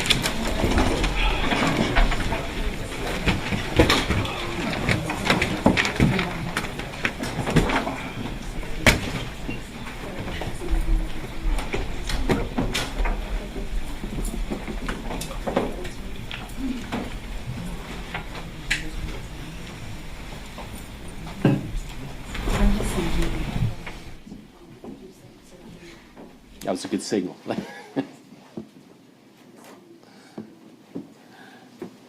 All right. The record reflects the jury's exited the courtroom. We'll be in recess until 3 o'clock.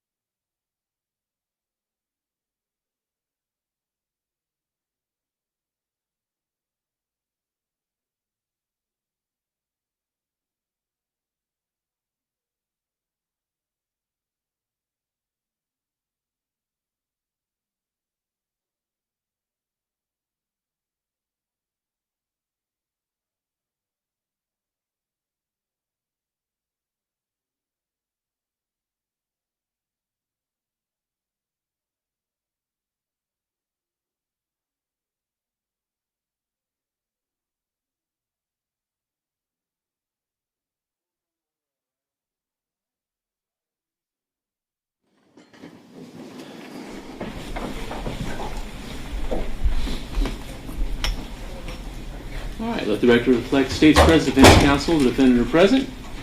Are we ready to bring the jury back in? We just have 30 seconds, Sharon. Okay. I'm sitting a text about something I need from the office.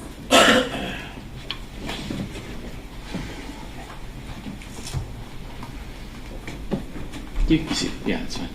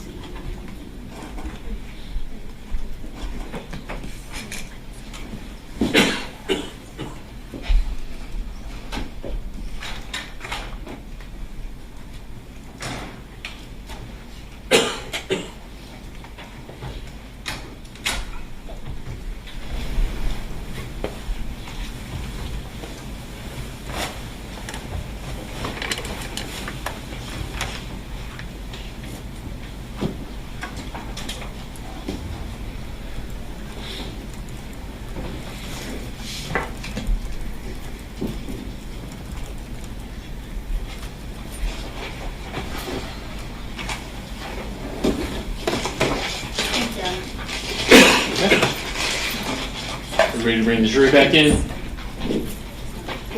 That's ready, Judge. All right, let's bring it back in.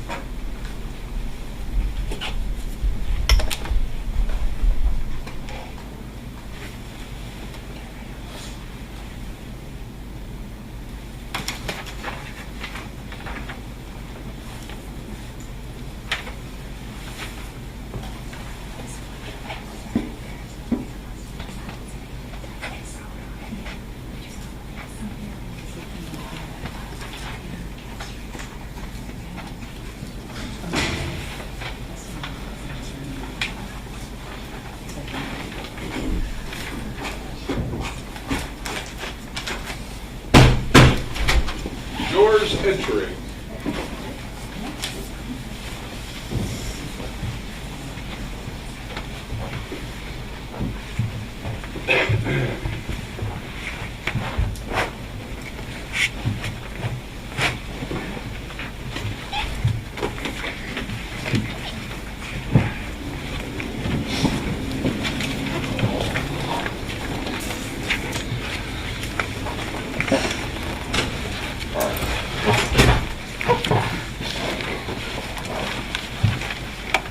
Please be seated. Statement call the next witness. The state calls Frank Scarlet.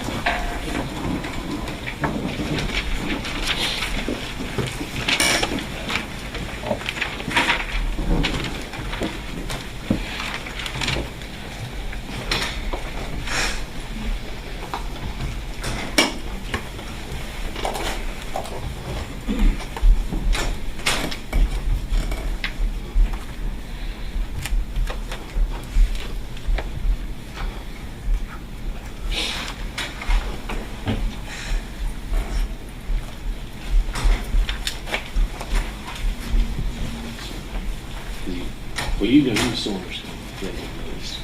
So you remained under subpoena, you're still considered sworn. Let me take a seat.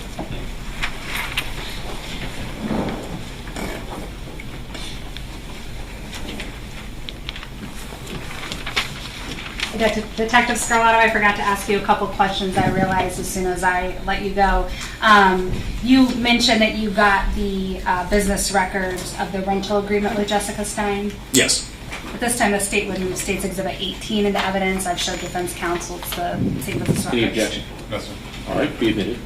Now, you also mentioned that you did some search warrants of social media accounts. Was one of those accounts the Instagram account that was being used by Thomas Stein? Yes. And were you able to find a video of significance from that Instagram that had been posted?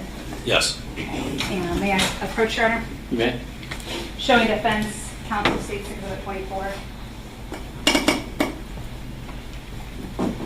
Do you recognize this exhibit? Yes. And how do you recognize this exhibit? My initials and badge number. And is this the copy of the video that was posted to Thomas Stein's Instagram account? Yes. And approximately what time was this video posted to his account in relation to the murder? Approximately 8:30, which would have been about an hour before. May I, at this time, the state would introduce 24 and ask permission to publish. Any objection? No, Your Honor. Be admitted.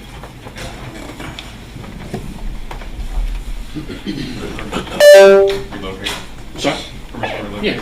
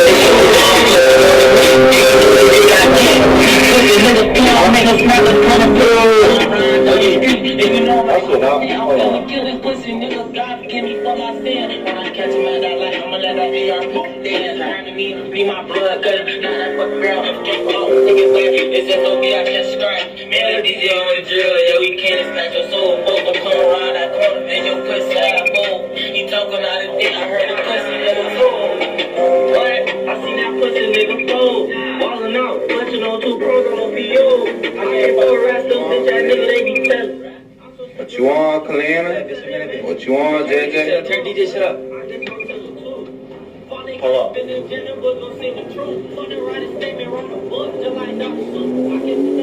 up this one. Hey, I'm up about this bitch. Up about this.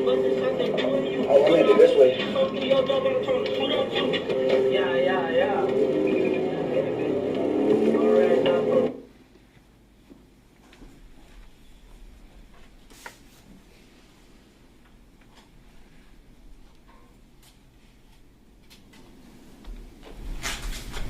And nothing further.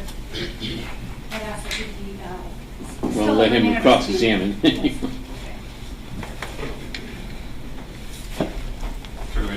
Yes. Who was that in the bird hoodie? That was Christopher Horne Jr. Who's that holding the gun? Christopher Horne Jr. You know what kind of gun that was? I don't. Anything in your investigation lead to a secondary gun of a 1911? Yes. 45 caliber? I believe so. Nothing further, Judge. All right. nothing more. You can step down. Would you like him to remain under subpoena still? Yes, please. All right, you're still under subpoena. Yes, sir. And still under arrest. The state calls Michael La Salandra.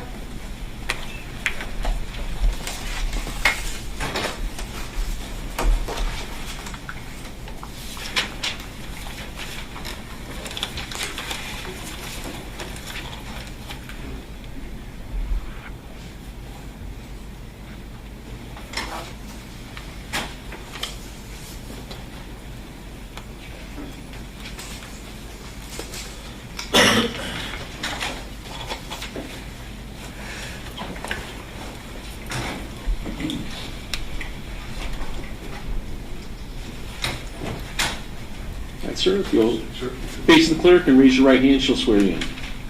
Do you solemnly swear or affirm that the testimony you give will be the truth, the whole truth, and nothing but the truth? Yes. You take the seat.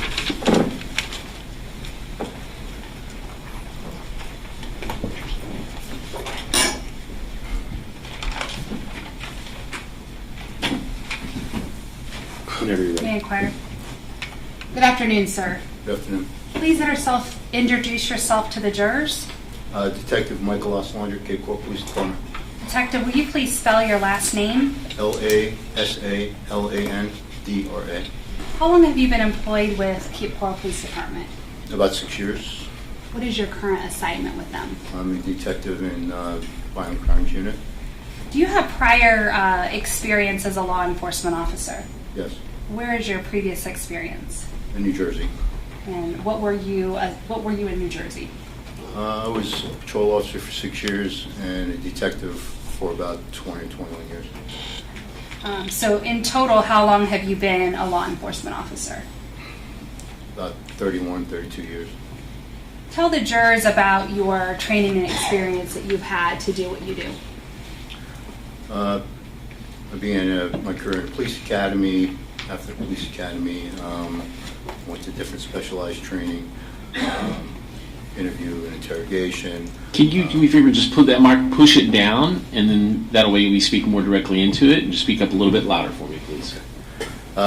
Interview and interrogation training, narcotics training, training in investigating homicides and deaths investigations,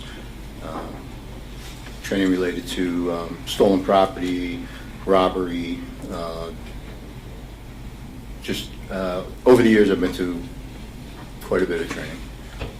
Now, were you working on March 17th of 2024? Yes. And were you actually at the station, or did you get called in for a case? No, I was called in. Okay. And what was the reason you were called in? There was a report of an individual that had been shot during a robbery on the east side of Cape Coral. When you got called in, had that person already died, or were they still alive? They had been transported to trauma center, and I met with Sergeant Courtwright on the scene. Do you know about what time you got to the scene? I would think about maybe 11 o'clock. So was that over an hour, about an hour and a half after that initial call came out? Yes. So when you arrived, was the victim still on scene? No. And the victim was at Kayla Rincon-Miller? Yes. Did you ever see her or meet her when she was alive? No. Describe what the scene was like when you arrived. When I arrived, the officer had the street blocked off, north and south, and I parked my car south of the crime scene, walked up, and met with Sergeant Courtwright briefly. And you said the street was blocked off. In order to enter that scene that was roped off, did you have to enter your name in some type of crime scene log? There was an officer taking names in crime scene log, yes. And at that point, were they letting any non-officers come into the scene? No, I don't believe so. When you arrived, were any other victims present? There were 2 female victims that had been taken off to a side street with Sergeant Courtwright and Detective Scarlet. And were they interviewed about what they knew or what they saw? Yes. And were you involved at all in that interview with them? No. Now, what was your purpose in meeting with Sergeant Courtwright? For an assignment, to ask me what he needed, what he wanted me to do. What is it that you began to do after meeting with him? He asked to begin to look for any video surveillance in and around the crime scene. Were you able to locate any video surveillance? There's a BP gas station that's south of where the crime occurred. It's actually on Del Prado Boulevard, and they were one of the only open businesses, and they allowed me, myself and Detective Hicks, who also arrived, to review their video cameras. Ultimately, was there anything of relevance that you were able to find on that BP gas station video? No.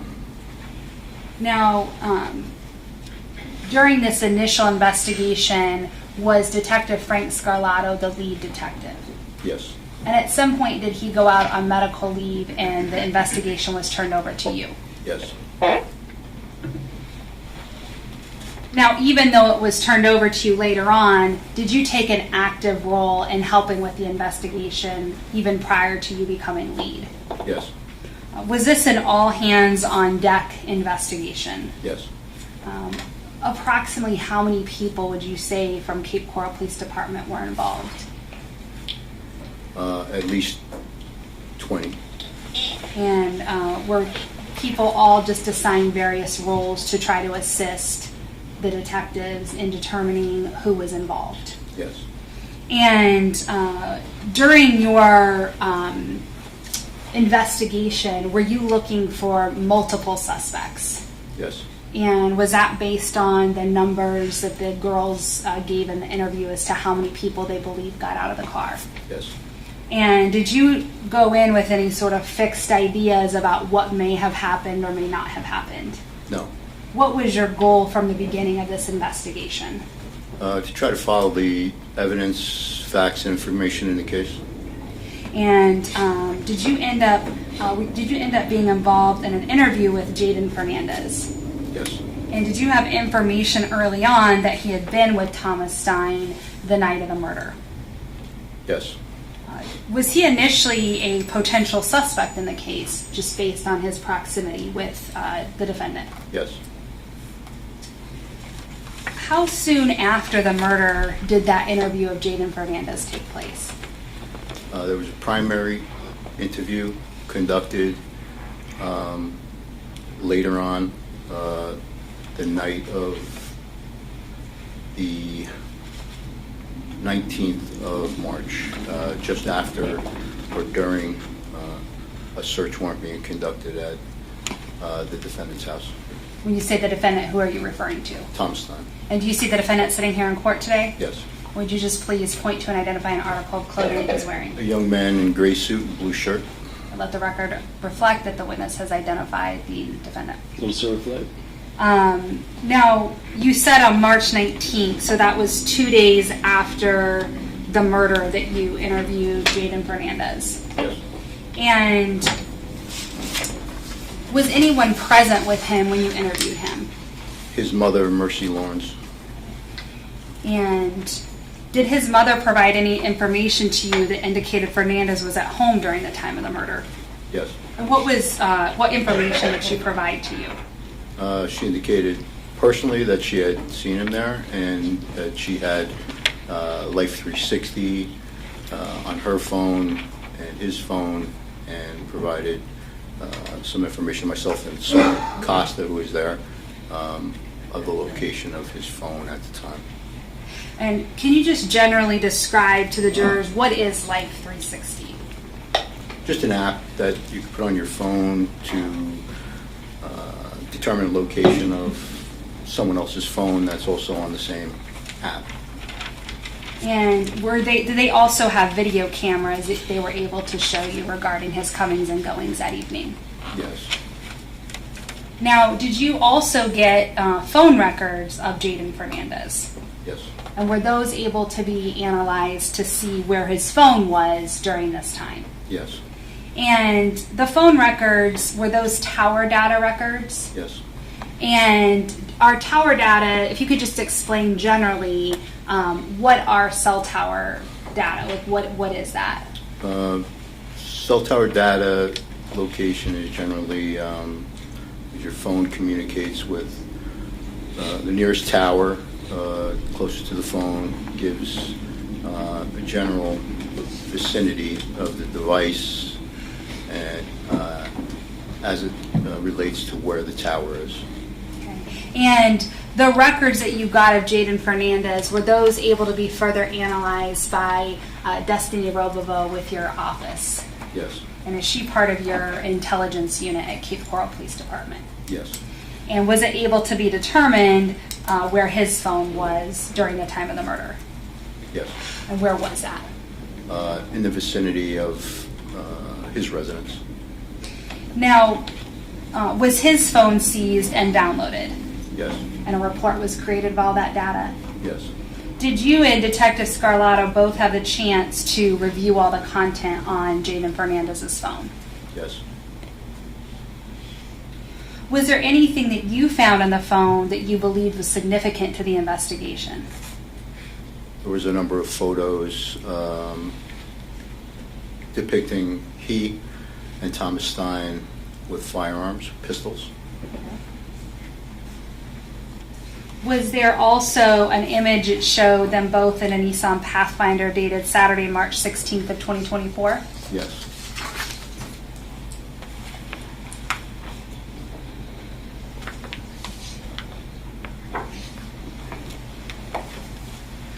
And based on finding all this, well, first of all, let me track back. Did Jaden Fernandez give you his phone when you did that first interview on March 19th? He actually provided it to Detective Scarlet. Okay. And so after you got that phone, did you then do a follow-up investigation or a second interview of Jaden Fernandez? Yes. Did you, and during that interview, did you show him these photographs and videos that you found on his phone and question him about them? Yes. Now, did you also have the chance to review a download of Thomas Stein's phone? Yes. And did you review that through the Celebrate download or through looking at his actual phone? Celebrate. And were you able to find anything of relevance from the night of the murder in Thomas Stein's download? Nothing as far as photographs or images. Okay. What about any text messages? There were text messages between he and Christopher Horne. Now, this Christopher Horne, did you have to write some search warrants and get some information about the phone number to show that that belonged to Christopher Horne, the person he was communicating with? Yes. Okay. And what kind of messages were between Thomas Stein and Christopher Horne? Generally, there were text messages. There were also some Instagram messaging in group chats and telephone calls. And did you ever view any specific message that Christopher Horne sent to Thomas Stein shortly before the murder? Yes. And what was that message? At approximately 7:55 p.m., there was a message providing an address in West Creek Circle in North Fort Myers. And what was that? Who was that message from that was giving that address at West Creek Circle? It was from Christopher Horne. And was there any additional communication that you saw via text message between Christopher Horne and Thomas Stein? Between 7:55 and approximately 8:16, there was several text messages back and forth. And what were these text messages? What did they purport to be? They started off providing an address, and then some back and forth about where you're at. I'm pulling up, along those lines. Were you ever able to get any video that corroborated the two of them getting together that night? Yes. And where was that video from? There was a ring camera or residential surveillance video from a resident of West Creek Circle. And were you able to get that from the resident and review it? Yes. And what were you able to see on that video? What appeared to be the Nissan Pathfinder driving down the street, and Christopher Horne running up to the Pathfinder and getting into it. What part of the car did Christopher Horne get into? From the video appeared that he first went to get in the back seat and then came around to the passenger side and got into the front seat. And did these images you saw, this video you saw, did it correspond with those text messages between Thomas Stein and Christopher Horne? Yes. And was that video given to Dustin Robovo to put that into a presentation to show all that? Yes. You mentioned there were other messaging, some other messaging you saw in Thomas Stein's phone that you reviewed. Did you investigate any numbers in that phone to find out who those numbers were associated with? Yes. And how was that conducted, that investigation? Initially, the phone numbers and Instagram messaging sources or owners, their information was obtained either by warrant or subpoena. The phone numbers associated with these people that were acquainted with Thomas Stein, their phones, search warrants were done on their phones for historical tower data. This relative to the Instagram, the account holder information was obtained to identify them. Okay. The tower data that you got through either a search warrant or subpoena of those phone numbers in Thomas Stein's phone, was that analyzed to see if any of those phones were at or near the crime scene during the time of the murder? Yes. And were you able to put any phones associated with those people in Thomas Stein's phone at or near the scene? No. And did you also conduct interviews with those people? Yes. Now, you talked about Instagram. Could you just describe the type of social media platform that Instagram is? Very popular social media platform that contains options for messaging, sending messages, making phone calls to people either individually or in a group. Does Instagram also allow you to post videos or photographs that other people can see? Yes. And this messaging that was through Instagram, did you get that through a search warrant from Instagram? Yes. And was that from Thomas Stein's Instagram account? Yes. And what did you do when you saw the messaging that was going on with Thomas Stein and others? Obtain the information on the other individual users. And so did you get those usernames and associate the accounts with it through Instagram? Yes. And did you also conduct interviews with some of those people that you were able to associate with the usernames involved in the messaging with Thomas Stein? Yes. And did you conduct interviews of some of those people? Yes. Now, were there also phone calls that Thomas Stein made the night of the murder, March 17, 2024? Yes. And were you able to figure out who he was calling after the murder? Yes. And were those some of the people that you looked at their tower records as well as conducted interviews with? Yes. A lot of the numbers and Instagram users weren't common. They were the same people. Approximately how many people were in close connection with Thomas Stein that night that he was communicating with that you would say that you investigated? About 3 or 4. And what is a tower dump? So in this case, these tower dumps were conducted in specific areas that the vehicle was or Thomas Stein or Christopher Horne were or are known to be, the area of their residence, the area of West Creek Circle where the GPS showed the vehicle went, and the area of the crime scene. During a historical time frame of maybe an hour or 2 hours, whatever it may be. The tower captures the devices that are communicating with the tower at that time, and the goal is to try to identify in common devices in the locations and show that they were, in this case, show that they were in the same areas as devices of the defendants. So let's just go back a little to a tower dump. How many tower dumps did you look at from that time frame of the murder? How many towers? I believe there were 3. Okay. And so you do a search warrant for the cell phone company, and do they give you every single phone number that used that tower during that time frame that you requested? Essentially, yes.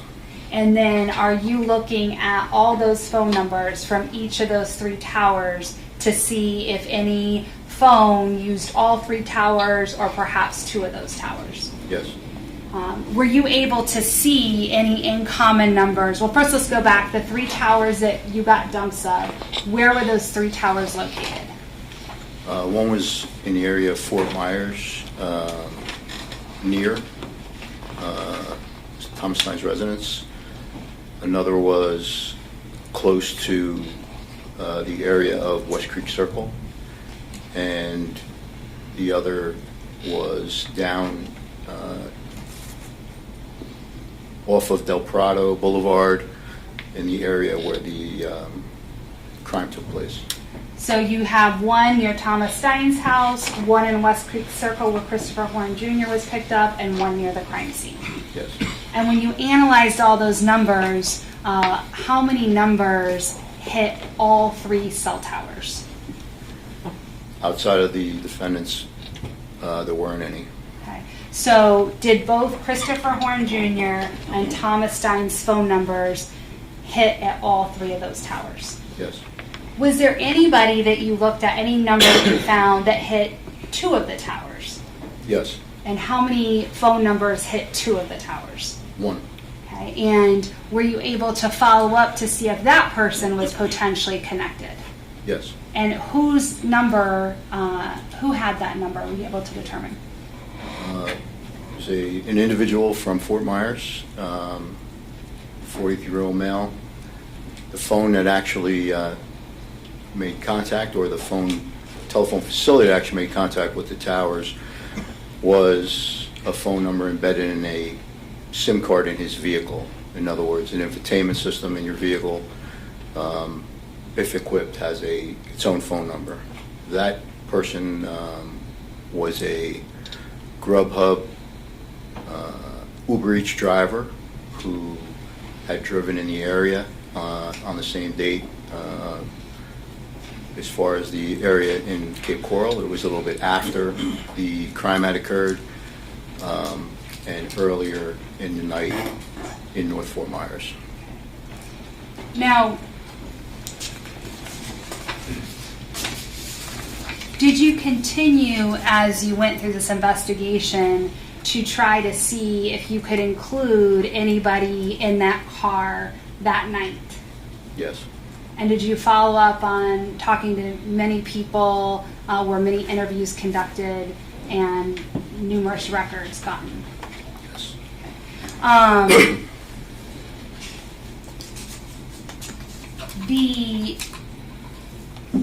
think it was mentioned earlier that Thomas Stein was ultimately arrested several days after the murder for the murder and robbery of Kayla Rincon-Miller and Emma Wright and Luann Dejet. Was Christopher Horne arrested immediately? No. And was there further investigation that needed to be done of Christopher Horne? Yes. And once further investigation was done, was there a warrant issued to pick up him for the same charges that Thomas Stein was arrested for? Yes. And did it take a long time to find Christopher Horne? His arrest was about a month later. Okay. And did you have people actively looking to try to find him? Yes. And by the time that you found him, did he have any phone? No. So were you ever able to analyze an actual phone download from Christopher Horne Jr.? No. Did you end up getting tower records from Christopher Horne Jr.'s phone so you could at least analyze what his phone may have been communicating with that night? Yes. And in your review of Thomas Stein's phone, or just the phone numbers on Christopher Horne, was there any other connections that you saw Christopher Horne making that would allow you to conduct interviews or further investigation into any of his family and friends being at the scene that night? Yes. Okay. And were you able to follow up and find that whether there was anybody else at the scene that night that was connected to Christopher Horne Jr.? No. No, there was not any connections you were able to find. Not that has been found.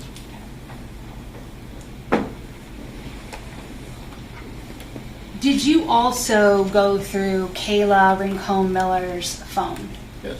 And did you look for any possible connections that she may have had to Thomas Stein? Yes. And did you find any connections in her phone to Thomas Stein? I did not. Were you able to look through her phone to see if she had any information that was linked to Christopher Horne Jr.? Did not. And was there anything, did you have the opportunity to look for that? Yes. And did you find any connection or links to Christopher Horne Jr. in her phone? No. And did you also, was there also the ability to look through Luann DeJe's phone and see if there was any kind of connection she may have had with Christopher Horne Jr. or Thomas Stein? Yes. And was there any connections you were able to find that she had with either of them? Not that I found.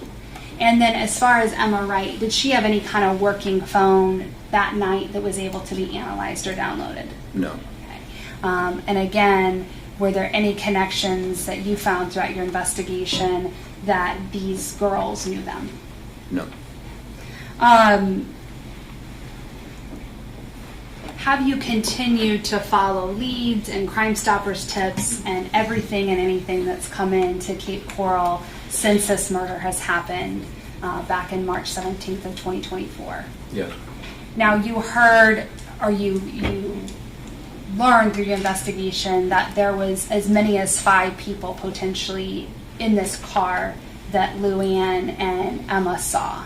Would you agree with that? Yes. Okay. And did you continue to look for other people involved in the robbery besides Christopher Horne Jr. and Thomas Stein? Yes. And were you ever able to find any links of anybody else to the scene that night? Not to date, no. And if any information would come forward that would potentially link other suspects to the scene, would you follow up on that? Yes. And potentially they also could be arrested for the same charges as Christopher Horne and Thomas Stein? Yes. Now, was there also some photographs that were collected of Christopher Horne Jr. around the time of the murder that were taken in West Chase Circle? West Creek Circle. I'm sorry, West Creek Circle. And in those photos, was there anything of significance that you noticed? The clothing that he was wearing. Your Honor, may I approach the defense and the Yeah. detective?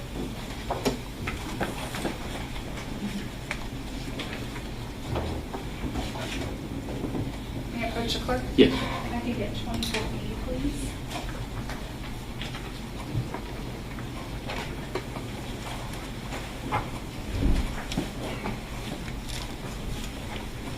Detective, I'm going to show you State's Exhibits 24A, which has already been introduced into evidence, and have you also take a look at State's Exhibit 24B. Yes, And do you recognize each of these exhibits? I do. And are these the photographs provided that were taken in that area where he was picked up the night of the murder, or the afternoon of the murder? Yes. Your Honor, at this time the State would move State's Exhibit 24B into evidence. Any objection? No, Your Honor. Be admitted. Permission to publish. You may.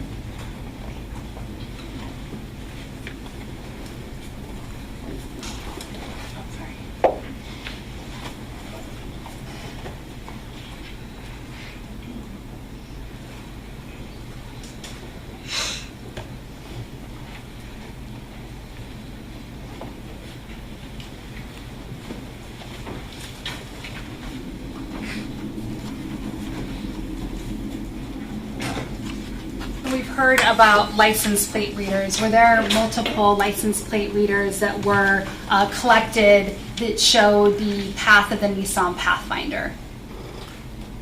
There were license plate readers that revealed the image of the tag on the Nissan, yes. And when the way a license plate reader works, is there like a camera at various points throughout Lee County that are monitoring or taking photographs of the cars that drive by? Yes. And so how is it that you're able to find a certain license plate through those license plate reader cameras?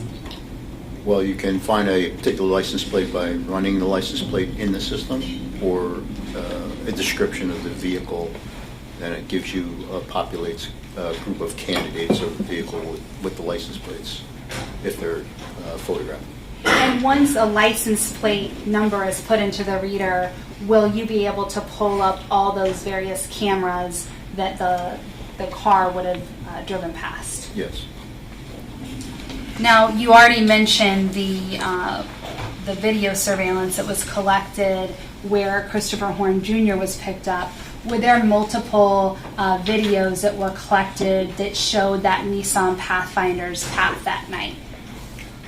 There were, yes. And did Destiny get copies of those so that she could analyze them for her report? Yes. And we also heard about the videos from near the scene. Were those also collected and given to Destiny for her report? Yes. Now, as far as the crime scene, does Cape Coral have a crime scene unit that does the forensics part of an investigation? They do. And as far as the forensics in this case, was there a lot of testing that was able to be done? There was some testing done. And as far as Kayla's shirt went, how much blood was on her shirt? It was saturated with blood. And was that the shirt that she was still wearing when she was taken to Gulf Coast Hospital? Yes. And as far as actual contact from anybody touching her, did you have any information that anybody actually touched her skin with their hands? No. Did you later do some investigation into a marking that you found on her body? Yes. Were you also able to review firearms records in relation to the firearm that Jessica Stein owned that went missing after the murder? Yes. And when she said that it was missing, did you give her any kind of instructions? I suggested that she report it missing or stolen. And did she do that? To my knowledge, no.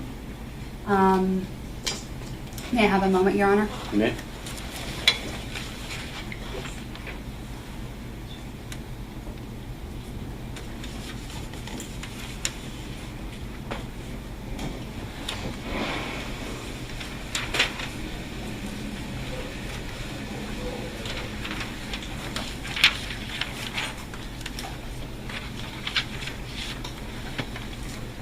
At this time, the state tenders a witness. All right.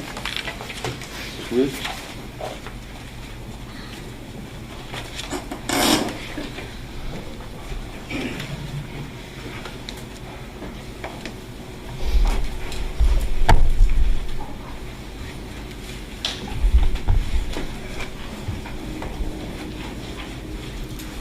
Good afternoon, Detective. Good afternoon. Good to see you. You prepared a report for this case, is that correct? Yes. In it kind of gives like the summary of everything you've done, kind of keep track of all the different tendrils of this investigation. Is that fair to say? Yes.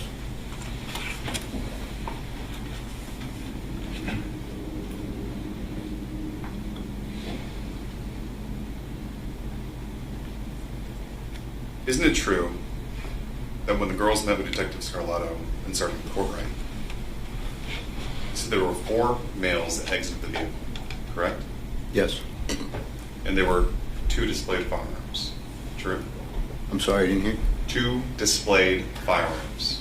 I believe so, yes.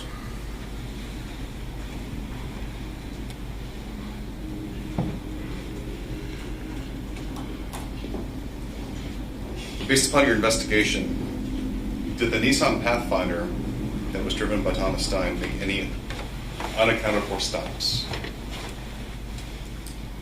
No, not that I'm aware of. So it went to West Creek Circle to pick up Christopher Horne Jr., correct? Yes. Did it stop anywhere after that? At some point, the house of Jaden Fernandez.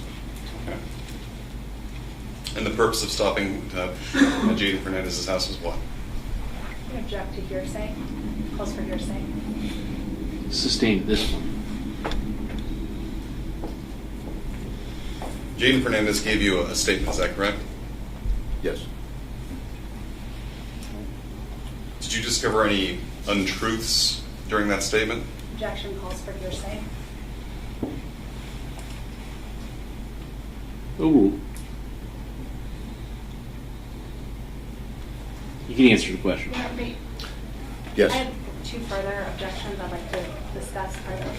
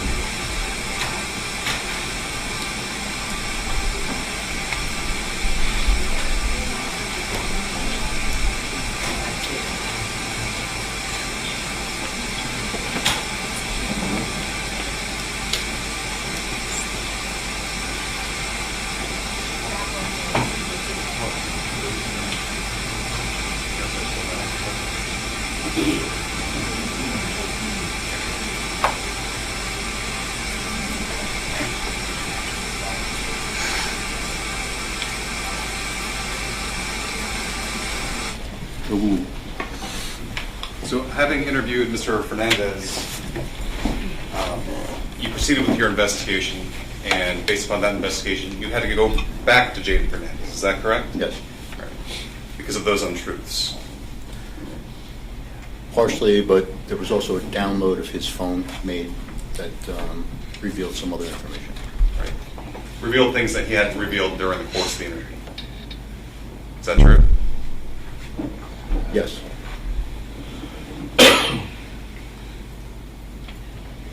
Besides Jaden Fernandez's house, where did the Pathfinder go? 75 Evergreen. Okay. What's That's there? church. Church. It's a church. And how long was that vehicle parked at the church? Several minutes. Were there any witnesses to this event? There was a pastor of the church that saw the vehicle. Did the pastor witness any other vehicles that had pulled next to the Pathfinder? Yes. For how long? I don't recall exactly what he said, but a short period of time.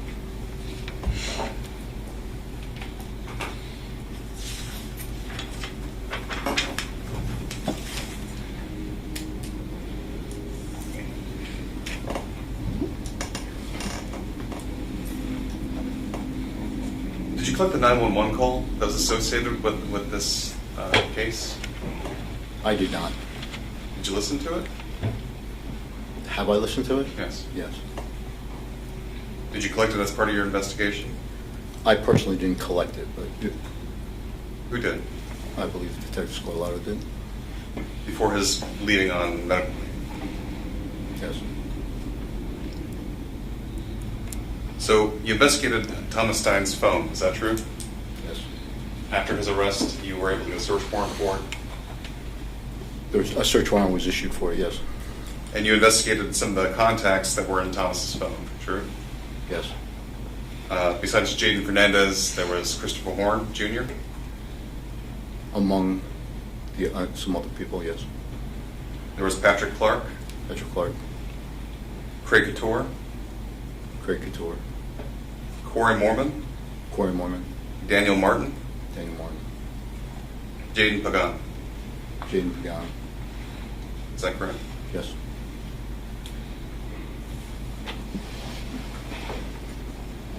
And you were able to investigate all of these people through the use of that cell tower duct. Is that accurate?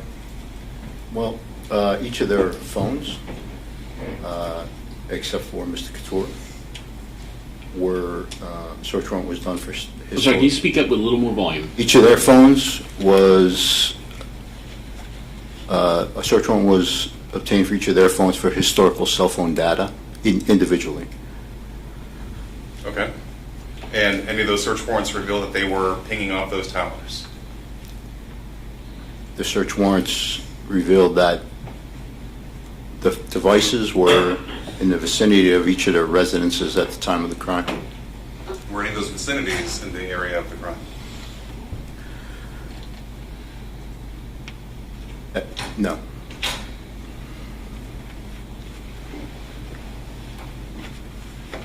In addition to the contact history that it kind of led up as tendrils for Thomas Stein's phones, Thomas Stein's phone contacts, you also had Instagram, is that correct? Yes. And not just their Instagram page, but direct messaging associated with that, is that correct? Yes. And Facebook. Did he have Facebook? I believe so. Did he have direct messaging through Facebook? He may have. I don't recall. Did you look? Do you remember? I don't recall. Snapchat? I don't recall if it was Snapchat. I believe there was, yes. TikTok? I don't recall. What about WhatsApp? I'm sorry? WhatsApp? WhatsApp? I don't recall. Have you ever investigated a telephone using WhatsApp? No. Are you aware that it is encrypted? I am.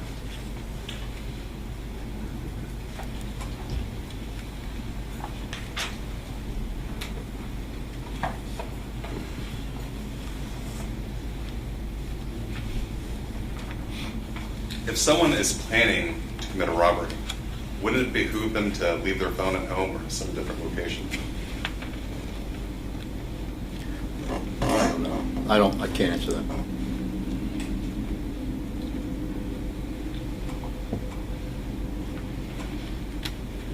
If someone is committing a robbery and their phone is at a different location, doesn't that tell you that they were doing this as a plan? Objection, speculate, calls for speculation. Sustained.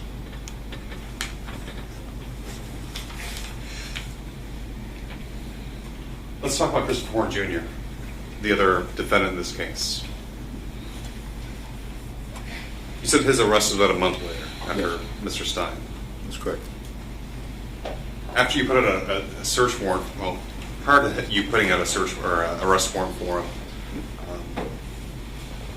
his mother came by the station asking if there was a warrant out for him. Is that correct? His mother came by the station with some other people wanting to know if we were looking for him. Isn't it true he went into hiding at that? It appeared to be. He wasn't at either of his parents' house? That's correct. I think actually his father moved during that time. And by the time you found him, you found no phone. True? That's true. Because of that, were you able to look at his Instagram direct messages? Only historical information. Nothing from the phone device itself. What about Snapchat? Direct messages? That's the same, historical only. Do you know if he had a WhatsApp? I don't know. If you had the phone, that would tell you that, correct? It could, yes. After Horne's arrest, was there ever a time that he told you what he had done with the phone? Objection, calls for hearsay. Just statement by defendant. Submission by defendant.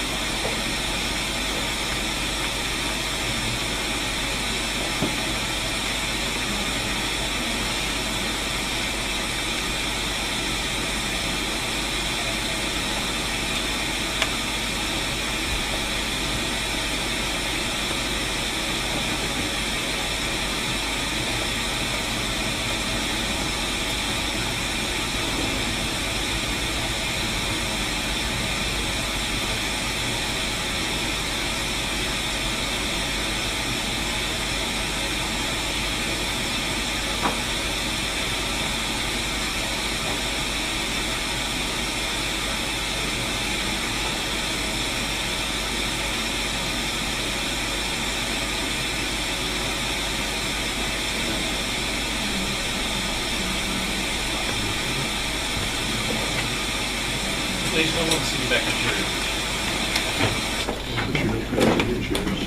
All right.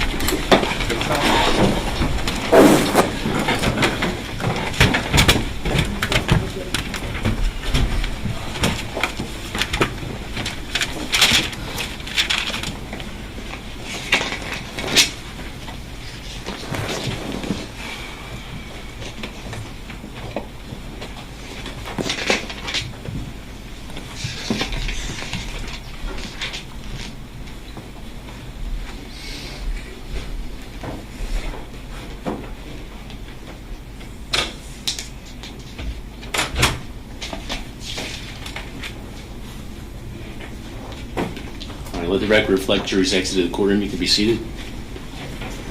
Just give me a second.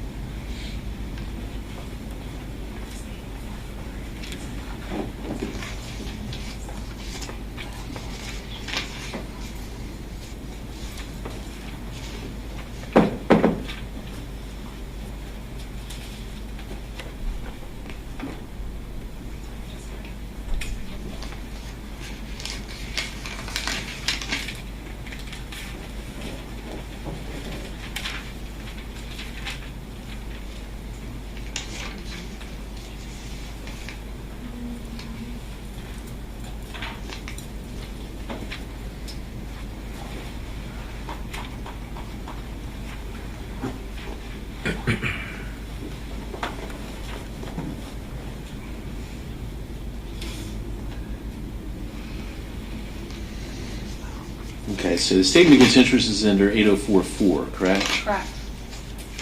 And that would be if the declarant is unavailable as a witness. Correct. Okay, and my understanding is that the declarant is available as a witness and has been listed as a witness. That's correct. Okay. Anything else, Mr. Wheeler? That's no, Judge.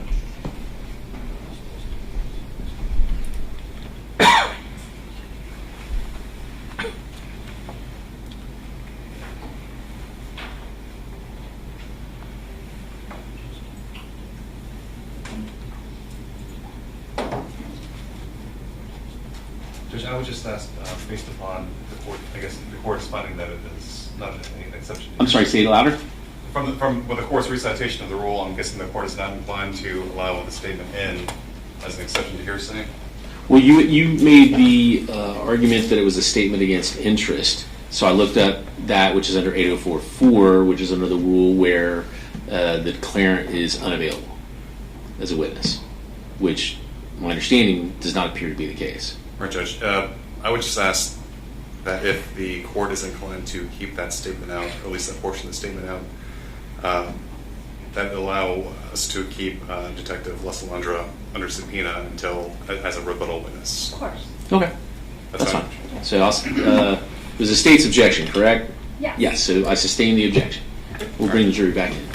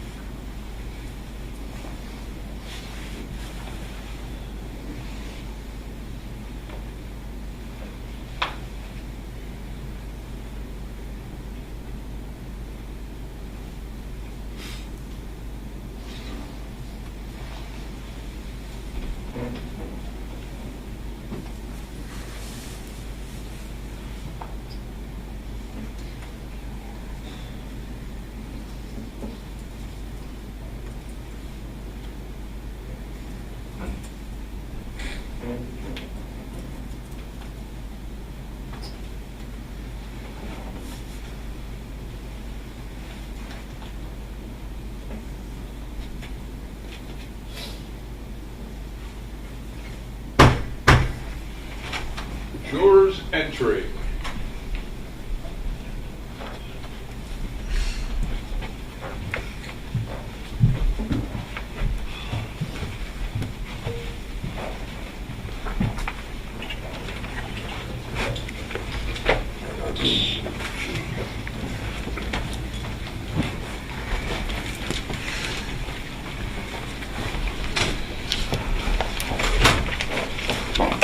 All right, please be seated.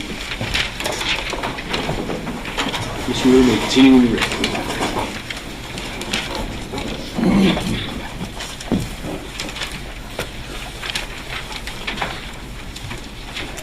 Based upon information you obtained from Christopher Horne Jr., did you look in the Calusa hatchery? No. Did you look in any ponds or any bodies of water near his house? Yes. Were you able to recover a phone based upon that information he had given you? No. Were you able to recover any type of firearm based upon the information he had given you? No.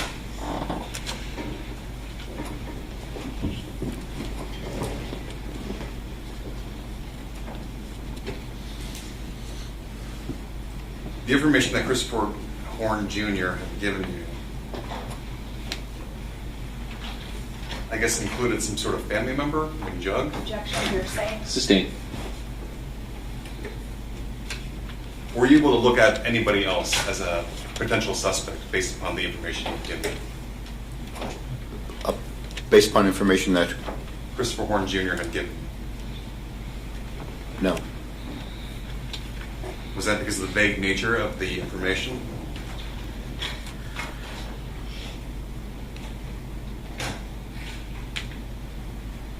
The information that was obtained on his associates or associates of his were obtained through the investigation, not through Christopher Horne. So not with his assistance? I'm sorry? Not with his assistance? No.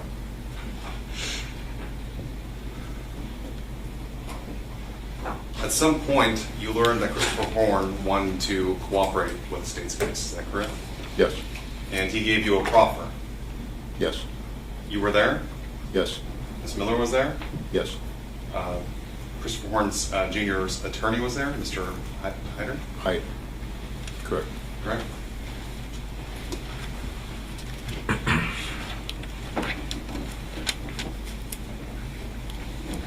Was he honest in that proffer? Objection calls for opinion. Sustained. resolution.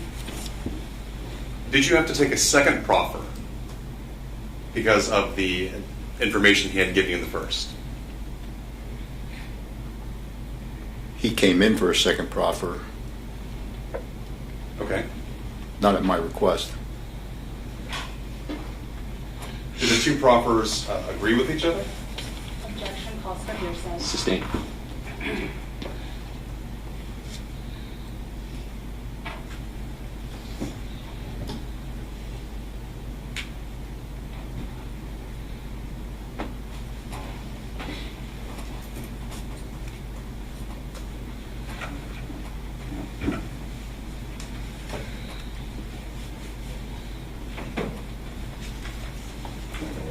Let's talk about the forensics in this case if we can. You indicated to the state on direct that the shirt of Kayla Rincon-Miller that was recovered from the hospital was saturated in blood. Is that true? Yes. Okay. Have you seen the shirt? Yes. I think members of the jury have seen the shirt this morning. Were you present for that? No. Regardless of the marks of blood on the shirt, did you test it for any other DNA in the case? No. Do you know where else she might have been touched by her assailant? Her purse was examined. I don't want to get there yet. What about on her body? She fought her assailant, is that correct? I don't know that. You don't know whether or not she had punched or kicked out of her assailant? No, I don't. Struggled with them? I don't know.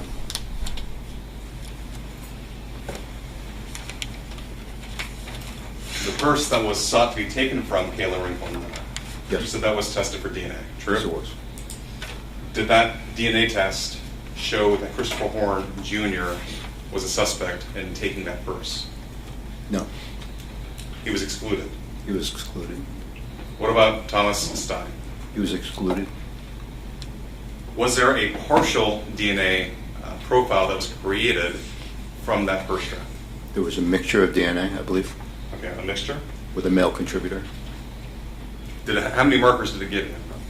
I really couldn't answer that. I don't know that much about it. That would go through our forensics unit. Was that enough to go and be placed in the database? There was some that was placed in CODIS, yes. Did you get any hits? No.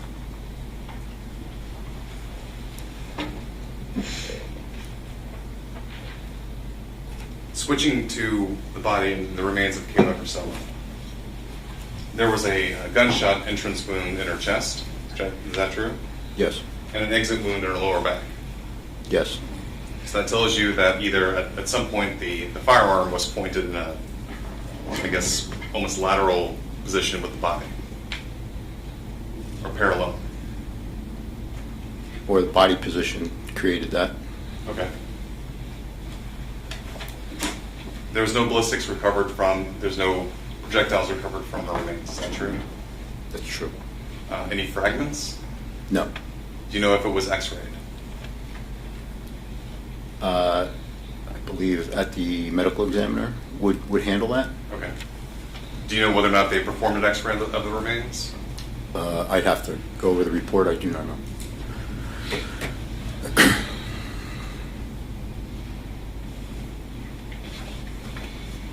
Do you know what stippling is? Yes. What is stippling? It's caused by the heat and particles that come out of the muzzle of a gun when a gun is shot or So fired. the gunpowder inside the projectile kind of flares up as it's being fired from the bullet. Is that true? Yes. Sorry, fired from the barrel. True? Yes. And it's propelling the projectile or the bullet itself forward. Yes. And based upon the amount of stippling associated around an entrance of a gunshot wound, it's somehow easy to determine what the distance is the shooter is from the victim. Is that accurate? To my knowledge, it provides a estimate of range of how far the gun was away from the body. So if there's stippling around the entrance of a wound, how close is that firearm to that body? I'm going to object to this being outside the scope of his knowledge. I'll let you answer if you know. So I would be making an estimate. I don't know. It's not an area of expertise that I have. Well, I mean, you've been a detective for a very long time, right? Yes. And you've been in law enforcement for 33 years, I think, I calculated? About.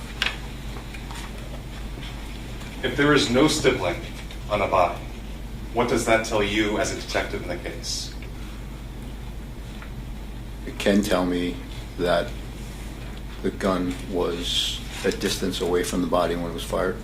What is a distance from the body? Again, I'm not an expert in that field. I really don't know. 6 feet? Objection, ask and answer. And sustain. How many homicides have you investigated, detective? Including my time in Cape Coral, approximately 10.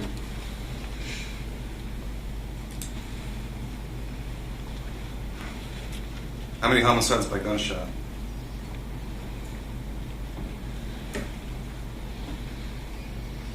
Approximately 8.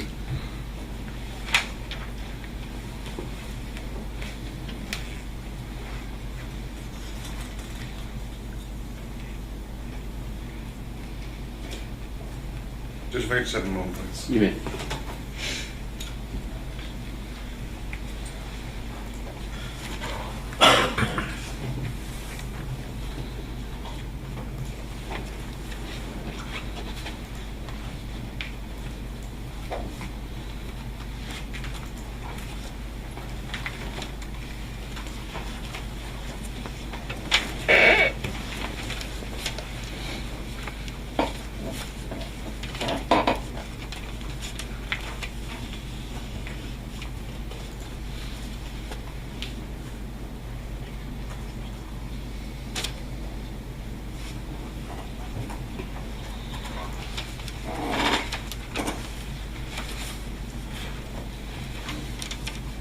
Is it accurate that your investigation from Christopher Horne Jr.'s perspective involves only 2 suspects in this case? objection calls for hearsay.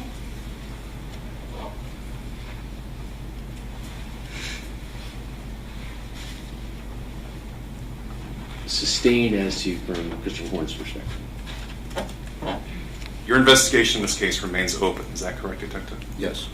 Nothing further, Judge. Thank you. Thank you. Just if you follow up, Your Honor. All right. Detective, the defense asked you about that stop at a church that was made between the crime scene as well as, I believe it was Jaden Fernandez's house. Is that correct? I want to make sure I have The that. stop that was made by the Nissan Pathfinder occurred after Jaden Fernandez's house. And did that pastor ever see anybody getting in or out of cars that night? No. Now, all the names that defense mentioned, Patrick Clark, all of those, he asked about the tower dumps, but none of their individual phones were ever pinged off the tower of the crime near the crime scene. Is that accurate? That's correct. And as far as the Snapchat and Instagram, were there search warrants that were obtained for the various social media accounts that you were aware of? Yes. And the Instagram, you talked about historical data, but the Instagram account information you got, would that have had the messaging, the post, potential videos that would have been posted with that Instagram account? Yes. And were you able to view the messages that you had with those various social media accounts? Yes. Now, the defense asked about Christopher Horne Jr. and his associates. Were you able to follow up to determine if he had any associates that you were able to link to the crime scene that night? None that were linked to the crime scene. And again, as far as your investigation goes, the only two people at this time that you've been able to link to that scene are Christopher Horne Jr. and Thomas Stein. Yes. No further questions. You may step down. Thank you, Your Honor. Is he released? Not released, but You may state your under subpoena. Record your next witness. He called Jaden Fernandez.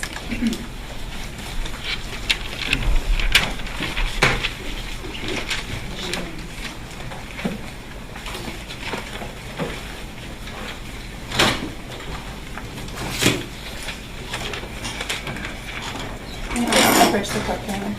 I'm sorry? May I approach Yes. the court?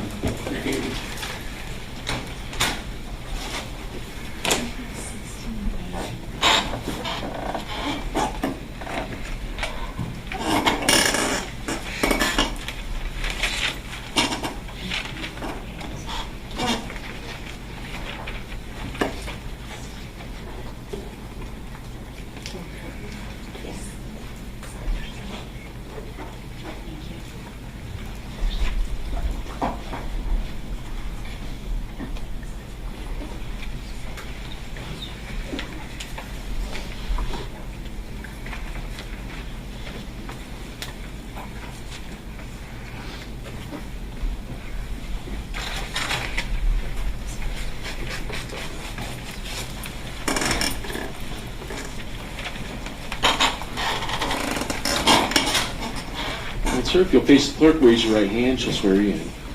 Just raise your right hand. Do you solemnly swear or affirm that the testimony you give will be the truth, the whole truth, and nothing but the truth? You can take this in.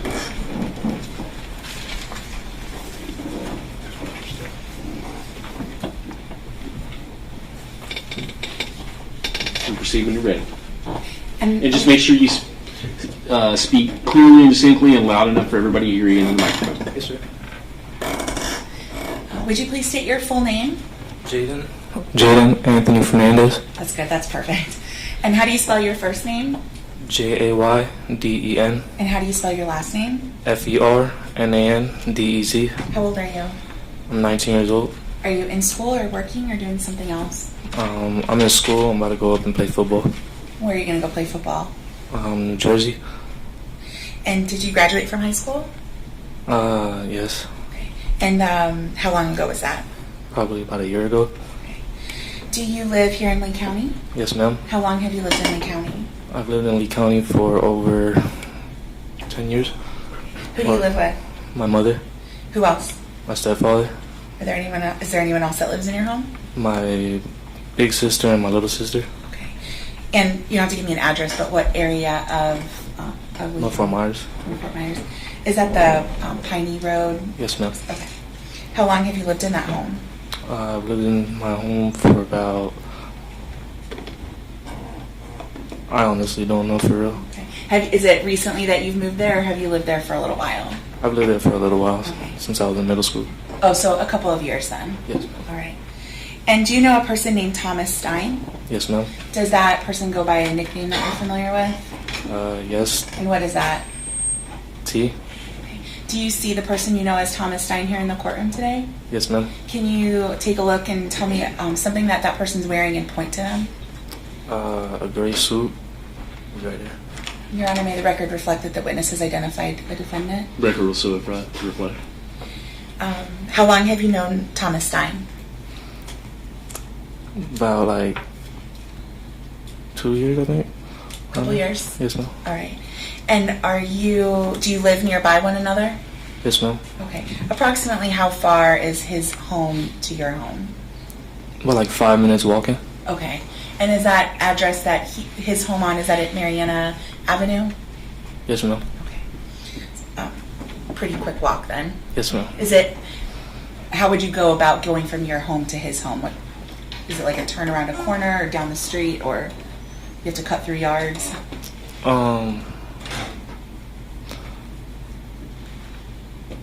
Like there's a stop sign and then like you turn turn right. Okay, so just down a road and down a corner, around a corner. Yes, ma'am. Okay. Do you know who his mother is? Yes, ma'am. What's her name? Jessica. Jessica Stein. Yes, ma'am. Have you spent time with her? A couple times, not, you know what I'm saying? Have you spent time at Thomas Stein's home? Yes, ma'am. And when you spent time there, has she been there? Sometimes, yeah. And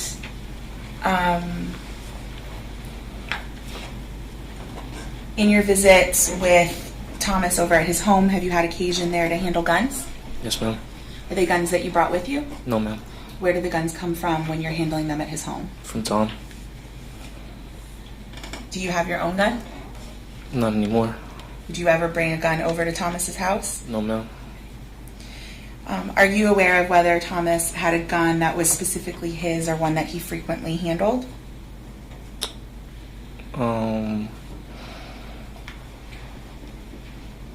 Yes. Okay, what type of gun was that? A pistol. And can you describe the type of pistol it was? It was silver. Silver. And what about whether it was a Glock 27? Does that sound familiar? I don't know.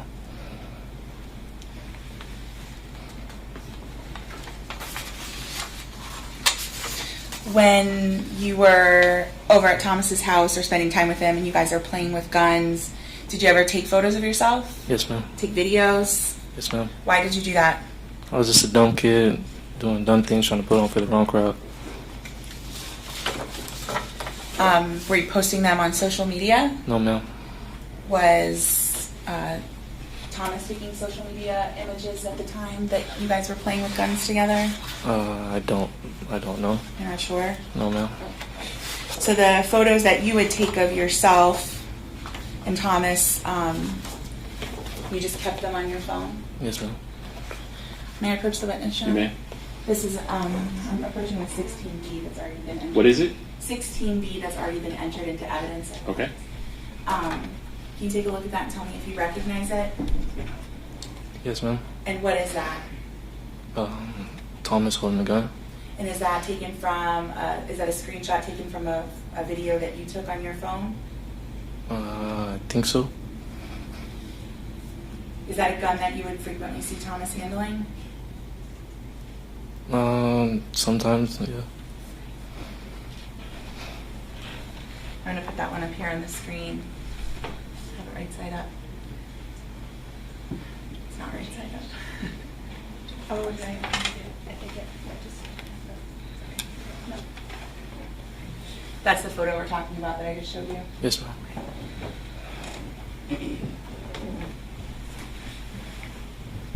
Are you familiar with an individual named Christopher Horne Jr.? Yes, ma'am. How do you know him? From Thomas. Okay. He was a friend of both of yours, a friend of Thomas's that you met, or just an acquaintance?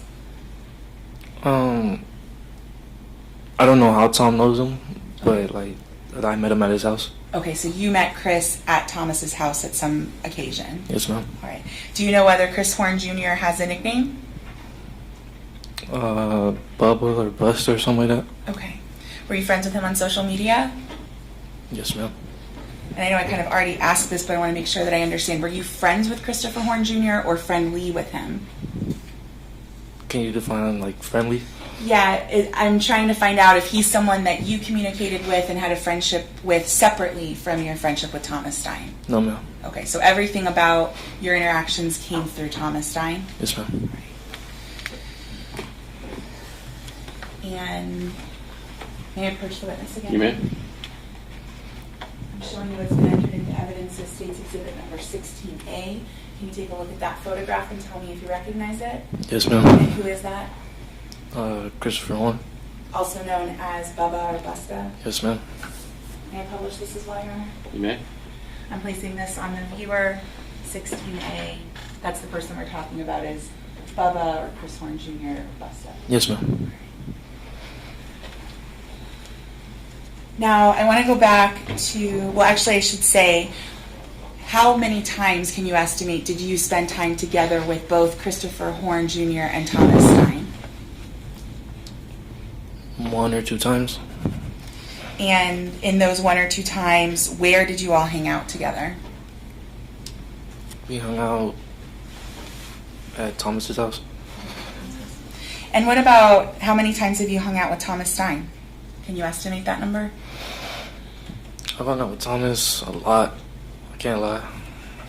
And when you were over at his house and hanging out with him, what is it that you all were doing other than, playing with guns and the photos that we've talked about? Smoking. Smoking what? Marijuana.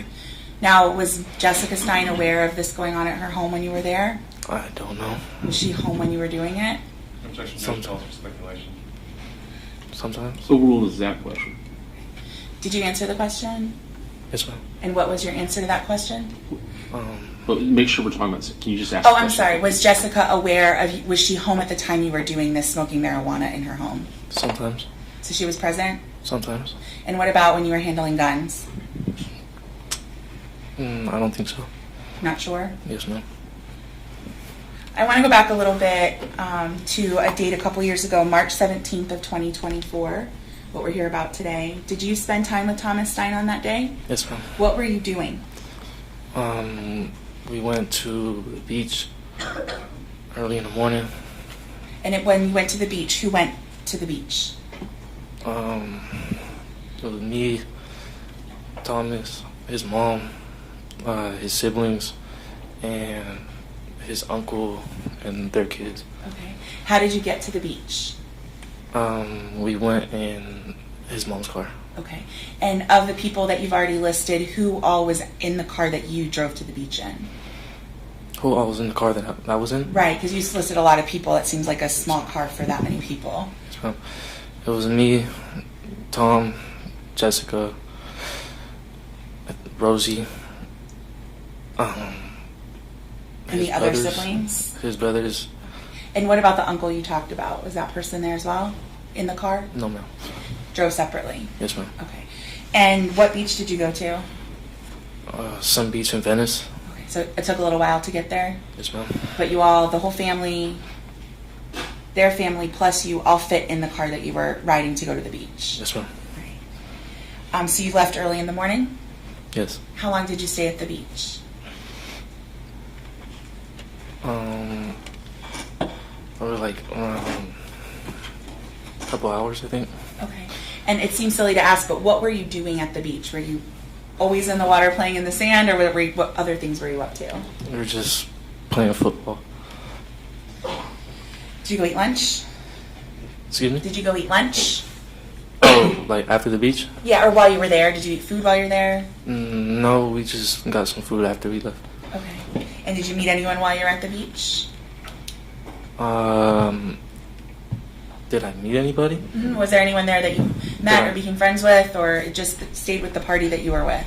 No, we was I knew these people that I knew from like a long time ago, and it was this girl that I knew, and I wanted to get her number, so I went back with Tom and started talking to him and stuff, and then we went back to Jessica and stuff. So trying to chat up some girls at the beach. Yes, ma'am. Spring break time. Yes, ma'am. Okay. The car that you went in, was that a car you were familiar with Jessica driving frequently? No. Was it a different car than she usually had? Yes, ma'am. Do you know how long she'd had that car that you drove to the beach in? No, ma'am. And do you know what kind of car it was? I think it was a Pathfinder. And so do you know whether that was her car or where she had gotten it from? No, I don't. You don't know whether it was a rental car? No, ma'am. So you came back to your home after the beach day, is that right? Yes, ma'am. Did Jessica drop you off at your home or someplace else? Did she bring you home to your house or to someplace else? She brought me back to her house. Okay, and then how did you get home? I walked. And when you left that day from Thomas's house, did you plan to see him at any more that night? No, ma'am. Where did you go when you left his home? I went to go play basketball. Okay, and where did you go play basketball? At Hancock. With whom? Jordan Thomas Grote. I'm sorry? Jordan Thomas Grote. Okay. And how long did you stay and play basketball? Up until like 8:30, 8:40 around there. Okay. And what did you do after finishing your basketball game and play? When Jordan dropped me off, I called Tom, and I said like I was gonna buy some weed off him. I want to make sure I understand. So your friend dropped you off at your home? Yes, ma'am. And then you placed a phone call to Thomas Stein? Yes, ma'am. And what was the purpose of that phone call? To buy marijuana. Okay. And did you arrange to make that purchase from him? Say it again. How did you decide where you were going to buy that marijuana from him? Like what place? Like Yeah, how did you where did you decide to meet up for that? my house. And how did he come over to your house? Yes, ma'am. How did he get there? In a car. Okay. What car was he driving? The SUV. The same one that you'd gone to the beach in earlier that day? Yes, ma'am. When he arrived at your home, was anybody else in the car with him? Yes. Who else? Christopher Horne. And where were the two of them sitting in the car? Christopher Horne was in the passenger and Thomas was in the driver's seat. Was there anybody else in the car when they arrived? No, ma'am. And when they got to your home, what happened next? He told me he was in traffic. He pulled up to my house, and Christopher hopped out when they got there, and there was a Mexican walking back to his house, and Christopher hopped out and said, "I'm trying to catch me a Chico lacking," or something like that, along those lines. Were you alarmed by that? I didn't pay too much attention to it because I didn't really like I was. A lot of kids say a lot of stuff. You know what I'm saying? I didn't really take it that serious. Okay. I thought he was just playing. Thought he was just joking? Yes, ma'am. And so he jumped out of the car when he said that? Yes. Was the car door open when he said it? Yes, ma'am. And Thomas Stein was right next to him in the driver's seat? Yes, ma'am. Okay. And what happened after Christopher Horne said that? We hopped back in the car. We went to Thomas's house. Thomas told me to go inside, grab a scale, grab a weed. He scaled it out for me real quick, and he took me back to my house. At any point during that, did you notice whether either of your two friends, whether they had a gun? Yes. Which one of them? Christopher Horne. And what kind of gun was it? The silver one. The .45? I'm not sure. It was just a pistol. A silver pistol? Yes, ma'am. Do you know whose gun that was? Thomas. It's Thomas's gun? Well, it was DJ's gun. Okay, and I want to make sure we get the background right. Okay, And if we can get you to speak up and raise your volume a little bit. I'm sorry, sir. Thank you. So Christopher Horne had a gun. Have you seen him with that gun before? Was it his? Well, no. Have you seen Christopher Horne with that gun before? Handled it before? Yes. Yes. Okay, and have you seen Thomas Stein handle that gun before? Yes, ma'am. Okay. Do you know whose gun that was? I think Thomas told me that it was Darryl Ford's. Okay, and who is Darryl Ford? DJ. And that's his nickname? Yes, ma'am. But who is he to the people that we're talking about? Is he related to anyone? No, ma'am. Okay. Is he friends with them? Yes, ma'am. Who is he friends with? He was friends with me, Thomas, and Patrick, Corey, a lot, all of us for real. And the gun that we're talking about that Christopher Horne had, is that the same gun that we saw in the photo that I showed you or a different gun? Say it again? The gun that we're talking about that Christopher Horne had, is that the same gun we saw in that video or a different gun? That's a different gun. Okay, so the one that Christopher Horne had that day is different than the one in the video and that screenshot that I showed you. Yes, ma'am. Okay. Now, did he do anything with that gun when you saw him there that day on the day that I'm talking about when he came out of the car when he arrived with Thomas Stein? I'm not sure. He wasn't doing anything with it at that time. No, I'm not sure. Okay. May I approach the witness, Your Honor? Yes. I'm showing counsel what's been marked as State's Exhibit number 16.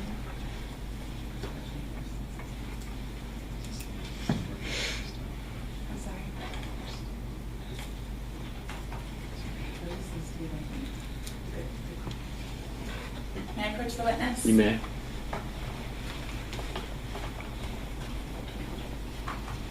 I'm showing you what's been identified as State's Exhibit number 16. Can you take a look at that and tell me whether you recognize it? Yes, ma'am. And what is that? It's a silver gun.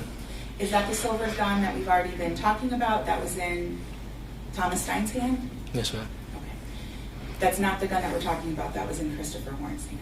Wait. Is it the same? What gun is...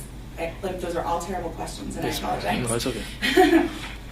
First of all, you recognize this photo, is that right? Yes, ma'am, I do. Is it a photo of yourself? Yes, ma'am. You're holding a gun? Yes, ma'am.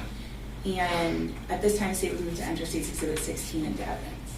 Any objection? No objection. Be admitted. And I'm going to publish that? Okay.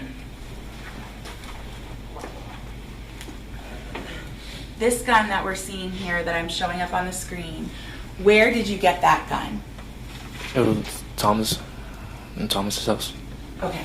And is that the gun from DJ? Yes, ma'am. Okay. That's the gun that same gun that Christopher Horne had on the night of March 17th. Is that correct? Yes, ma'am. Okay. My questions had all been very confusing, so I apologize No, it's for okay. that. But I want to make sure that we're talking about the same items.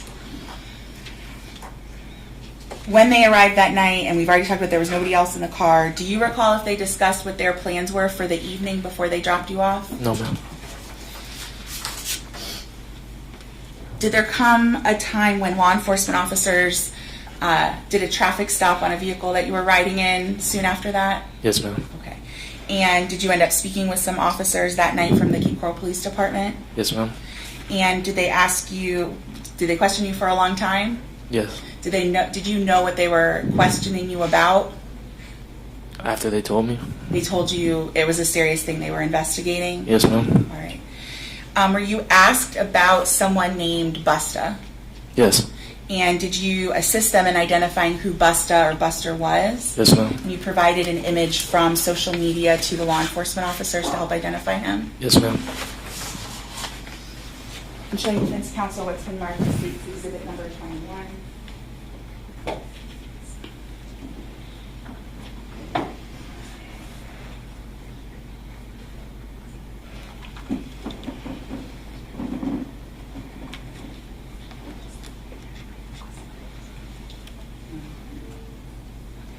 Let me approach the clerk, Your Honor. Okay.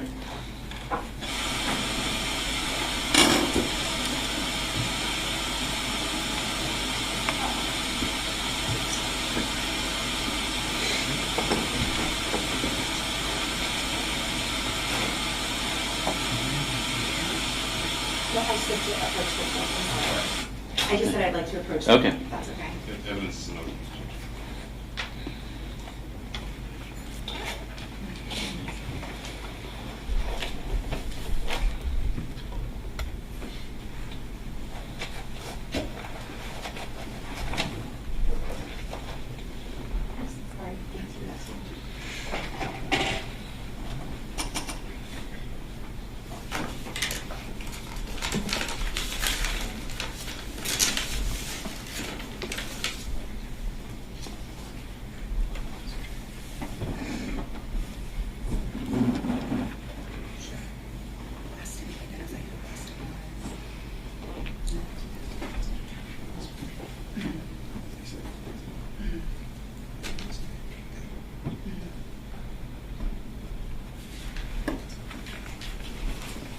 May I approach the witness? You may.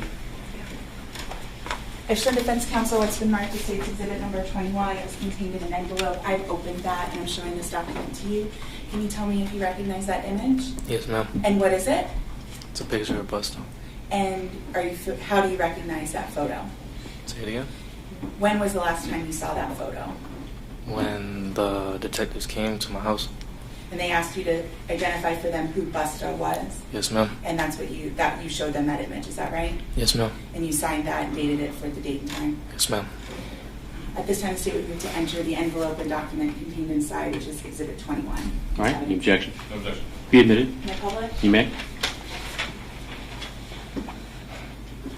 This is the image that we've been talking about, Yes, ma'am. and you helped to identify Busta as Christopher Horne. Yes, ma'am.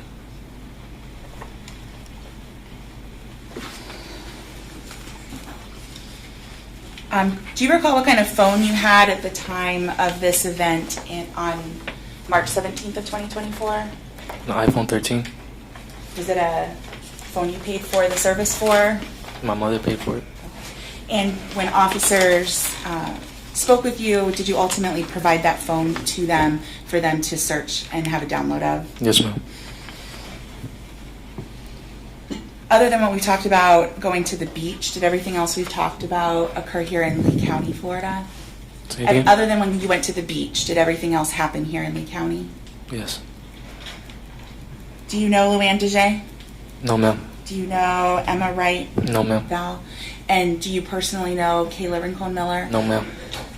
May I have just a moment, Your Honor? You may.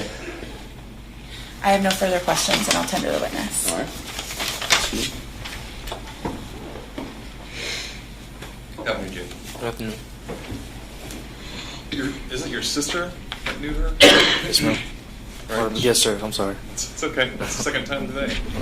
Must be my cologne. So your sister knew Kayla Rincon-Miller? Yes, ma'am. Yes, sir. She went to school with her? No. She knew her through Instagram? I'm not sure how she knew her. But she knew who she was? Yes. And when you learned that she had been murdered, your sister's the one that told you? Yes, sir.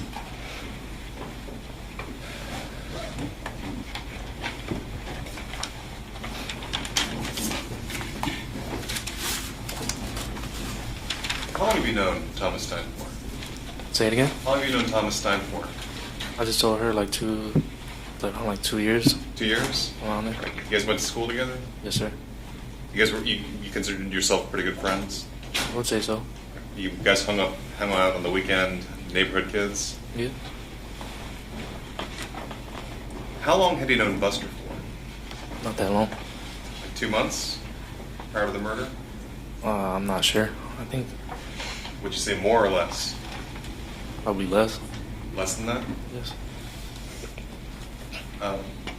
Christopher Horne Jr. had a few nicknames. Were you aware of that? No. Yeah, so you only knew him as Bubba or Buster? Yes, sir.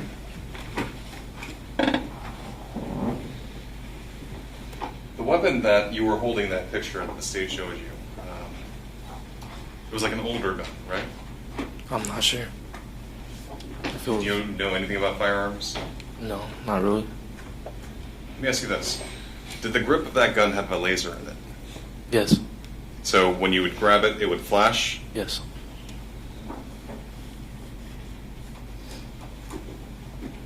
What is an op? What is an op? Yeah, when someone's got an op. Opposition? Opposition. So we're talking about somebody in particular, right?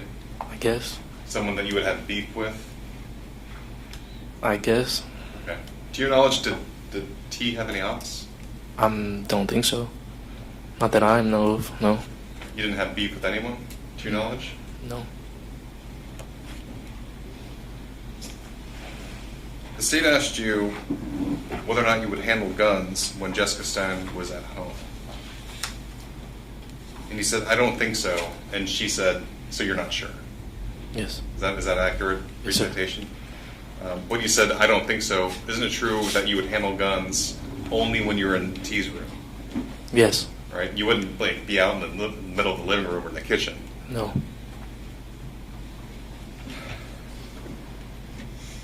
You made a statement that the night of the murder, when you went over to, when they came over to pick you up for the marijuana sale. Mm-hmm. Sorry, I closed my eyes when I think. No, it's okay. You're good. You stated that Christopher Horne Jr. or Buster hopped out of the car and he makes this declaration to you: I want to rob a Chico. Yes. Or you said on direct, trying to catch a Chico lagging. Yes. Right? Yes, sir. But he said to you, I want to rob a Chico. Is that accurate? Along those lines, yes. How many times have you hung out with Christopher Horne at this point? It's probably my second time hanging out with him. The first time you were hanging out with him, isn't it true he said he wanted to catch a body? Yes. What does catch a body mean? Killing somebody. Killing somebody. Yes, sir. Have you ever heard Thomas Stein make such a statement? No, sir.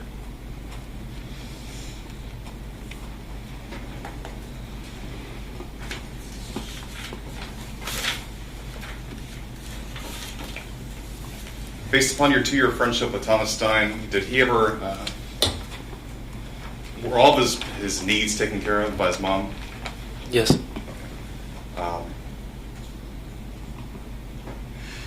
Did he have to pay for gas? I don't think so. Did he have to pay for car insurance? I don't think so. But we worked at a car wash, right? Yes, he did work at a car wash. How long had he worked at the car wash for? I'm not sure, probably 2-3 weeks around there. Okay. Who got him the job at the car wash? Himself, I think. Okay.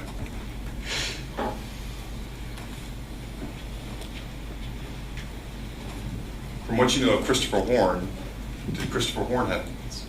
Say it again. Did Christopher Horne have needs? Have needs? Yeah. Can you clarify that? Like, how did he get his own marijuana? I'm not sure. Okay. Would he come over and smoke teas? I'm not sure. I mean, I don't think we smoked when I went over there.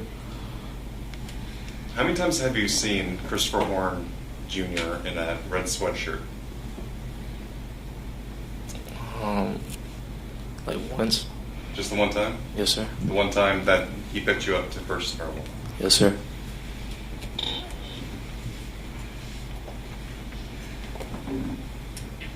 When he came out, when they stopped by to pick you up, the passenger door opens.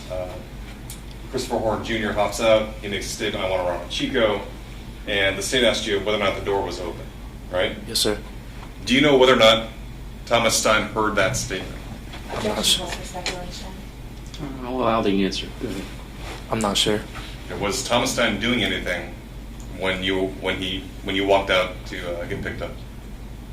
Other than driving, no. Okay. Where was Christopher Horne Jr. when he made that statement? Like, how far out of the car? Probably like 2 inches from the car. I'm sorry, I can't hear you. 2 inches from the car. Towards the front or towards the rear? Like where he was facing it? Yeah. He was facing the rear. Okay. So away from the car. Yeah.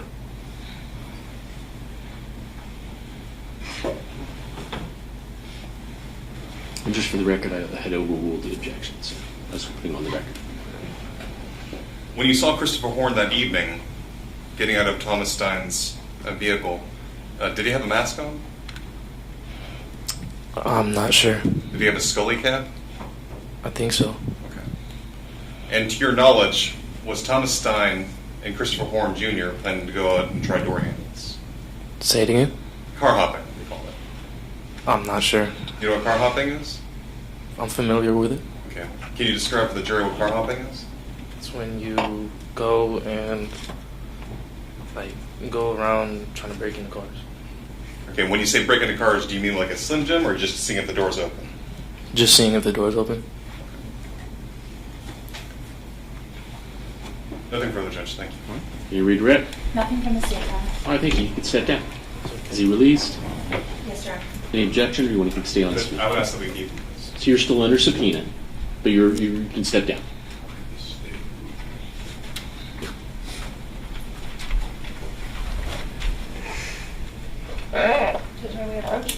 You may.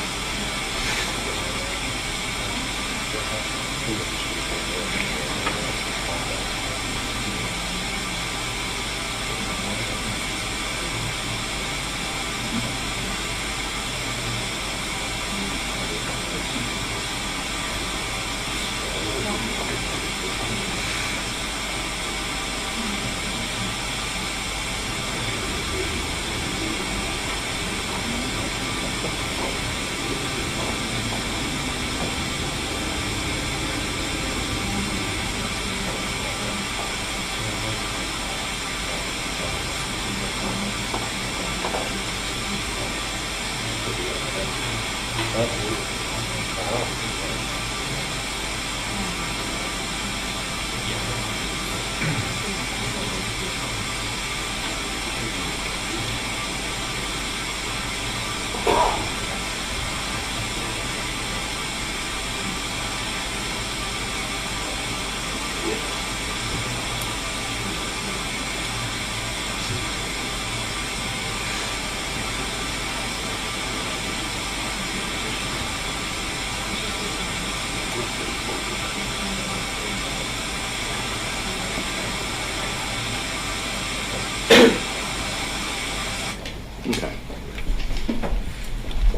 So, ladies and gentlemen, I did receive a note with a question. It says, what is a proffer? What info is included in a proffer? Why is this needed? It is not appropriate for me to answer your questions at this time. You're going to have to rely on the testimony and evidence that is provided. And so that's my answer. All right. Now, scheduling. It is almost 5 o'clock. I'm going to release you tonight to go home and come back in the morning. I have a question about my scheduling though in the morning. So, 8:30.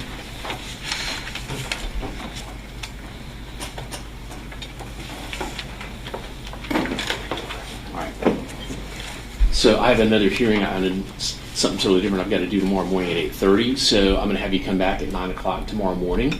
Remember my earlier instructions. Don't do any research. Don't look up anything. Don't discuss anything about your service as a juror on the case with anybody, including family members. And don't watch any local television, read any local newspapers, and just remember those instructions. And I will see you back here tomorrow morning at 9 a.m. All right.